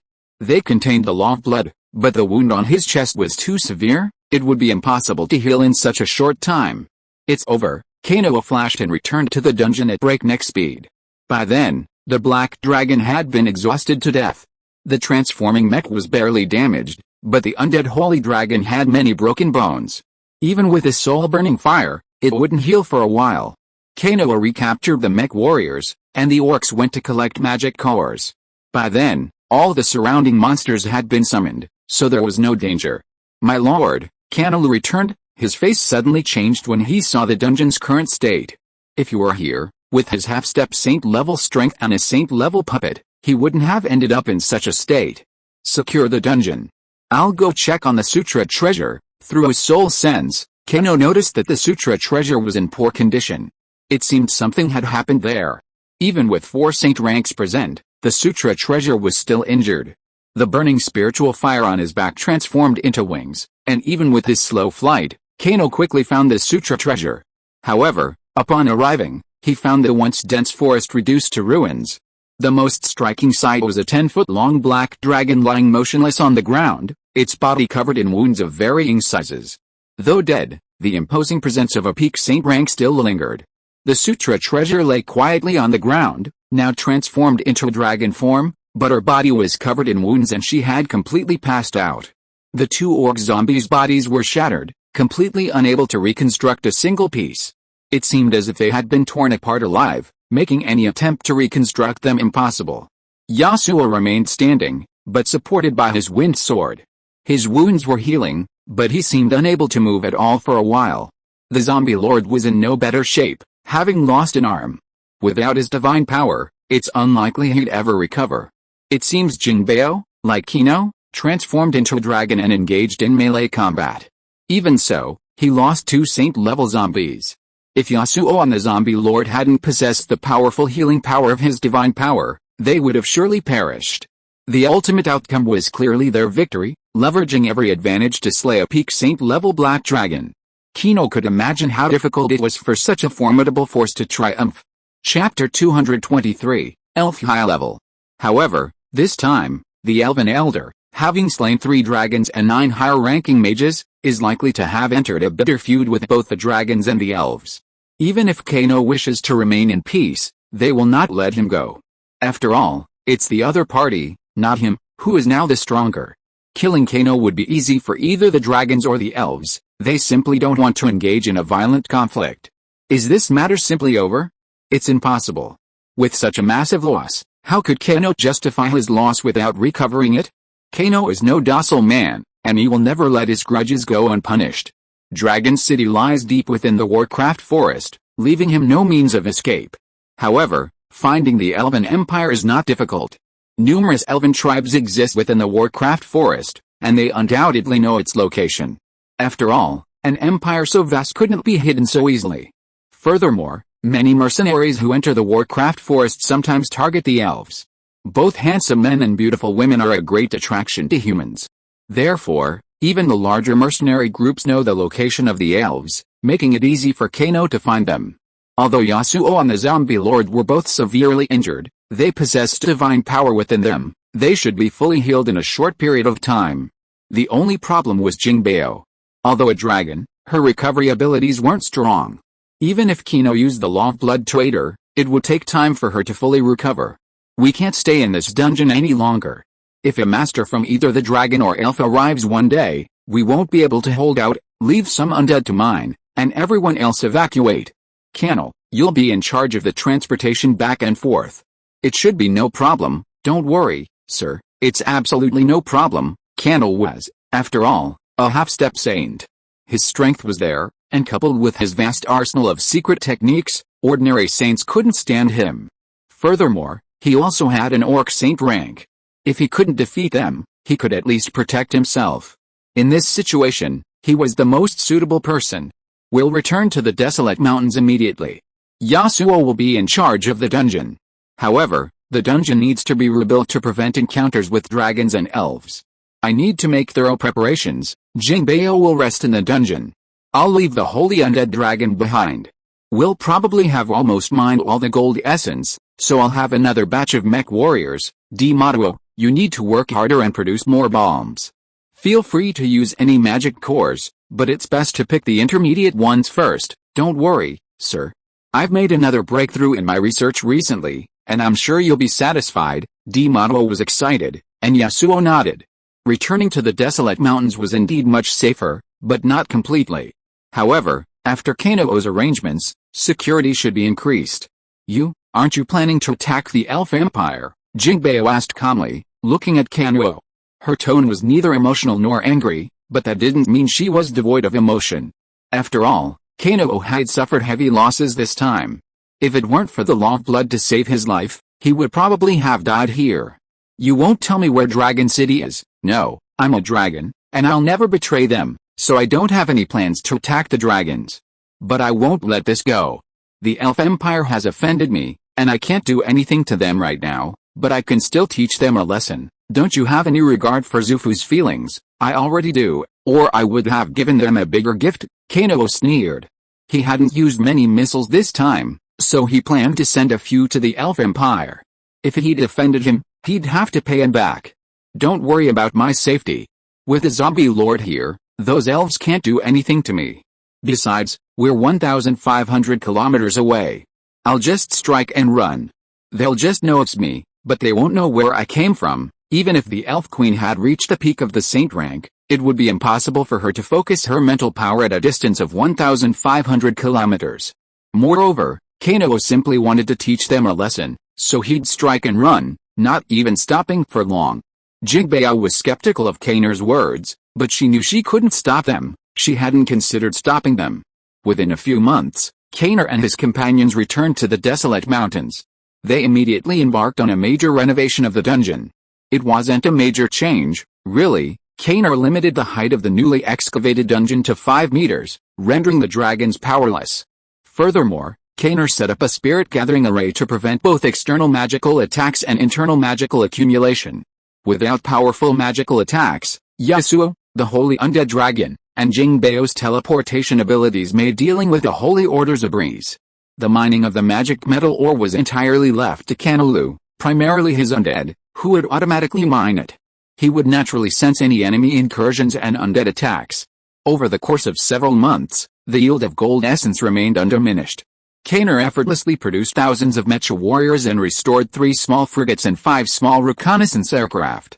After all, while the attacks of the elves and dragons were powerful, they couldn't completely destroy the magic metal. Kano took it, remelted it, and quickly forged it anew. Despite the reduced numbers, Kano remained unfazed. Whether it was the transform mech, the small frigate, or the zombie lord, they were all his trump cards, and he wouldn't use them unless necessary. The elves might have known Kano was difficult to deal with, but they never imagined he had so many. A sudden surprise attack from Kano would surely have inflicted heavy damage. The Elven Elders returned with news that shocked the entire Elven Empire. Their attack had failed, with the deaths of 9 Elven high-ranking mages. Soon, word arrived from the dragons. 3 saint-level dragons had perished, one of whom had surprisingly reached the pinnacle of the saint rank. While the fate of the peak-level dragon was unknown, the black and green dragons had accompanied the Elven Elders in attacking Kano, only to be ambushed and annihilated. After losing 3 saint-level dragons in a row, Dragon City naturally refused to let this go. They claimed to have dispatched dragons to investigate the situation. After all, they were at the peak of the saint level, so even if they couldn't defeat them, escaping should be no problem. Especially since 2 junior saint-level dragons had been killed in the attack on Kano. Would anyone believe that? Kano was only a mid-level mage. How could he possibly have killed 2 saint-level dragons? While the bomb was powerful, that wasn't the main reason. Queen Mother, you're attacking Kano, the recently returned elf Saint Zufu shouted angrily at the elf queen. This naturally puzzled the saint-level elders present. That Kano said he seemed to know Saint Zufu. Zufu, were you deceived by that despicable human? The elf elder asked doubtfully. For a saint level being defeated by a mid-level mage was an absolute humiliation. If it weren't for the teleportation pendant, she would likely have been killed. I do know him, but he has many secrets I don't know. He seems to be collaborating with the Dark Council and often plotting against the Angels of Light. Elder, you attacked him, did you injure him? Why not kill him? The elf queen suddenly spoke, and the others looked over intently. After all, a saint taking on a mid-level mage would be a near certainty. And Xufu seemed to know something. This was naturally a way to understand Kano. Otherwise, the next time they encountered Kano, they wouldn't have a good plan. Queen Mother, although Kano lacks a saint rank, I don't believe 1 or 2 saint ranks can kill him. Furthermore, your actions have already angered Kano, and he won't give up. Though our elven empire is powerful, Kano is only in his 20s. His future is limitless. If we can't utterly destroy him, we can only offer him a friendly gesture. No. Absolutely not. He's just a mere human, a mid-level mage at that. Whether he can reach the saint rank is uncertain. How can he possibly deserve our elf's friendly gesture? Xufu had barely finished speaking when an elder objected. The pride of the elves prevented them from condescending to anyone. However, the elven queen and the elven elders who had attacked Kano had gloomy expressions. The elven elders, in particular, were extremely wary of Kano. If Kano reached the saint rank, the consequences would be unacceptable to the elves. In this attack, our elves used a total of more than 100,000 magical beasts, 1 saint-level elder, 2 saint-level dragons, and 9 high-level magicians of the elves, but in the end, we didn't see a single saint level on the other side. 2 saint-level dragons died, 9 high-level magician elders were lost, and more than 100,000 magical beasts were all buried. Doesn't such a result explain the problem? The only question that needs to be determined now is whether we can kill Kano. I have fought with him, and I have the most say. Although I don't want to admit it, that Kano is indeed very weird. I am not sure I can kill him, and I don't recommend continuing to offend him. Oh, a saint level actually bowed to a mid-level magician. You are not worthy of being the great elder of the elves. Then from today on, I will resign from the position of the elder of the elves and go into seclusion to practice. Don't look for me unless there is something special. Faced with a rebuttal of others, the elf elder who attacked Kano was full of helplessness. Kano was the weirdest person she had ever met, and she now regretted rashly making an enemy of Kano. What about you, Xufu? Do you want to enter the holy land of the elves to practice as well, Queen? Please consider the entire elf race, but the elves don't need to linger on. The elf queen's words had already given a clear answer, and Xufu's eyes suddenly dimmed. She really didn't want to be an enemy of Kano, because she had seen the power of those artillery. But the people of the elves believed in magic. They didn't care about artillery at all. If you are listening to this novel on a channel other than Fanfic World, it means it was downloaded and re-uploaded without effort. We warmly invite you to visit our channel, Fanfic World. There you will find the original version of this story and many other novels of various genres. We look forward to seeing you dive into a world of incredible novels. Chapter 224, Goodbye Druid. Ultimately, the Elven Queen dispatched 2 saints, bearing scrolls of forbidden magic, to confront Kano. They were repeatedly warned to be extremely cautious, lest they fall into Kano's trap. Even without Kano's warnings, their experience with the 2 dragons had already made them extremely cautious. After all, their strength was no match for the dragons, and they still valued their lives. Just as the 2 saint-level elven elders were departing the elven empire, Kano also left the dungeon. Uncertain of Kano's destination, he naturally missed the 2 elven elders. Even if Kano knew about these 2 saint-level elven elders, he wouldn't have taken them seriously. With Yasuo, Kano, and the Sutra treasure, the saint-level orcs could easily handle the 2 saints.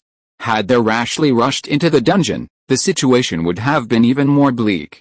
The spirit-gathering array significantly reduced the power of magic within. Even if the saint-level orcs employed forbidden magic, they were fortunate to be able to unleash the power of advanced magic. After all, with so many spirit-gathering arrays, the higher the magic level, the more mana absorbed. Even elementary and intermediate magic couldn't even be released. Fighting within these arrays required pure physical exertion. Without magic, there was no shield. The elven bodies were no match for Jingbeo and his men. Furthermore, Kano's primary target was the dragons. The remaining formations were more than enough to annihilate a saint-level dragon. He didn't believe Dragon City would send another peak saint-level dragon. Dragon City couldn't afford any losses. After all, just because Dragon City's purebred dragons reached saint-level upon adulthood didn't mean there were many saint-level dragons. Dragons take time to mature, and their total population was only in the thousands. Combined with their dragon language magic and their exceptional skills in both magic and martial arts, They held the title of the premier race on the continent of gods and demons. In the event of a real conflict, the dragon race's collective strength wouldn't even rival that of an empire. It was only because the dragons generally stayed out of the world's affairs that they maintained the peace. Moreover, the dragon race has a good relationship with the Church of Light and has previously aided humans against demons. Therefore, humans generally don't become enemies of the dragon race unless something unusual happens. Kano entered the monster forest as a warrior, oblivious to his surroundings. The recent deaths of hundreds of thousands of monsters hadn't reduced the monster population in the forest. Instead, they had become more active. Kano had slain hundreds of thousands of monsters, merely taking their magic cores. Some monsters, after devouring the corpses of similarly sized monsters, underwent a certain level of advancement and transformation. As a result, even within the outer reaches of the monster forest, the monsters' strength had increased slightly. The only difference was that their numbers were slightly smaller. With a physical strength comparable to that of a high-level Greek swordsman, Kano naturally cared little for monsters below the saint level. He was wandering around slowly because, firstly, he couldn't locate the Elven Empire, and secondly, he wanted to explore the monster forest to see if he could find any valuable monsters. He wanted to capture a few and study them thoroughly. If any powerful monsters appeared, it would be a good opportunity to strengthen himself. After less than half an hour of wandering the monster forest, Kano encountered a group of mercenaries. There were only about 10 of them, but each one had a ferocious look on their face, glaring at Kano with greed, like a wolf on a sheep. Each of these 10 wore wounds, their expressions fierce and menacing. However, they were all high-level swordsmen, with only 2 great swordsmen, 1 intermediate and 1 junior. Although these men appeared incredibly formidable, seemingly capable of taking on 10, Kano was no match for them. Furthermore, judging by their appearance, they didn't appear to be hunting monsters, they were most likely targeting elves.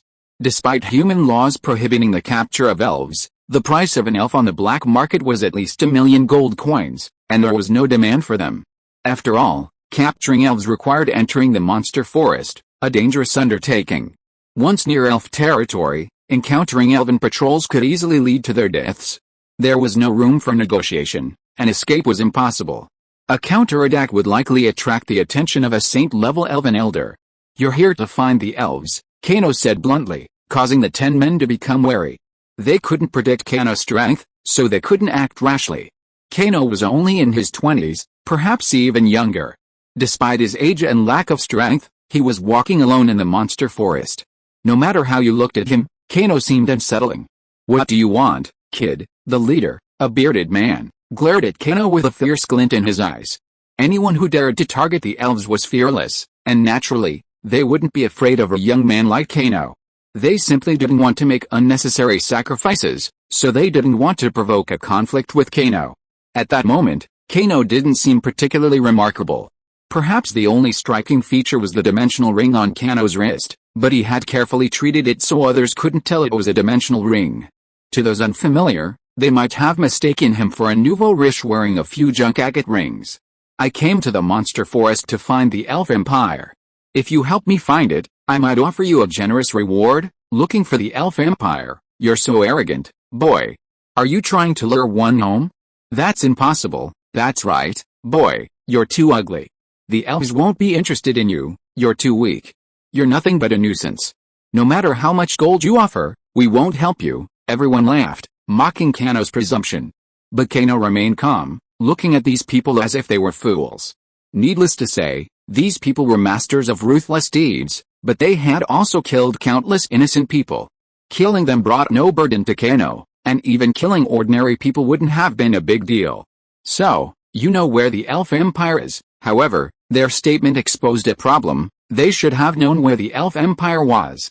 After all, after so many years, and the elf empire couldn't move, it should have been discovered long ago. "I know, many people know. It's not a big deal, but why should I tell you?" I want to know. Is this the reason?" "Is it okay?" Kano said calmly, his lips curled. The men across from him immediately grew cautious. Kano's words didn't sound joking. Although they couldn't tell Kano's strength, they all raised their guard. Their lives were at stake in the gutter. "Boy, do you know what we do?" "I know. You're here to capture elves. Unlike you, I'm here to kill elves." "You're serious, right?" Killing elves? Do you think you're a saint? I'm not, but that doesn't stop me from killing you all. Tell me where the Elven Empire is, or I've worn out my patience. Roar. At that moment, a furious roar suddenly erupted. The overwhelming force startled Kenolite. Not long after, a massive figure burst out from the woods. It was a golden bear, 3 feet tall, with a streak of white hair on its chest. It had reached the 9th level of strength. Looking at Kenolite and his companions, the golden bear's eyes flashed with ferocity, though a hint of hesitation, as if something was amiss. The 10 men, on the other hand, wore a cautious expression. After all, this was a level 9 magical beast. With their strength, it would be a challenge to deal with it. Bears, in particular, were considered quite formidable among magical beasts. But when they saw Kenolite's calm expression, they were immediately filled with doubt and astonishment. They were also puzzled as to why the giant bear hadn't attacked. Long time no see, druid. How did you get that look, Kenolite? You're incredibly lucky to be alive. But what are you doing in the magic forest? Are you looking to cause trouble for the Elf Empire? The druid's voice echoed, a note of doubt and astonishment etched in his voice. After all, Kenolite always appeared with a purpose. Since there hadn't been a large-scale massacre of magical beasts in the magic forest, he must have come for the elves. Especially after the recent battle in the forest, with so many magical beasts lost, and from what he understood, it was the Elf Empire that provoked the conflict, and Kenolite was the one being attacked. I didn't expect you've reached level 9 after all this time. It's a good thing I've run into you. Take me to the Elven Empire. You want to attack the Elven Empire? Don't get me wrong, I'm not attacking them. I just want to teach them a lesson.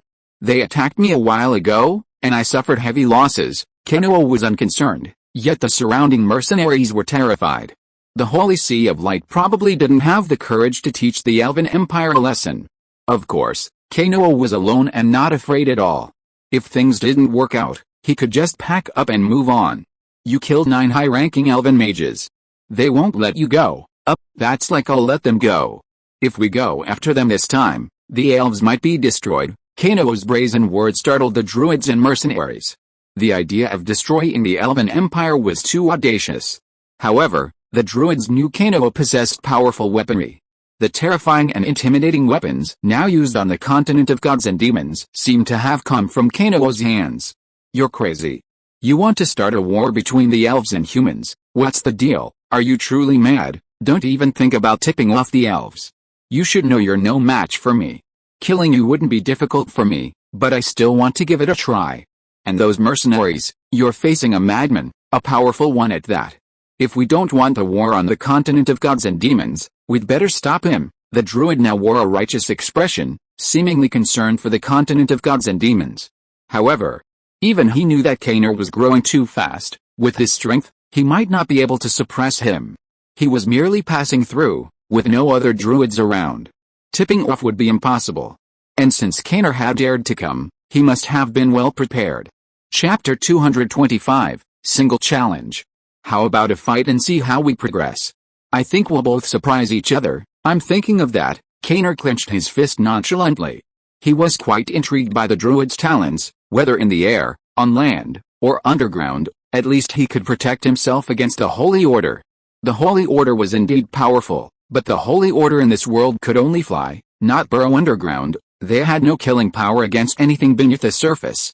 Therefore, the sandsling used in the druid's transfiguration spell was absolutely a weapon of self-preservation.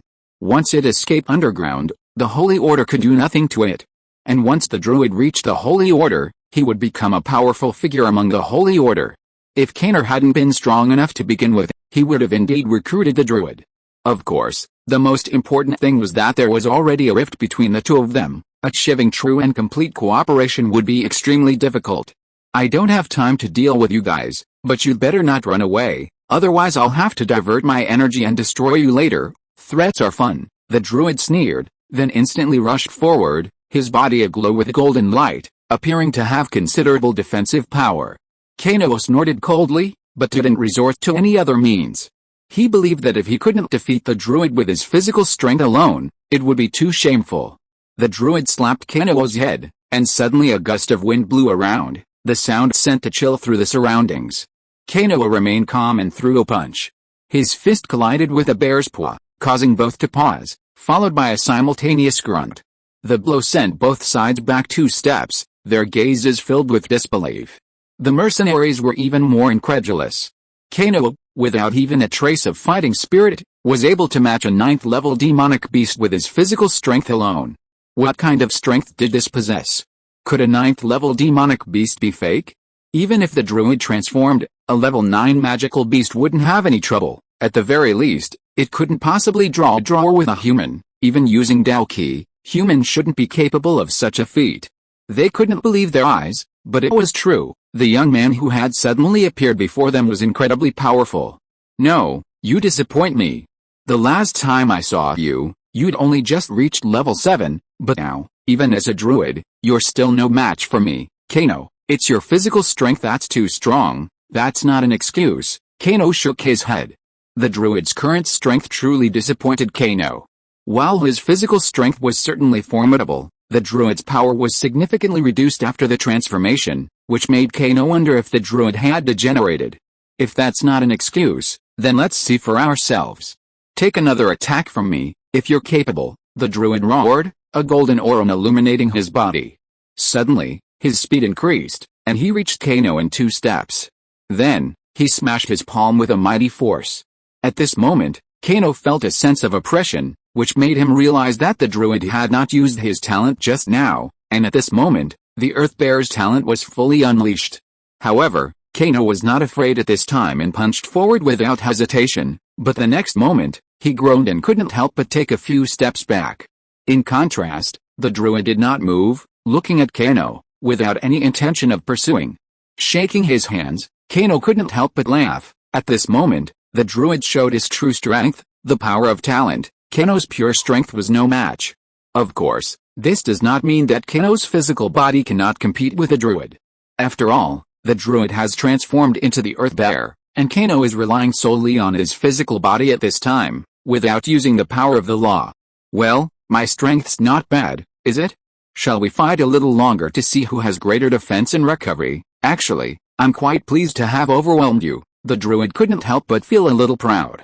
He had never been a match for Keno before. For a druid to be oppressed by a human was unacceptable. Since you're so proud, then let's fight. Keno's lips curled, and a cold glint flashed in his eyes. He instantly appeared before the druid and struck him with a punch. Although the druid, transformed into an Earthbearer, stood 3 feet tall, his movements were quite agile. He spun around and struck Keno in the back. However, Keno showed no concern, allowing the druid to strike him, while his fist also connected with the druid's chest. Roar, Keno groaned, feeling a tightness in his chest, but in a moment, he was back to normal. The Earthbearer's defenses were renowned, but Keno's attack was no joke. A single punch, leveraging the 9 extreme hammer's uncanny ability to continuously strike, sent the druid roaring in fury. There was a brief pause before the clash resumed, Keno dodging and punching repeatedly. The druid roared in fury at Keno's assault. Despite her agility, she couldn't keep up with Keno's speed, and Keno's height certainly held a significant advantage. Roar, damn it! Keno was surprised to see the enraged druid suddenly shrank to a length of 10 feet, her height reduced by a third. Her muscles bulged, a look of immense strength. Now let's see how agile I am, and see if I'm any better than you. The druid's eyes flashed, shaking her head, as if Keno's efforts hadn't inflicted any real damage. Suddenly, Keno's brow furrowed. Seeing the druid and Keno fighting evenly, the 10 mercenaries began to act restless, their eyes constantly glancing around, as if they were about to flee. The druid seemed to notice this, but he blocked the path between Keno and them, naturally wanting to create an opportunity and distract Keno. You're overestimating your abilities, Keno sneered, his spirit light darting out. One of the senior swordsmen suddenly clutched his head, screamed, and fell to his knees, convulsing. This situation was completely unexpected, even the druid's pupils shrank, and then a look of caution appeared. You guys better stop trying to act so shrewdly. Killing you is easy for me. I'm only battling him with my physical strength, not even 1/10 of it. Even if you scatter and flee now, I can still kill you all. Don't challenge me, you don't have the qualifications. Keno boasted about using only 1/10 of his strength, but in reality, he wasn't even using even 1/10 of it. After all, in a real fight, his physical form meant nothing. Mechas, zombie lords, and phantoms were his true strengths. Challenging the druid was merely a test of his strength. If he failed, there was no need to hold back. With only 1/10 of my strength, you look down on me. If that's the case, then I'll show you my strength. The druid roared in anger, then instantly rushed in front of Keno. His eyes were now bloodshot, and his body was surging with a cocky aura. His aura was more than twice as powerful as before.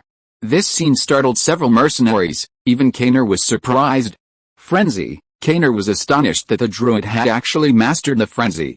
A frenzy of Warcraft doubles its overall strength. What a concept. Once it reaches the saint level, it can easily sweep away anyone of its rank. The frenzy-enhanced druid flashed before Keno and struck him with a punch. This time, both its speed and power far exceeded Keno's expectations. Although the druid's earth-bear form still stood a foot tall, its frenzy had reached a terrifying level. Keno's reaction seemed unusually slow, and he continued to be attacked, his wounds mounting. The druid's attacks lasted for 100 breaths, but Keno didn't even strike back once. With his physical strength, he couldn't withstand the druid's frenzy. As a result, within 100 breaths, Keno was covered in wounds. However, when the druid ceased attacking, Keno remained standing, his expression unfazed, oblivious to his wounds. Yes, very good indeed. I have to admit, I was wrong. With your berserk ability, you're already quite powerful for a level 9 monster, but that's not enough, because physical attacks don't do much damage to me. Keno spoke, his wounds healing at a visible rate. Even broken bones and shattered internal organs were nothing to him. Such an uncanny ability to recover made the druid look grim. Unlike other druids, his transformation focused on power attacks. His full-strength attack had done nothing to Keno, meaning he couldn't hurt him at all. Though he hated to admit it, this was the reality. The druid could only smile wryly. I'm defeated. I originally thought I could catch up to you. Now it seems you're one of the rare, absolutely powerful humans. Your growth is so rapid that I simply can't keep up, but I won't take you to the Elven Empire, not even them. The druid's expression suddenly darkened. He spun around and charged the mercenaries, instantly transforming into golden iron-winged eagle, as if intent on silencing them. After all, only a few knew where the Elven Empire was. Killing them wouldn't guarantee Keno would encounter a second group. He didn't expect Keno to find them, he simply wanted to buy time. In the blink of an eye, the druid had already closed in on 10 mercenaries. His sharp claws swung, leaving them powerless to resist. Even at full blast, they wouldn't be able to withstand a single blow. After all, the strongest among them were only mid-level great sword masters. Even if they resisted, their power wouldn't be significant.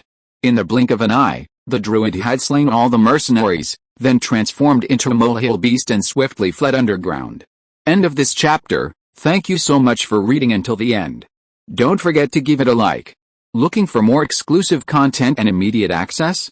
Subscribe to our Patreon. Remember, every like, subscription or donation encourages us to continue. Thank you all. See you in the next video.